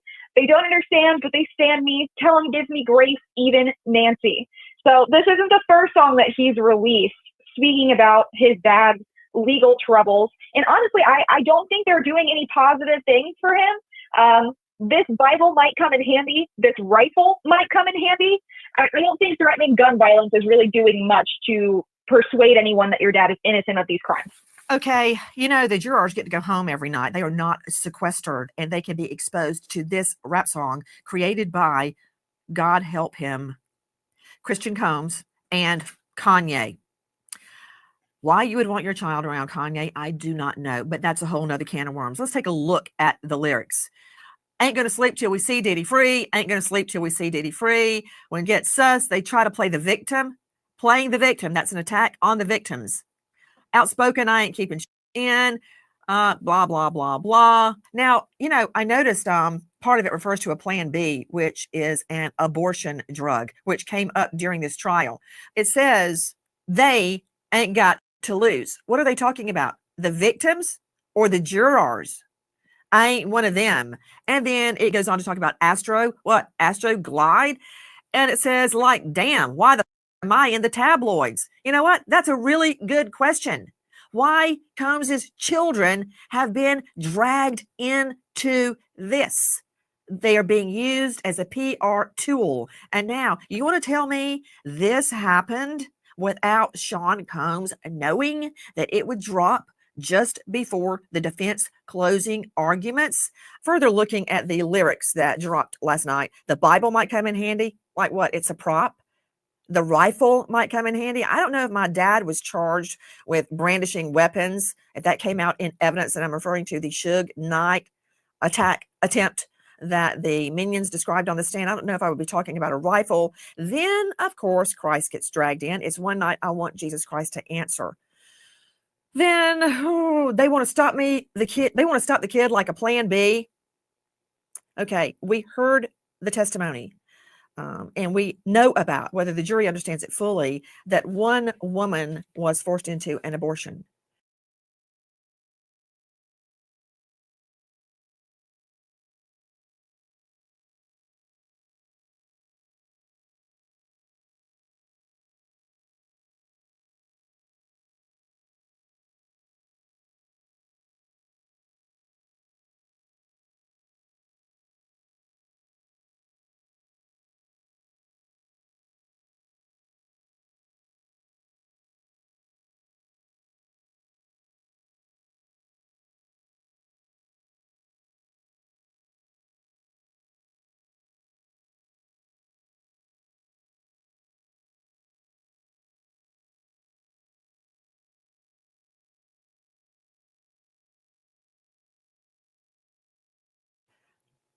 They don't understand me. Tell them, give me grace, even Nancy. Oh, I was unmuted. Okay. Hey, sweet tea. Okay. And then I said like number 29. And then you said no sound. Okay, thank you. Unmute. You are mute, Pinkie. Not no more. I can when I mute myself, I forget to unmute. I really do. So I just like leaving it on mute. I was saying that Diddy, his son that looks like his twin, and Kanye West made a song. Okay. They made another song. It's called Diddy Free or Unfree Diddy or Free Diddy. They made that song. That was announced on 6/27.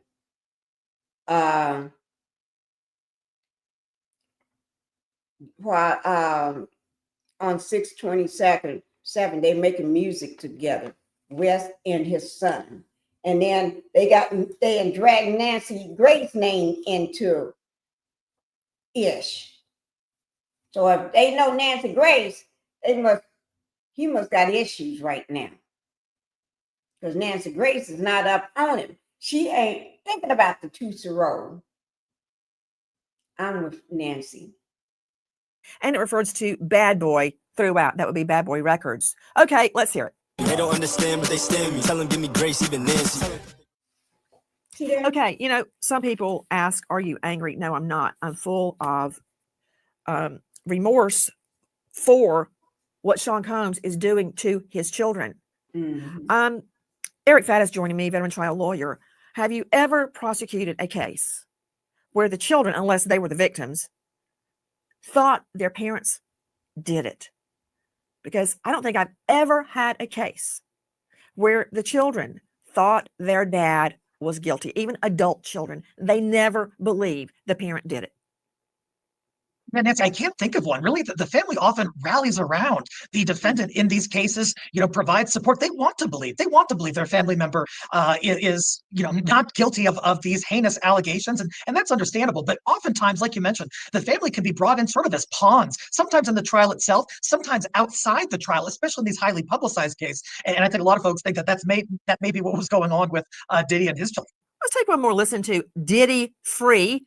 This is released by possibly the only person in the world that thinks Sean Combs is innocent, and that would be his son standing by him. God bless him. Christian King Combs, and of course, the illustrious Kanye. They don't understand, but they stand me. Tell them, give me grace, even Nancy. What? What? A yoga Zen thing? What are you talking about? Well, Nancy, I don't know if you've ever been to a yoga class. I used to attend pretty often, but you just, at the end of class, at the beginning of class, you put your hands together and you do a short little bow to everyone else in the classroom to show your respect for everyone. And that's exactly what Combs has been doing to all 8 of his lawyers in the courtroom every morning when he comes to see them. Sydney, you cannot live in New York City, in Manhattan, and not be subjected to a yoga class, particularly a hot yoga class, the worst. But what you're saying is like a Zen namaste. Oh, okay. You know what?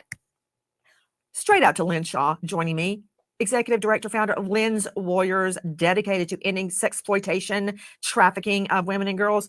Namaste, my rear end. He can namaste his way all the way to the MDC. He wasn't all namaste in the middle of all these freak offs. You know how big of a stack they had to do an 800 number for all the women calling in, claiming that they were victims of Sean Combs freak offs, king nights, hotel nights, whatever euphemism he wants to use.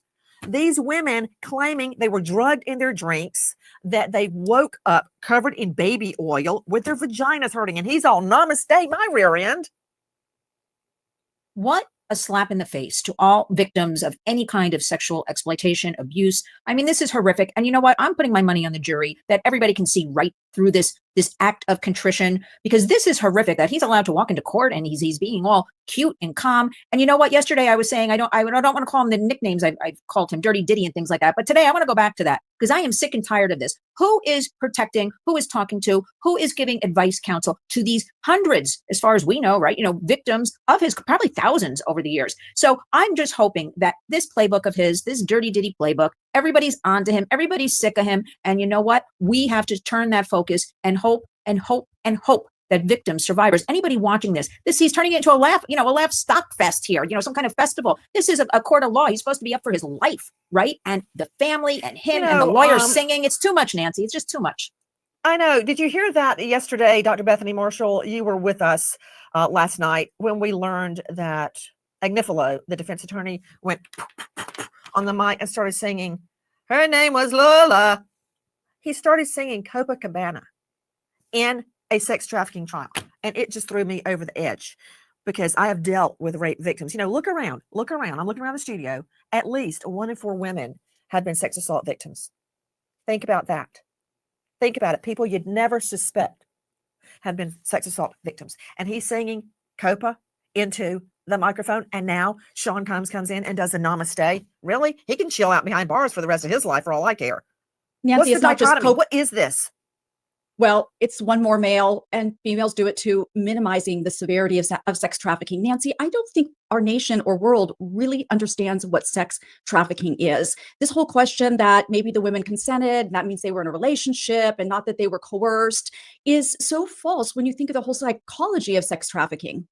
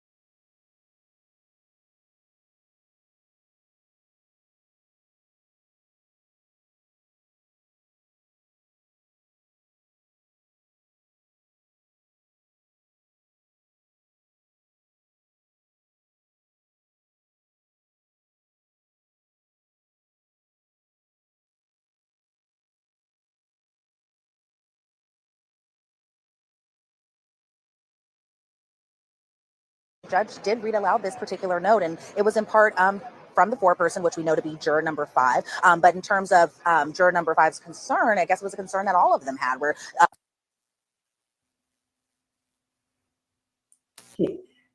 in terms of, I guess, we don't really know, because that's really kind of the basis of what the entire note was. But what ended up happening is there were kind of discussions on both sides. From both, the court kind of gave his proposed instructions, which were initially to be like, okay, can you please explain the nature of the concern? Is it the lack of understanding? Is it unwillingness to follow instructions?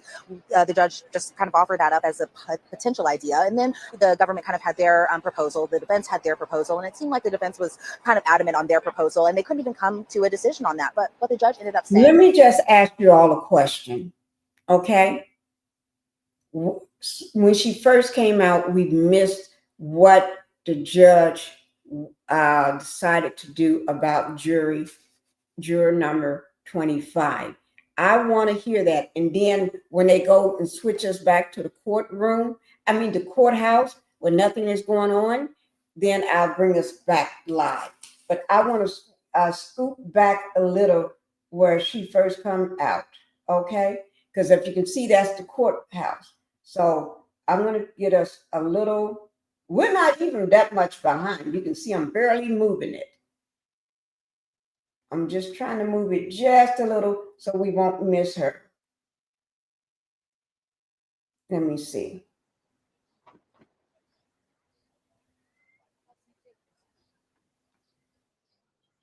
I don't want to miss her. So I'm moving it little by little till we see her.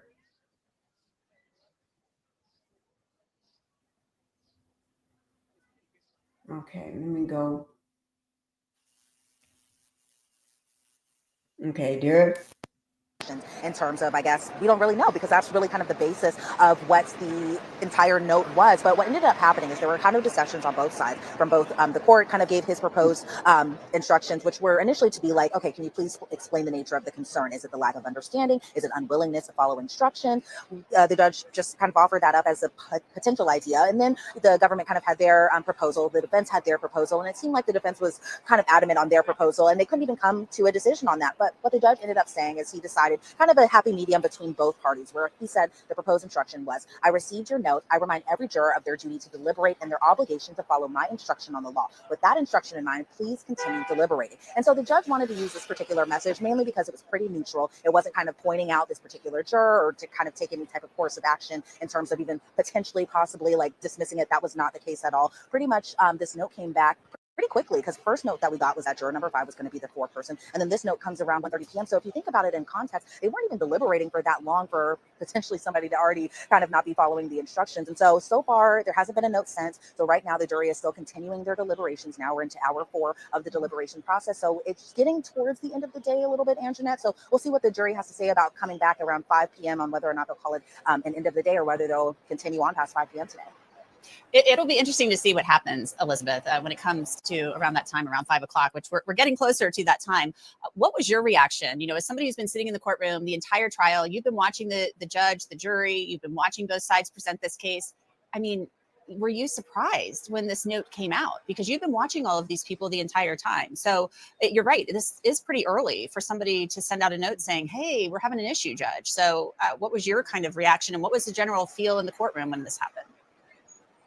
Yeah, I think the general feel in the courtroom was what happens now, like what is going to be the action that's taken. Obviously, no action has been taken. Again, the juror is still continuing their deliberations, but also what instructions was this person not following? But I will say this, Anjanette, what we do know about this particular juror, just going back to the voir dire process, is that he's a 51-year-old man. He's a scientist, and I think I know which juror they're actually talking about. And I was kind of surprised at it. The issue was with that particular juror. So I don't know what's kind of going on in the jury room. I don't know what's going on in their mind, but I think a lot of us are kind of wondering, okay, well, what was the issue? What was the, this person's not following the or according to the foreperson, not following the instructions, what does that really mean? And so, as you know, we probably all wanted just more details as to why this was happening. But since they've continued their deliberations, I think a lot of us are just waiting to see what the next note might possibly be. And then obviously, whenever they officially come to a decision, we just don't know when that'll be yet. Mm-hmm.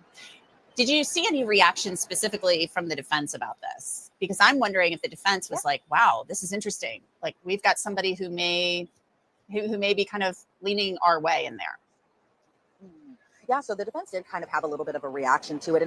And this was Mark Agnifilo making these arguments, that the defense was kind of hesitant about laying out just the different possibilities on what to kind of do next. And their initial reaction was just for these jurors to work through it. I think their big thing was that the jurors were in such an early stage of their deliberations that how could they have a note saying that there's already a problem at this point? And so I think from the defense's perspective, they just wanted the jurors to work out their issue. And if there's more of an issue, to bring it back to the judge's attention later on, but to really just kind of hammer out those issues initially, because again, they were so early in the process. Now, if it was maybe day 7 or day 8, 9, 10 or something like that, maybe I could understand a little bit. But in terms of just it being day 1 and so early into the deliberation, I was surprised that they came back with a note quickly saying that one of the jurors can't follow instructions. But we don't know the full extent of what that necessarily meant either. Right, exactly. I'm wondering, when the judge was charging the jury this morning, how did Sean Combs seem this morning? I'm really interested to hear what his demeanor was like. I know he walks into the courtroom usually and he seems really happy greeting his team. You know, we've talked about the heart hands and all of that stuff. So what was his, what was the vibe that he was giving off this morning? Well, you can only imagine probably what he's thinking inside his head, because this is a big day. The jury's now deciding on the case. They're deciding on his fate. They're deciding on his outcome. So I can only imagine probably the weight. But if I can tell you one thing, Anjanette, is that Sean Combs doesn't let anything visibly shake him in terms of, you're not going to see him necessarily sweat or anything like that, at least from what I can tell while sitting inside the courtroom. But what I could see when the judge was reading off the jury instructions is that he was either kind of following along with the jury instructions that was in the computer right in front of him, or he kind of just sat there kind of looking a little bit into the distance. And so for the most part, I, again, can only imagine what was going through his head as these charges are really kind of like talked about at length, at nauseum, with the details, and then the jury has to go back, make a decision on whether or not the defendant is guilty, not guilty, whether or not the government proved or didn't prove certain predicate acts, especially under the RICO conspiracy. But from what I could tell of him, it seemed like, I think, if anything, he was staying strong for his family. So I didn't see him necessarily shake or get overly emotional, just really kind of taking it all in, just like as he's been kind of throughout this trial. Yeah, definitely. I mean, there's a lot on the line. I mean, he's in the fight of his life right now, and his fate is in the hands of these 12 jurors. So let's get to some viewer questions for you, Elizabeth. Here's one from Elizabeth, or I'm sorry, it's for Shy920 at Shy920. How was the jury's expression? Also his relatives while the judge was addressing the jury. And here's a side note, Elizabeth, from Shay. Awesome hair, Liz. So she wants to know, how was the jury's expression? Also his relatives while the judge was addressing the jury. And kudos to your hair. Thank you. A lot of comments on the hair today, which is surprising because I am not feeling like I'm having the best hair day, but I take it. Thank you, everyone.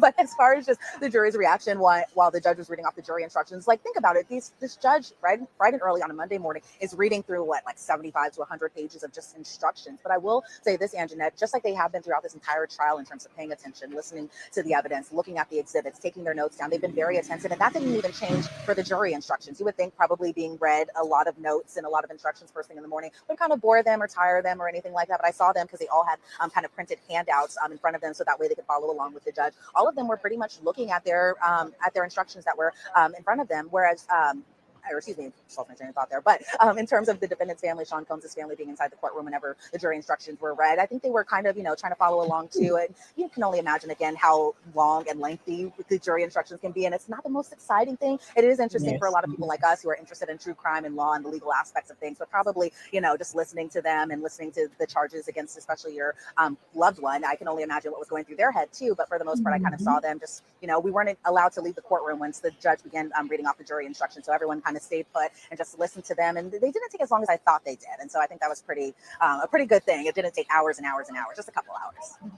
We got another question for you, Elizabeth. This one is from at iHeartGrunge. Okay, iHeartGrunge.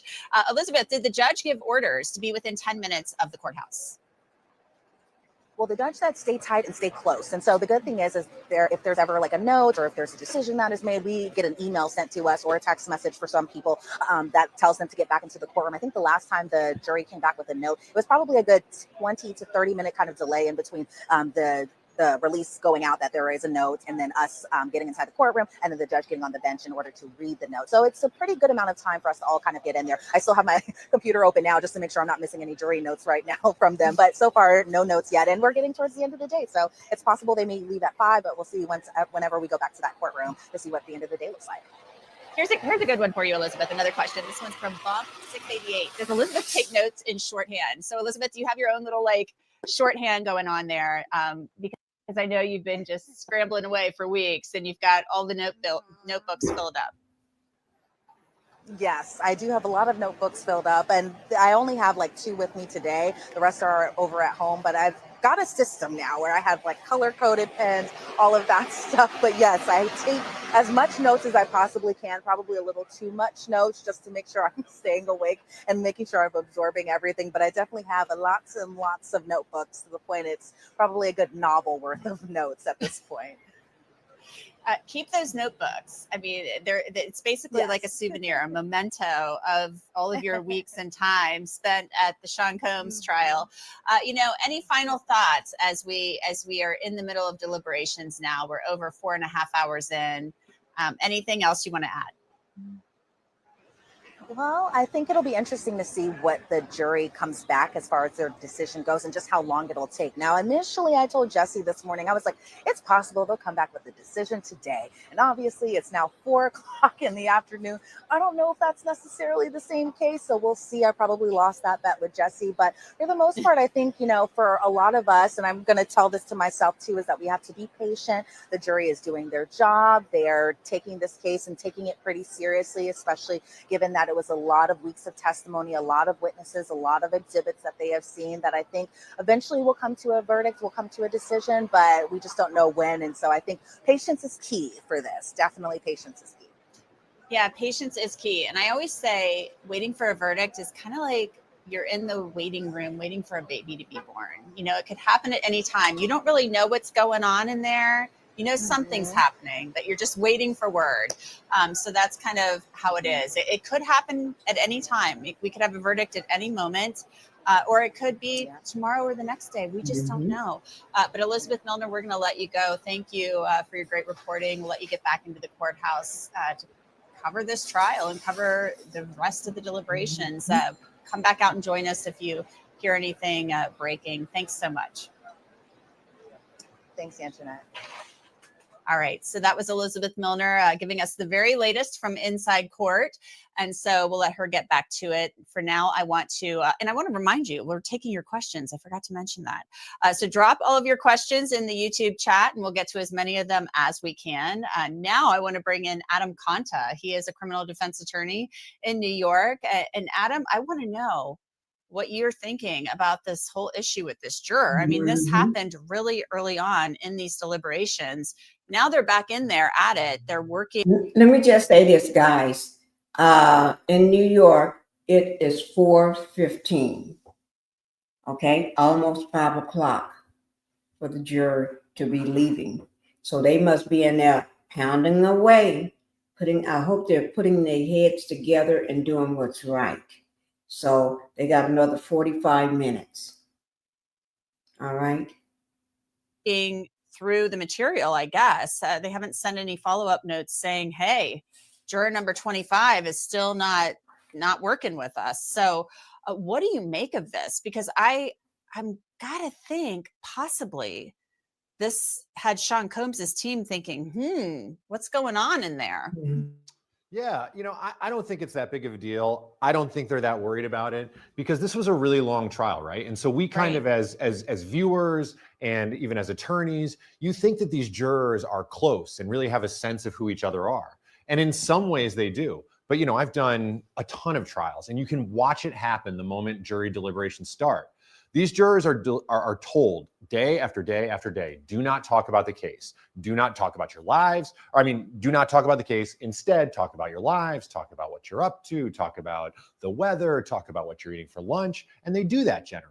And so these people have gotten to know each other now on a sort of a surface level. They might know about each other's kids. They might know about each other's where they live, their neighborhoods, but they might truly have no idea what they thought about the evidence if they followed the instructions of the judge until today. And so in a lot of ways, these jurors are just meeting each other today. And so it makes perfect sense to me that on day one, there would be this kind of almost explosive rift that maybe you assume John down the row here was going to be exactly on the same page as you because you guys had 5 lunches together and everything seems so smooth. But then you get into the mix of really talking about the evidence and, oh my God, this person is all of a sudden a lunatic to you. And so I don't think it's that unusual that these sort of rifts happen right now as they're finally starting to meet who each other are as jurors in relation to the evidence. You know, that's a really good point. That is a really good point. But to me, I don't know. You're saying it's not surprising. I'm a little surprised it happened that early. But obviously, they're back at it. So maybe it was just kind of an explosive moment. After all of these weeks, they're finally unloading and talking about this. And there are people with some strongly held opinions in there. I think we should talk about the verdict form, Adam, because we now have that verdict form and we can put it up on the screen for you. And the team for Sean Combs had proposed a much simpler verdict form where it just said, hey, if you find him guilty of racketeering conspiracy, which 2 predicate acts did you find him guilty of, or which do you think he committed? Instead, this is a little different. This includes, not guilty, or, these are the predicate acts that were proved or not proven, kidnapping, and then it goes through the other predicate acts. What are your thoughts on this verdict form? As a defense attorney, do you like this verdict form? Do you think this is a fair verdict form? Do you think it's straightforward? Do you think it's confusing? What are your thoughts? I think it's a little unnecessary. I think what Diddy's attorneys were asking for, to me, just makes more sense. If your ultimate goal here as a judge is to get to a fair and just verdict, you want to do everything you can to empower the jury to be able to get there. Having to go through each overt act, essentially, to try to figure out which ones they think Diddy is guilty of versus just saying, listen, we've come to a decision. We think he is guilty of, let's say, kidnapping and arson. I'm just saying that because they're the first 2, not because I think that he's going to be guilty of those. That would make for a more simple sort of task to the jury. But now they really are going to have to go through each and every one and really discuss it. And you can kind of cut it both ways. I don't think it's unfair for either, but I think it has the potential to be a more elongated and complicated deliberations because it's forcing them to go through each and every accusation versus just picking the two they sort of come to an agreement on. It's pretty interesting that you thought that. Their verdict form was really simple. So I do think it's interesting that the judge, put in there, no, we want them to go through all of these different acts and say whether this one was proven or this one was not proven. Let's go to some questions now. And before we actually go to the question, let me go to our first poll. We've been putting polls up throughout the trial on these live streams. Do you think juror number 25 should stay, even if he's having trouble following the judge's instructions? 42% of you said no. 29% say hard to say. 27% say yes. So that poll is complete. 2.3 thousand of you voted in that poll. Thanks for doing that, guys. We'll put up another poll. So vote in those polls and put your questions in the chat, and Adam will answer them. And if he doesn't answer them, I might answer them too. So Adam, here's our first question. This one is Sade Murray, 2876. What's the probability that the disruptions during the trial and these disruptions by juror number 25 cause a mistrial? Well, we don't know. I mean, we just don't know what the disruption really is, right? So we know that this guy's a 51-year-old scientist. And what do scientists love to do? They love to prove things through analysis and methods. So maybe he has a really specific method that he wants to use to go through the evidence. And maybe that doesn't rub the other jurors the right way. And so just on a hypothetical, if that's really the issue here and they can work through that, then there's no chance. If he's going outside the scope of what's in evidence to do his own research and then bring that research into the jury room, then that's incredibly disruptive and could absolutely lead to a mistrial. So it's not a cop-out answer, but it's just so specific as to what the conduct really is, because something can be so minor or it can totally flip a trial on its head. It really could.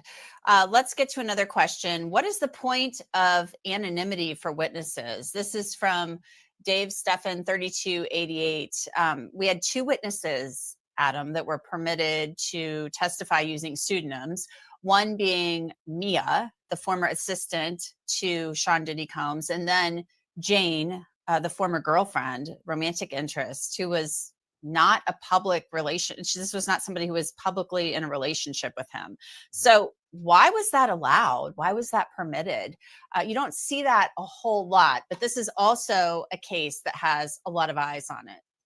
Yeah, I mean, you answered your own question, really. It's got so many eyes on it. And so this isn't a normal case. If this was just a state case in Iowa or something like that, where the media isn't just on top of every single thing, then perhaps there wouldn't be. But the point of the anonymity is to protect these two people, these two alleged victims who, regardless if you think what they describe as criminal or not, seem to be victims of some sort in the relationships they had with Diddy. So it's to protect them as they move forward in life after this trial ends. But there's also another huge reason why. It's to protect them before the trial, to make sure no witness intimidation happens, to make sure no one gets in contact with them and tries to coerce their testimony or make them or their families feel unsafe leading up to their moments in court. We have some more information about Juror 25. This is from a tweet from jury selection from around that time. Juror 25 said during jury selection, I have a PhD in molecular biology. I listen to NPR. I like documentaries about climate change. My domestic partner, he's a graphic designer. So a PhD in molecular biology. I listen to NPR. He's a scientist, as you said. I kind of want to go back to this whole Juror 25 issue, sure, because I really do feel like, Adam, wow, I'm just bowled over by this. The fact that this early in deliberations, we had this kerfuffle, if you will, this big dust up over that caused the foreperson to send a note. So, to dovetail onto that, we have a question from Kevin Williams, SJ. Do you think the judge's response to the note was so generic as to avoid appearing to benefit one side or the other, to avoid ammo for a possible appeal? Yes, I do think it was generic to avoid everything the judge is doing here, including what we just described, making the jury sheet so meticulous, is to protect the record and to protect against a potential appeal, to try to make sure that whatever happens, that this doesn't happen again.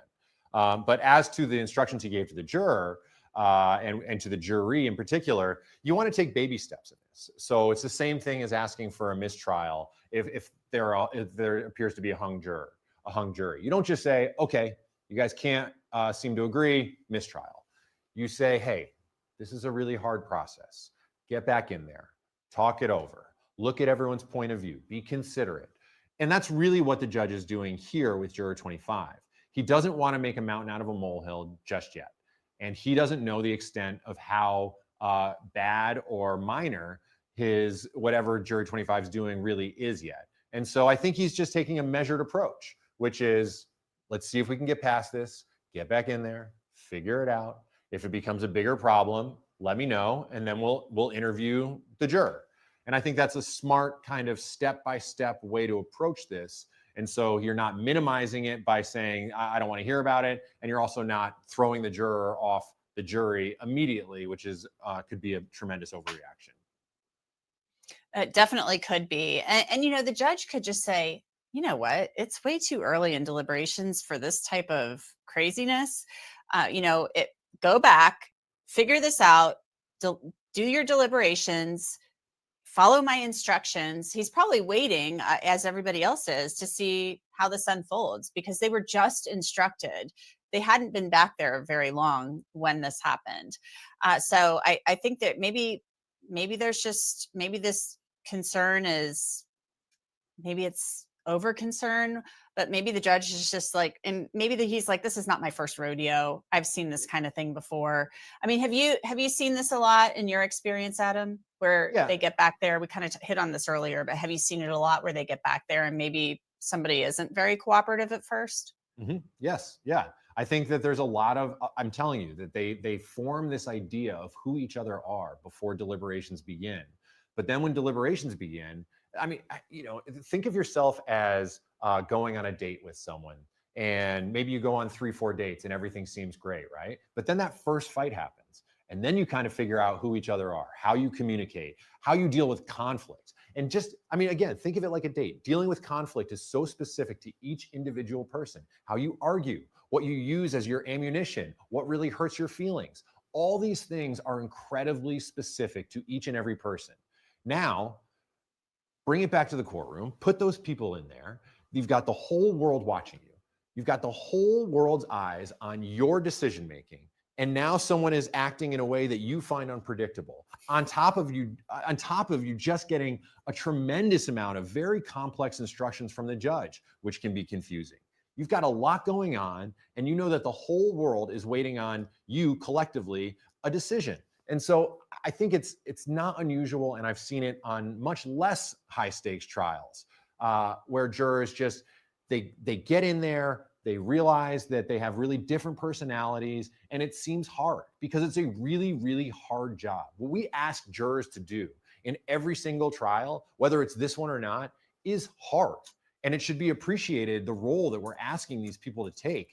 You're asking someone to take time out of their lives to judge another human being, and oftentimes in situations like this, judge their freedom, their business, everything that's important to this person is essentially in your hands. And sometimes it doesn't seem as stressful as it is until you get to this point also. And the weight of what you're actually doing comes crashing down on you. And so I think there's a lot of reasons why this could come up right now. But I mean, Anjanette, you just listed off even more details about this guy, which sort of makes me even more inclined to think what I had said earlier, that I'm sure this guy is clearly a smart individual. That can be intimidating for some people. Maybe he's trying to be the alpha voice in the room because he feels like he understands things better. That can rub people the wrong way.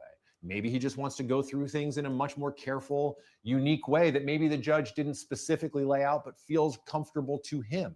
We just have no idea, but I don't think that this is something where we should raise the red flag, raise the alarms that this trial is about to collapse. They're about to call it. I think there are a lot of ways to bounce back from this, and usually just talking. I think what the judge is really doing right now is waiting for about 25 minutes from now when we get to close to 5 o'clock, and those jurors are going to either say, hey, we'd like a little bit more time, or much, much more likely, hey, thanks so much, let's call it and go home. Then they're going to get a good night's sleep, and then they're going to come back tomorrow. And I think tomorrow is an entirely new animal for these folks, because they will have had this experience of doing it for a day, and they will have time to sort of reflect on it, and they'll be prepared for it tomorrow. Yeah. And in my mind, I think a PhD in molecular biology, I'm thinking, as you did, a scientist, very methodical, you would think this person would want to go through the jury instructions and read all of them. Again, we don't know exactly what was going on. So different personalities, different strokes for different folks. There could just be so much going on. And a good night's sleep can really clear your head too. I mean, they've just been in a pressure cooker for weeks. I do want to update everybody on the latest poll. Do you believe the jury's verdict will reflect public opinion? 44% of you say yes. 28% say no. 26% of you are unsure of public opinion. The poll is now complete. 2.4 thousand of you voted. So thanks, guys, for doing that. Remember to drop your questions into the chat. Adam and I will get to as many of them as we can. Segarra Gillespie is down at the courthouse, outside of the courthouse, so we'll bring her in just a little bit here. I want to update you on the state of deliberations. We're at about 5 hours of deliberation now. So the jury's been out for just about 5 hours after receiving the instructions from the judge this morning. They were charged and sent out to deliberations. Let's get to your next questions now. Carolina Hurtado, 6634 asks, can't the judge go into the jury room? Adam, this is a great question for you. Can't the judge go into the jury room and tell the jury that they've all have a civic duty to perform? Thank you. You are awesome. You explain everything so well. Well, that's very sweet. But I'm not going to answer that question, but I'll swing that question over to you, Adam. I know the answer to it, but it's 1,000% no. No, the judge can't go in there. Nobody can go in there. But what you're saying he can do, and I think he did do, he can bring them into open court and say that exact same thing and put them in the jury box and tell them that. But he can. The jury room is a sanctuary that no one is allowed into but the jurors and maybe a court officer to keep watch. That's it. There's none of the parties are allowed in there under any circumstances, including and maybe especially the judge. I'm going to take this next question. One is from Jaslyn Leroy, 4308. She asks, why or who did he even kidnap to get that charge? The allegation, Jaslyn Leroy, and thank you for the question, because I think a lot of people, there's been so much information out there. A lot of this is very confusing. The allegation is that Sean Combs, back in 2011, after finding out that Kid Cudi and Cassie Ventura had been seeing each other, went to Capricorn Clark's house, his former assistant, and, went there with a gun, banging on her door. She said it was like metal on metal. She had a metal door, and she opened the door. He had a gun, and he said, get dressed. We're going to his house. Why didn't you tell me? We are going to kill that N-word. That's what she said regarding Kid Cudi.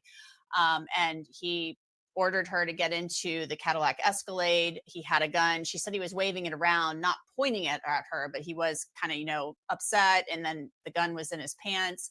And so the government contends that that was a kidnapping. So that's who he is accused of kidnapping. And that's one of the predicate acts that falls under the racketeering conspiracy charge. So there's that question answered for you. Here's another question, Adam. This one's a good one for you. Dave Steffen, 3288. During deliberations, does Diddy stay at the jail or in a holding cell at the courthouse or sitting in the courtroom talking to his attorneys? So where is he, Adam? He's in a little cell right off the courtroom. He's in the building. He doesn't leave the building for deliberations. He stays there, and it's totally at the judge's discretion. And usually they offer the defendant some say in it also, but they're either at the table with the attorneys or they go into a holding cell that's just off the courtroom. All right. We want to go now outside of court to Segarra Gillespie. She's been hanging out outside of the federal courthouse since late last week. So Segarra, talk to me a little bit about what's been going on outside of the courthouse today. Have we seen anybody else showing up, kind of hanging out, waiting for this verdict? And Jeanette, I guess I was expecting to see at least some sort of commotion here today, potentially maybe even a celebrity sighting if we were lucky. And so far today, I have yet to see that. I mean, still the same amount of people are here as were last week. And majority of them, honestly, are reporters like myself. I mean, to my right and to my left, as far as the eye can see, we've got cameras, we've got lights and reporters who are live streaming or going live on their networks, whatever it may be. I mean, I have seen Diddy's family coming in and out, you know, at the normal times this morning for jury instructions. And then later on after that, they kind of wrapped it up. And then after that, it's kind of just been a waiting game. I did earlier, I was just sitting here with Elizabeth Milner. We're kind of talking about, you know, how long do you expect deliberations to go and what sort of verdict do you think? And we're just kind of chatting like you and I are now. And we saw Nicole Westmoreland. She was walking up and down here. So it's kind of just the same thing that everybody's just waiting. When are we going to hear a jury question? When are we going to get a verdict? And additionally, I think one of the reasons why many people may not be here today is it is so hot. We were eating popsicles earlier because it was so hot. I have multiple fans on me right now. So that could be deterring some people from coming down to the courthouse. Yeah, it very well may be.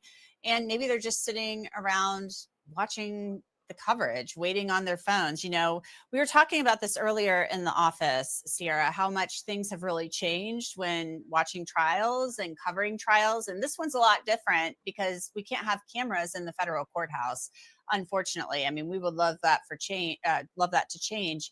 But, you know, there's this whole aspect, there's this whole thing called trialtainment where people are kind of, they get obsessed with trials and they follow them 24/7. We just saw it with the Karen Reed case. And then we saw it in the past with the Alec Murdaugh case. We've seen it with the Johnny Depp trial. So talk to me a little bit about that aspect of this and what you're seeing with this case.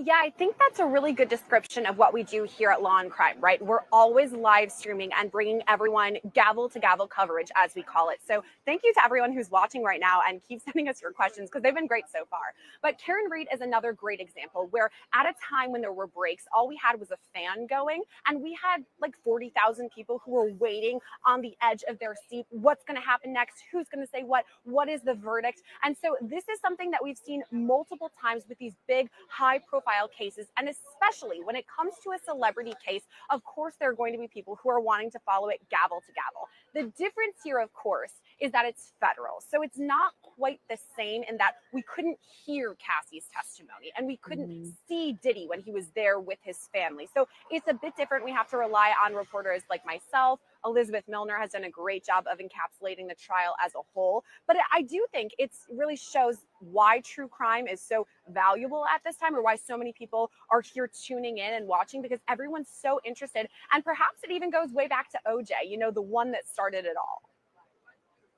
Yeah, the OJ Simpson case, that was a phenomenon, and it really was one that people. I was telling Jordan Chacon, our producer, earlier about seeing my aunt every day coming home from work, racing home from work, because she could work really early in the morning and come home and watch the OJ trial. And it was appointment viewing every day. People were obsessed. So it was really the one that started it all. So Segarra, what is your feeling on this? We were talking earlier with Elizabeth, of course, about juror number 25, you know, this juror who allegedly was, you know, and we, you know, we're just going by what the note said about the juror not wanting to follow the judge's instructions. Do you have any thoughts on that? Just, you've been outside the courthouse, I know, but I'm wondering, do you have any thoughts, just because you've been reading the transcripts, you've been going through the testimony?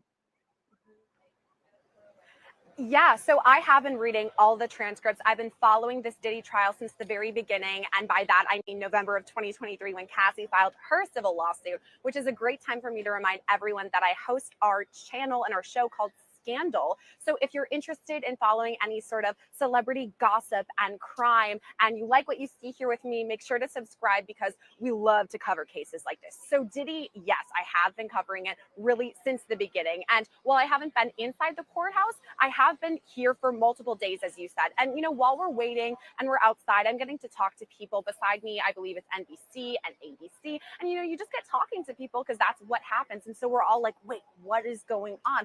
There is this note note, I believe it was about 2 hours into deliberations. And I think what's interesting is telling to me really is Judge Arun Subramanian's response to this, where he said something to the effect of, and I'm sure you've reported on it on this live stream, we talked about it earlier too, but he said something similar to, there is no time limit. And to me, that got me thinking that perhaps maybe juror number 25 had his mind made up. And he was like, okay, I listened to 6, 7, 8 weeks of all of this. I looked over my notes in the 2 hours that we've been deliberating. I know I'm not going to change. This is how I'm feeling, whatever. And maybe perhaps it was the other jurors, perhaps the 4-person, juror number 5, or maybe any of the other jurors who were like, wait a minute, this is a lengthy trial. We should be deliberating longer. And that's why. So at first, that's kind of what we were thinking is, oh, maybe they, maybe this juror already knew what he wanted. Maybe they already seemed to come to what they thought could be a verdict. But now it's been a couple of hours since all of that. They were told to kind of go back and follow the instructions and just keep going. So at this point, if I had to guess, let's see, it's 4:38. I would say not today, but hey, who knows? Yeah, that's kind of how I look at it. Who knows? Because you just never know. And I want to bring Adam Conta kind of back into this just really quickly, if I could. There's nothing wrong, Adam. I mean, if the jurors got back there after a very short time and said, I this is how I feel and this is what I think, and they voted after even 20 minutes, that's allowed. It's certainly allowed. And you guys just mentioned the bedrock of why this industry exists, right? OJ. And as soon as the OJ jurors got the case, the lawyers were packing up, ready to leave for a long weekend. And then boop, we've got a verdict already. And so you just don't know. You never, ever know. It could happen in 5 minutes and it could happen in 5 days. You just do not know. Yeah, you really don't know. It could come at any time. I mean, they could listen to the instructions from the judge. They don't have to go back there and read through them again. They don't have to do that. They could have listened in the courtroom to him charge them and then go back there and they take a vote and they're like, we're done. I mean, that's how it can work out. Let's get back to some more questions. Sierra, I've got one for you. This one comes from, here we go. Moore 7471. Can jurors do public interviews after the trial? This is a lovely question. The answer is yes. And the answer is we here at Law&Crime are already working on it. So at this time, obviously, the jurors' identities are not made public. I personally only know what a couple of them look like because I've seen them walking into the courthouse, and Elizabeth Milner has pointed them out to me. So it's really only the people who are in there. I'm talking the defense attorneys, the prosecution, the government, all of the reporters who can look at them and point them out and say, oh, I remember seeing her or him for the past how many ever weeks. That person is a juror. But as of right now, we don't have the names of them. So what we're doing, actually, our amazing booking team, Alyssa and Diane, have already been on this. What we're going to try to do is right after this, we got to be ahead of the game, right? We got to be prepared for anything, always for a have to verdict be. right now or 2 weeks from now. Yeah, exactly. So we're going to do our very best to make sure to hear from any jurors who are willing to talk. Obviously, it's up to them whether they do want to go on camera, whether they want to reveal their identity. It's all up to them, but we are working on it. So hopefully after this verdict, we'll get a couple of yeses. Well, I'm just going to make an announcement here. Of course, if anybody knows a juror, the jurors, of course, should not be watching this live stream. Their phones should not be in the deliberation room. But of course, we would love to talk to the jurors. So anybody can email us here at Law&Crime if they know a juror and they want to put us in touch. Just a little note there, public service announcement. Let's get to another question. I'm going to grab one for Adam.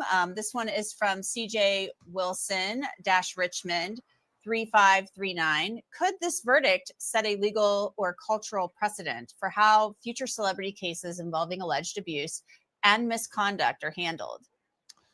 Yes, that's a good question.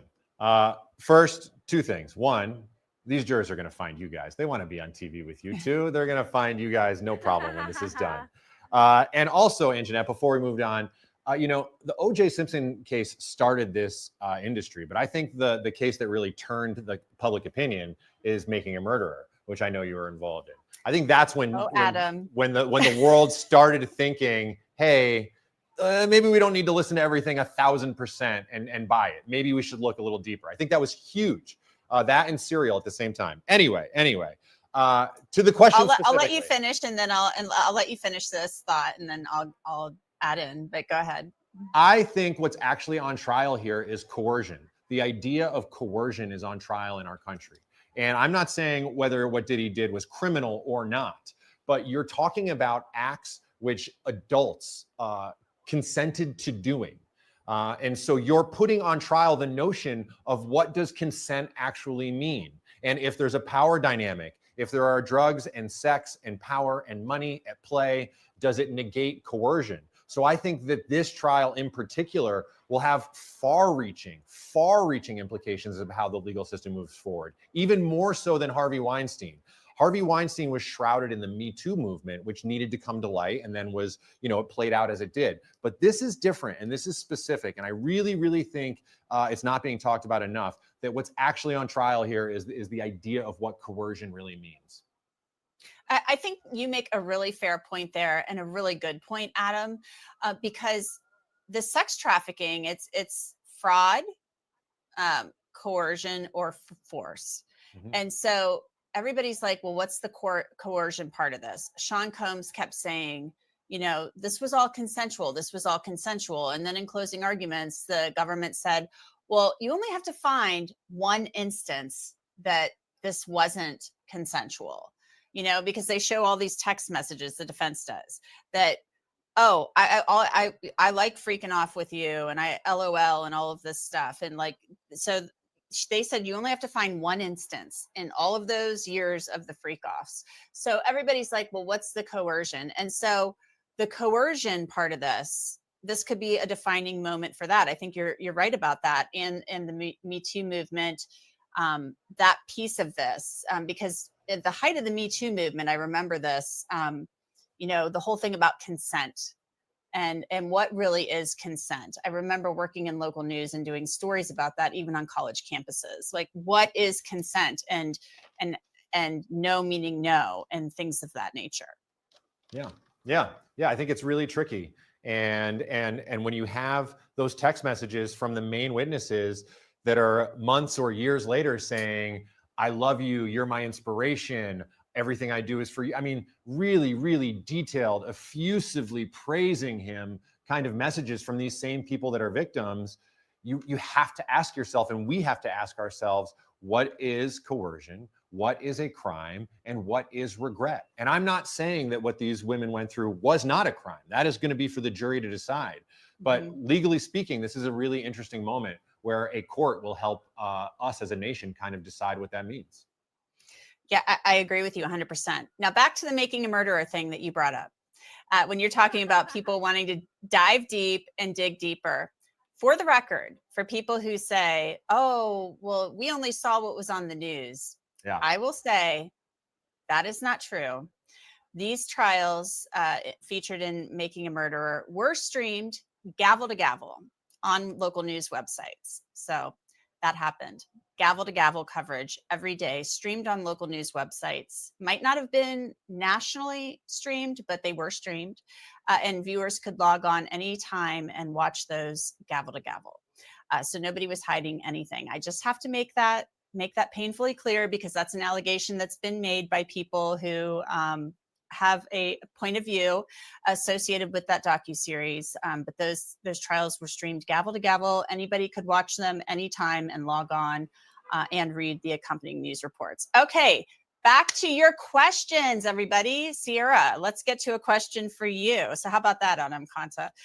So Sierra, here's a question for you. What is the official reason federal cases are not televised? A little few minutes know? before That's a tough question, because I don't even know if we really know.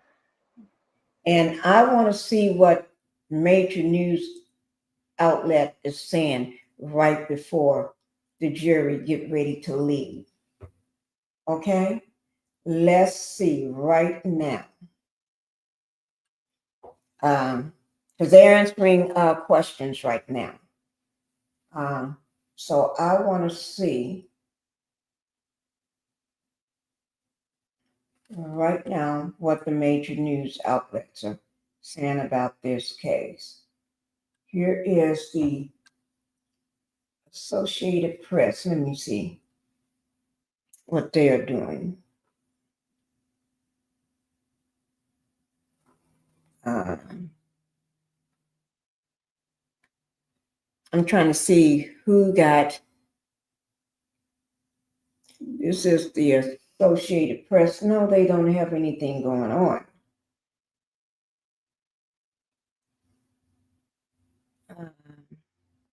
It's live though. They don't have anything. They're just showing the outside. But I'm gonna check and see. See, they just showing outside. Nobody ain't came out yet. Let me just, because I'm checking. I'm checking.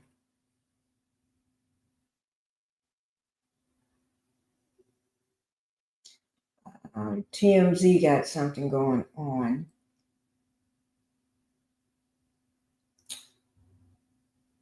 This is eyes so demonized right now. I'm serious. Y'all think I'm kidding. His eyes. His eyes.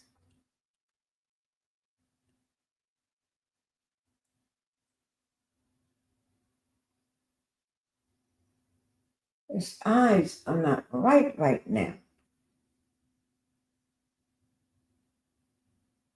I'm trying to see.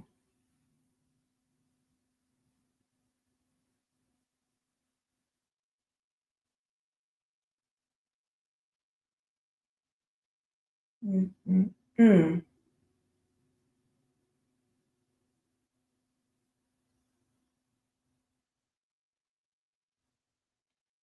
Let's see.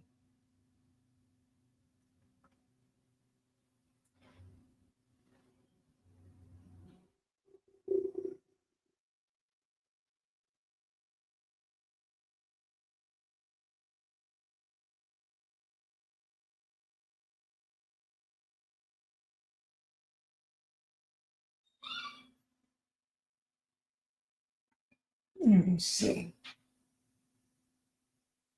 This is earlier today. So we're going to keep an eye on the front doors. We're not going to let those front doors slip away. I just want to hear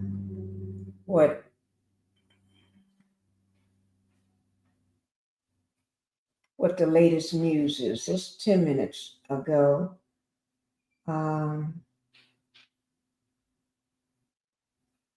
minutes ago. Let me see. See what they got going on here 10 minutes ago.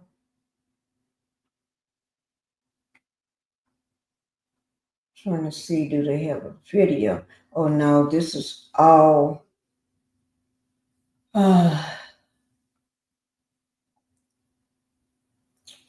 This is at 4:40. Oh, yes, they do. Okay, let me get it here. This is at 4:40 their time. We're at 3:51. So this is a few minutes because they're an hour ahead of us. Okay, guys? Trying to let us see what's going on before the jury before they all leave for today.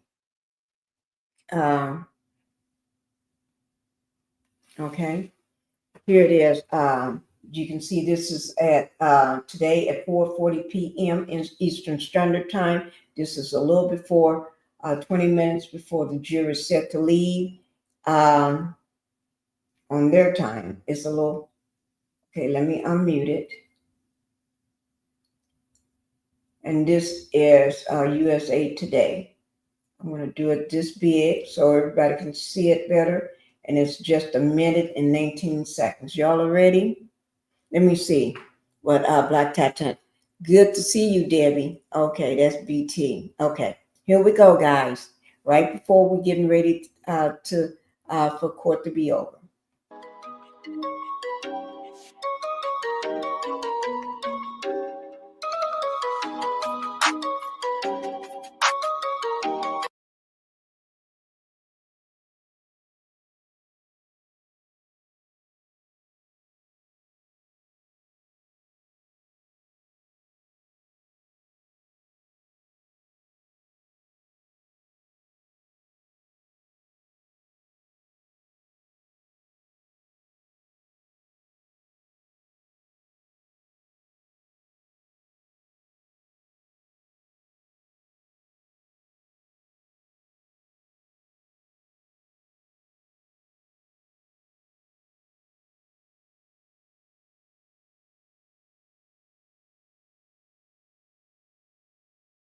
He got a beautiful family. I'm not saying they're not cute. You just couldn't leave me on a room with him. I fear for my life being on a room with him. They just like their daddy. They just like the daddy.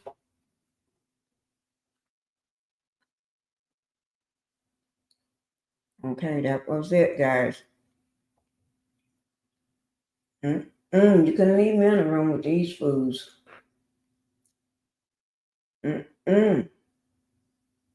Not one bit. Let's see what's going on the outside.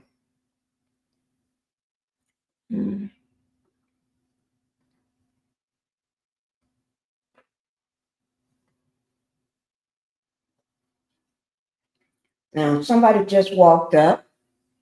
I don't know who it was. Let me just see. Okay. And to my left, as far as the eye can see, we've got cameras, we've got lights and reporters who are live We'll see who streaming that or going was in live on just their a minute. networks, whatever it may be. I mean, I have seen Diddy's family coming in and out, you know, at the normal times this morning for jury instructions. And then later on after that, they kind of wrapped it up. And then after that, it's kind of just been a waiting game. I did earlier, I was just sitting here with Elizabeth Milner. We're kind of talking about, you know, how long do you expect deliberations to go and what sort of verdict do you think? And we're just kind of chatting like you and I are now. And we saw Nicole Westmoreland. She was walking up and down here. So it's kind of just the same thing that everybody's just waiting. When are we going to hear a jury question? When are we going to get a verdict? And additionally, I think one of the reasons why many people may not be here today is it is so hot. We were eating popsicles earlier because it was so hot. I have multiple fans on me right now. So that could be deterring some people from coming down to the courthouse. Yeah, it very well may be. And maybe they're just sitting around watching the coverage, waiting on their phones. You know, we were talking about this earlier in the office, Segarra, how much things have really changed when watching trials and covering trials. And this one's a lot different because we can't have cameras in the federal courthouse, unfortunately. I mean, we would love that for change, love that to change. But, you know, there's this whole aspect, there's this whole thing called trialtainment where people are kind of, they get obsessed with trials and they follow them 24/7. We just saw it with the Karen Reed case. And then we saw it in the past with the Alec Murdaugh case. We've seen it with the Johnny Depp trial. So talk to me a little bit about that aspect of this and what you're seeing with this case. Yeah, I think that's a really good description of what we do here at Law&Crime, right? We're always live streaming and bringing everyone gavel to gavel coverage, as we call it. So thank you to everyone who's watching right now and keep sending us your questions because they've been great so far. But Karen Reed is another great example where at a time when there were breaks, all we had was a fan going and we had like 40,000 people who were waiting on the edge of their seat. What's going to happen next? Who's going to say what? What is the verdict? And so this is something that we've seen multiple times with these big, high-profile cases, and especially when it comes to a celebrity case, of course, there are going to be people who are wanting to follow it gavel to gavel. The difference here, of course, is that it's federal. So it's not quite the same in that we couldn't hear Cassie's testimony and we couldn't see Diddy when he was there with his family. So it's a bit different. We have to rely on reporters like myself. Elizabeth Milner has done a great job of encapsulating the trial as a whole. But I do think it really shows why true crime is so valuable at this time, or why so many people are here tuning in and watching, because everyone's so interested. And perhaps it even goes way back to OJ, you know, the one that started it all. Yeah, the OJ Simpson case, that was a phenomenon, and it really was one that people. I was telling Jordan Chacon, our producer, earlier about seeing my aunt every day coming home from work, racing home from work, because she could work really early in the morning and come home and watch the OJ trial. And it was appointment viewing every day. People were obsessed. So it was really the one that started it all. So Segarra, what is your feeling on this? We were talking earlier with Elizabeth, of course, about juror number 25, you know, this juror who allegedly was, you know, and we, you know, we're just going by what the note said about the juror not wanting to follow the judge's instructions. Do you have any thoughts on that? Just, you've been outside the courthouse, I know, but I'm wondering, do you have any thoughts, just because you've been reading the transcripts, you've been going through the testimony? Yeah, so I have been reading all the transcripts. I've been following this Diddy trial since the very beginning. And by that, I mean November of 2023 when Cassie filed her civil lawsuit, which is a great time for me to remind everyone that I host our channel and our show called Scandal. So if you're interested in following any sort of celebrity gossip and crime, and you like what you see here with me, make sure to subscribe because we love to cover cases like this. So Diddy, yes, I have been covering it really since the beginning. And while I haven't been inside the courthouse, I have been here for multiple days, as you said. And, you know, while we're waiting and we're outside, I'm getting to talk to people beside me. I believe it's NBC and ABC. And, you know, you just get talking to people because that's what happens. And so we're all like, wait, what is going on? There is this note, I believe it was about 2 hours into deliberations. And I think what's interesting is telling to me really is Judge Arun Subramanian's response to this, where he said something to the effect of, and I'm sure you've reported on it on this live stream, we talked about it earlier too, but he said something similar to, there is no time limit.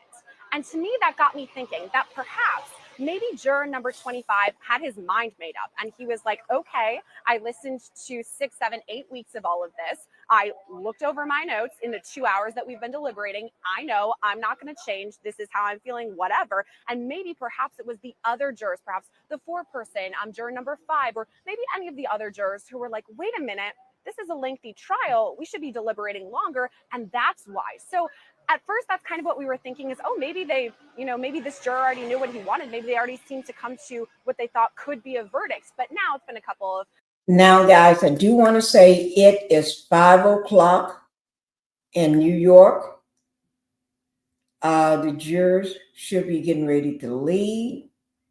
They may be getting instructions from the judge again, since one of them, juror number 25, want to be acting up.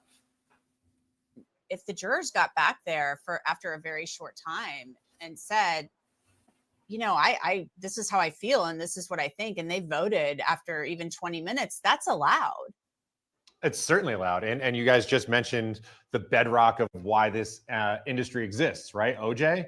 And as soon as the OJ jurors got the case, the lawyers were packing up, ready to leave for a long weekend. And then boop, we've got a verdict already. And so you just don't know. You never, ever know. It could happen in 5 minutes and it could happen in 5 days. You just do not know. Yeah, you really don't know. It could come at any time. I mean, they could listen to the instructions from the judge. They don't have to go back there and read through them again. They don't have to do that. They could have listened in the courtroom to him charge them and then go back there and they take a vote and they're like, we're done. I mean, that's how it can work out. Let's get back to some more questions. Sierra, I've got one for you. This one comes from, here we go. M-More7471. Can jurors do public interviews after the trial? This is a lovely question. The answer is yes. And the answer is we here at Law&Crime are already working on it.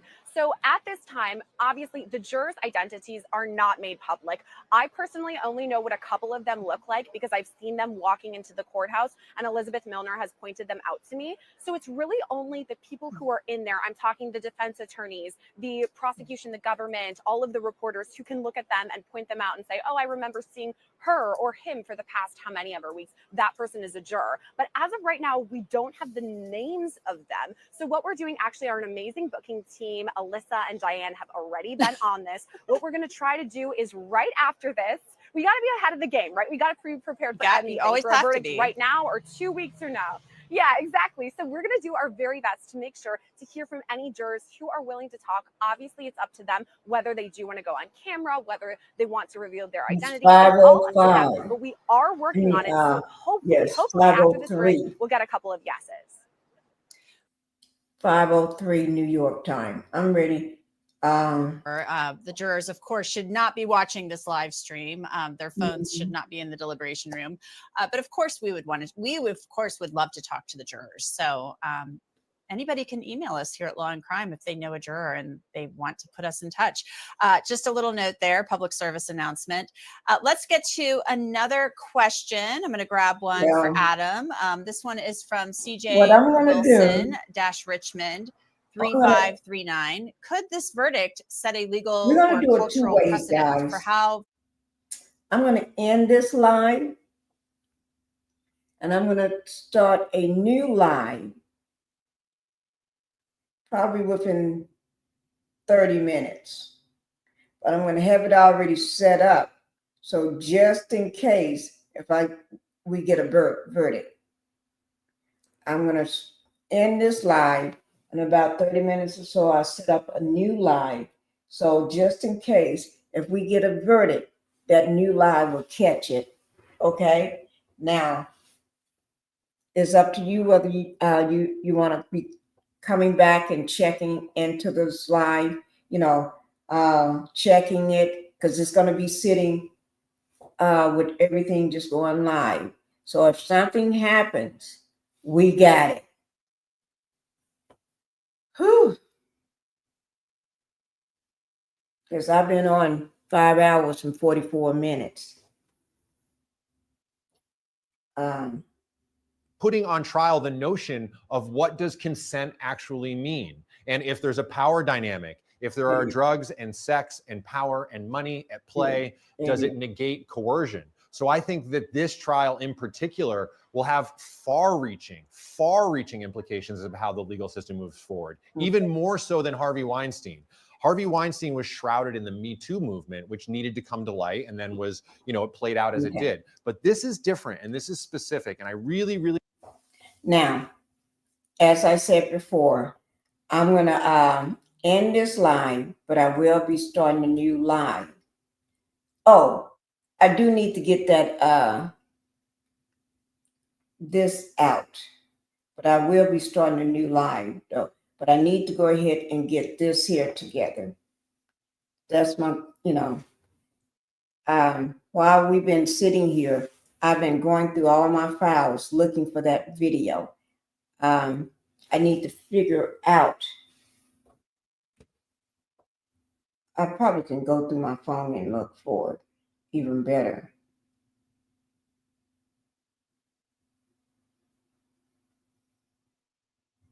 Probably go through my phone and find it even better. But I'm going to put this video out today. This is the video that Connie West, Mr. West, is seen with his full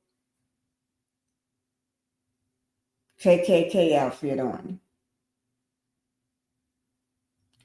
Okay? So, and this outfit wasn't just a random one he just went got. He had this one custom made for him. And it came directly from those people that make these KKK units. Not somebody just a tailor and just say, oh, I can make that for you, Sean. No, not Sean. Ooh, Lord. These demons getting me twisted. West, Mr. West. No, this is a person that really make those for the people, the KKK. So they made West one, okay? Because he ain't gonna wear nobody's used stuff. Y'all got to remember that. People wanting to dive deep and dig deeper. For the record, for people who say, oh, well, we only saw what was on the news. Yeah. I will say that is not true. These trials featured in Making a Murderer were streamed gavel to gavel on local news websites. I saw that. That happened. Gavel to gavel coverage every day, streamed on local news websites. Might not have been nationally streamed, but they were streamed. And viewers could log on anytime and watch those gavel to gavel. So nobody was hiding anything. I just have to make that. But anyway, so that's what we're going to do, because it's 5:08 now and no verdict. But guys, as soon as I get a verdict, you all will be getting a verdict. You all gonna get the same thing I get. I'm trying to see who is that rolling out of this door. Let me move this down right quick. Because y'all know I don't like missing nothing. I want to see who is rolling out of this door.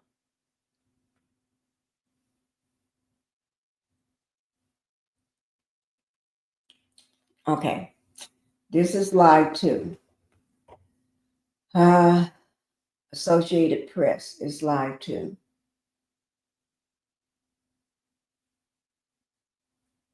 And so whenever I get it, you all gonna get it. So what we're gonna do, we're gonna take a break, guys, for now.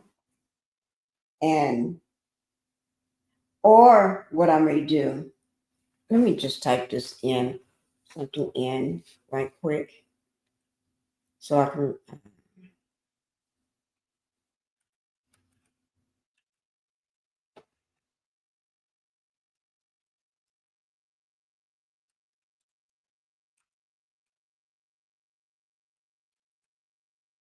no, I'm not going to do it that way. I just do it this way.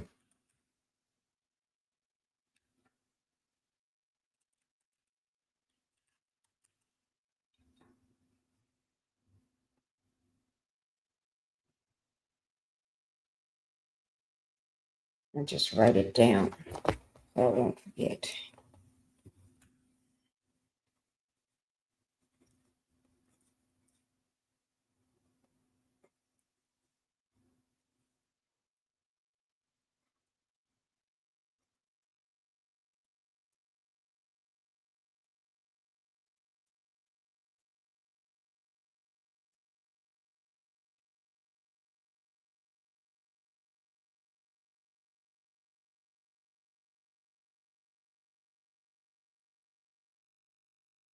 Okay.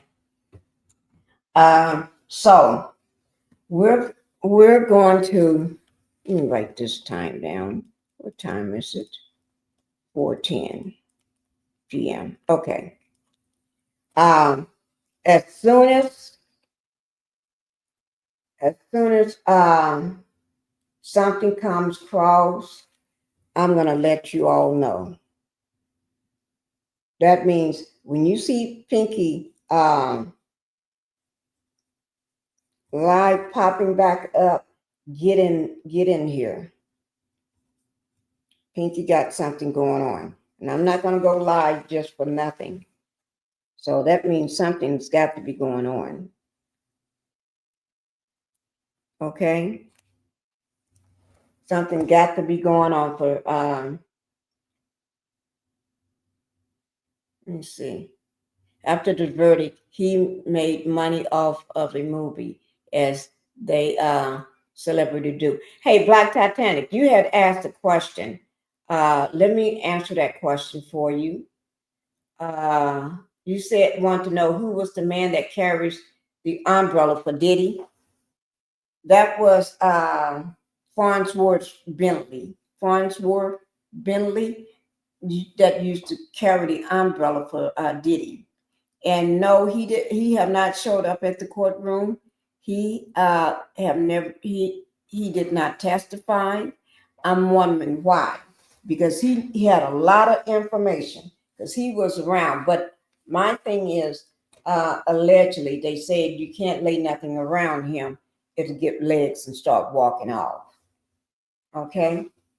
So that's, but no, he was not ever at the courtroom, nor was he on the list to testify. And that's something I don't understand. I don't understand why Little Kim didn't testify. Faith Evans, what's her name? The girl that danced like she drunk. Mary J. Blige. None of them. Okay? Ray J, the rest of them. But anyway,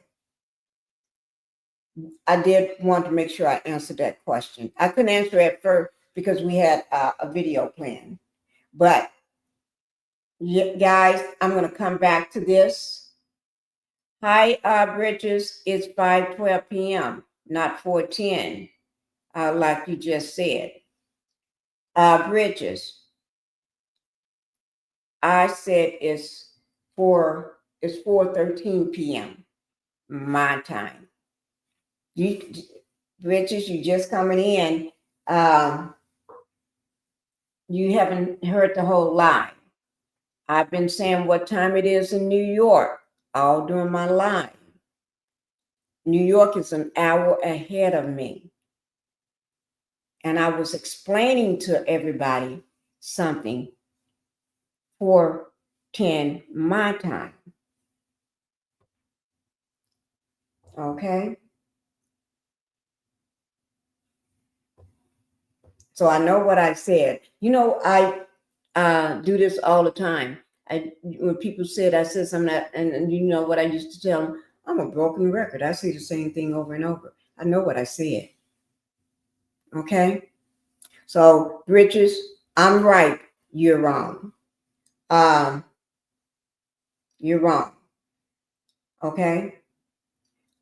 So, I will be coming back as soon as something pops off.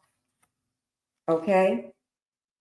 As soon as something pops off, I will be back. So, when you see my thumbnail or my live go up, that means Pinkie got something coming up. Okay? So, what we're going to do, we're going to 1 hour behind me too. Atlanta's an hour ahead of you. Now, let me say this. Everybody in the chat, y'all been here forever. Y'all know what I said. I've been saying these times, it's so-and-so time in New York. It's this time at my timing. There's this time in New York. I've been saying that off and on, all during the live. Not off and on. I've been saying it at least a couple times an hour. Because every time we get ready to go over a new statement or new information, I say what time it is. In New York, I say New York, it is whatever the time is in New York. And then I say it's so-and-so time in my time. So I know what time I said, and I know what time New York time is. Okay? And for somebody to tell me what I said, I know what I said.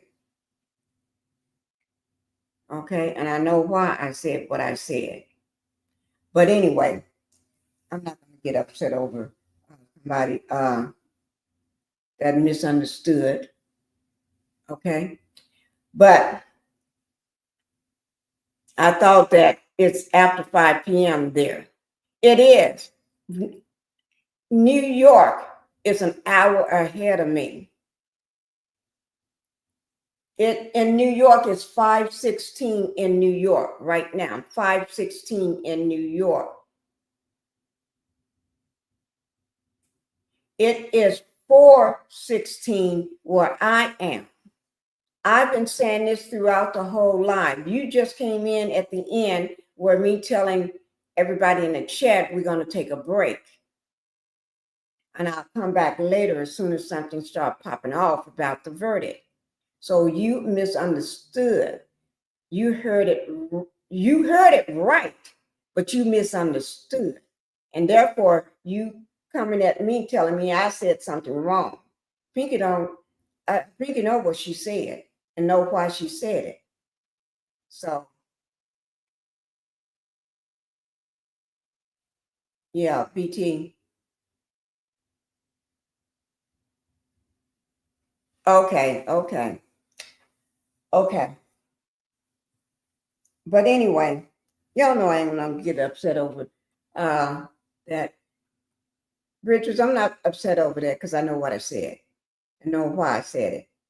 Go back and listen to my repeat video. Watch the video over so you'll hear me 1,000 times talking about the time. But I'm going to come back. We get a verdict tonight. I will come back live. But this live, what I'm getting ready to do is do a video. Soon as I find that video, I was looking for that video all while we was playing our while the live has been going on. The video about this. That's the thumbnail. I got the whole video, and I'm gonna play the video. Y'all got to be mom about it because I don't want Mr. West. No, I'm getting ready to play his video, but he should be quite happy because he was happy when he was doing that interview. That's my thing. Yeah. And I got up and showed y'all how they was moving furniture around in that hotel room.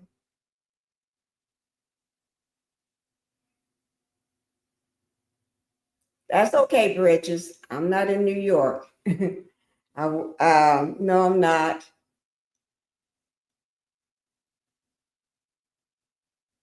I'm not. I'm right here, not in New York. If I was in New York, shoot, I'd be down at the courthouse. Oh, yes. But anyway, so we're gonna come back. If they get ready, a verdict hit, you know they're gonna give you time. They're gonna say verdict, and everybody's gonna be running. They're gonna give everybody time to get in there and get situated. That's when I'm gonna, because I'm gonna already have my thumbnail up, ready to go. I'm gonna have everything ready to go. I'm not gonna miss this, but I'm getting ready to drop that video on as soon as I find the video. I got the thumbnail. I know I got the video. I put it somewhere. I don't know where I put that somewhere. The full video for Wes. So as soon as I find that video, I'm dropping that video today. But guys, let's take a break. Let's get something to eat. And so when I do come back, y'all ready and fair full form. Okay? All right. Because I am exhausted. So I am exhausted, guys. I'm going to go eat me some dinner.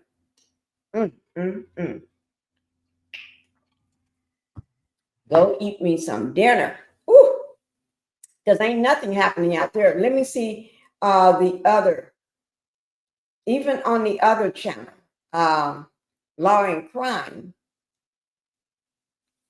Nothing is happening. They still got verdict watch up. 5 hours and 23 minutes of verdict watch. So there's nothing happening. They've been at it for 5 hours, almost 5 hours and 30 minutes. Ooh.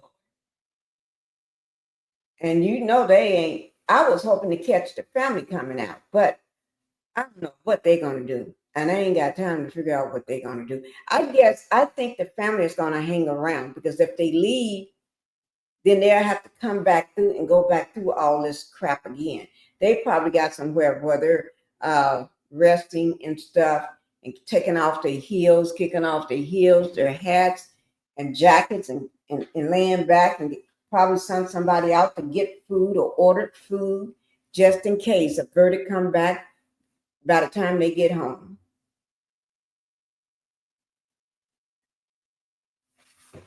Okay. So let's go ahead and do this. And y'all know how we do it when we close down. Okay? Y'all know how we do it. We do it the same old way. Okay?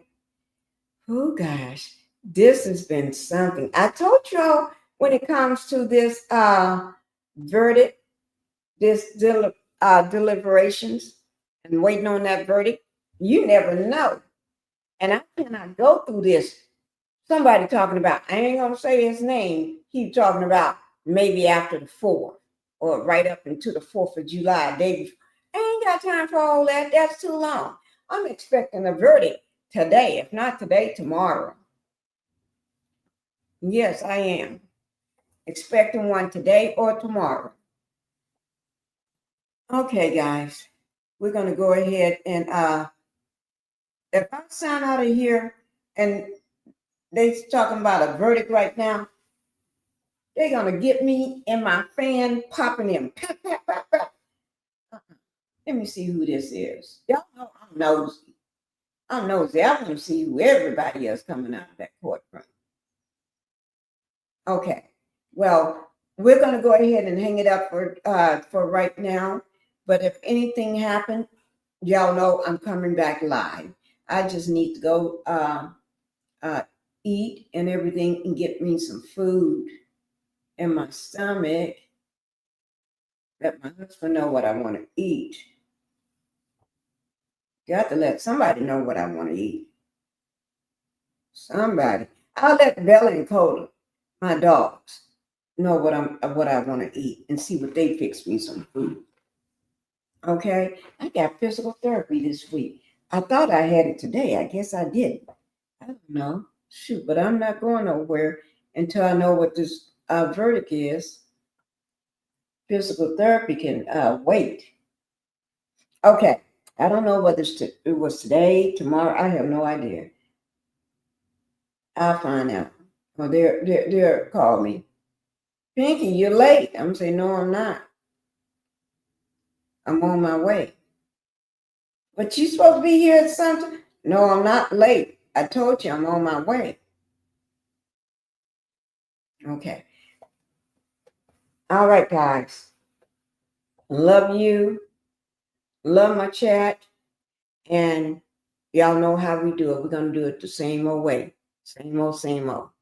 Okay? Let me take this down right quick. Same old, same old.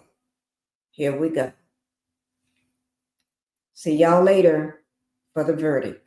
Yeah, I'm tired of shit, and the coffee ain't hit yet. Damn, ain't that great. I don't want to go to work, cause my boss is a jerk, and I'm not even that paid. I need a change in my life.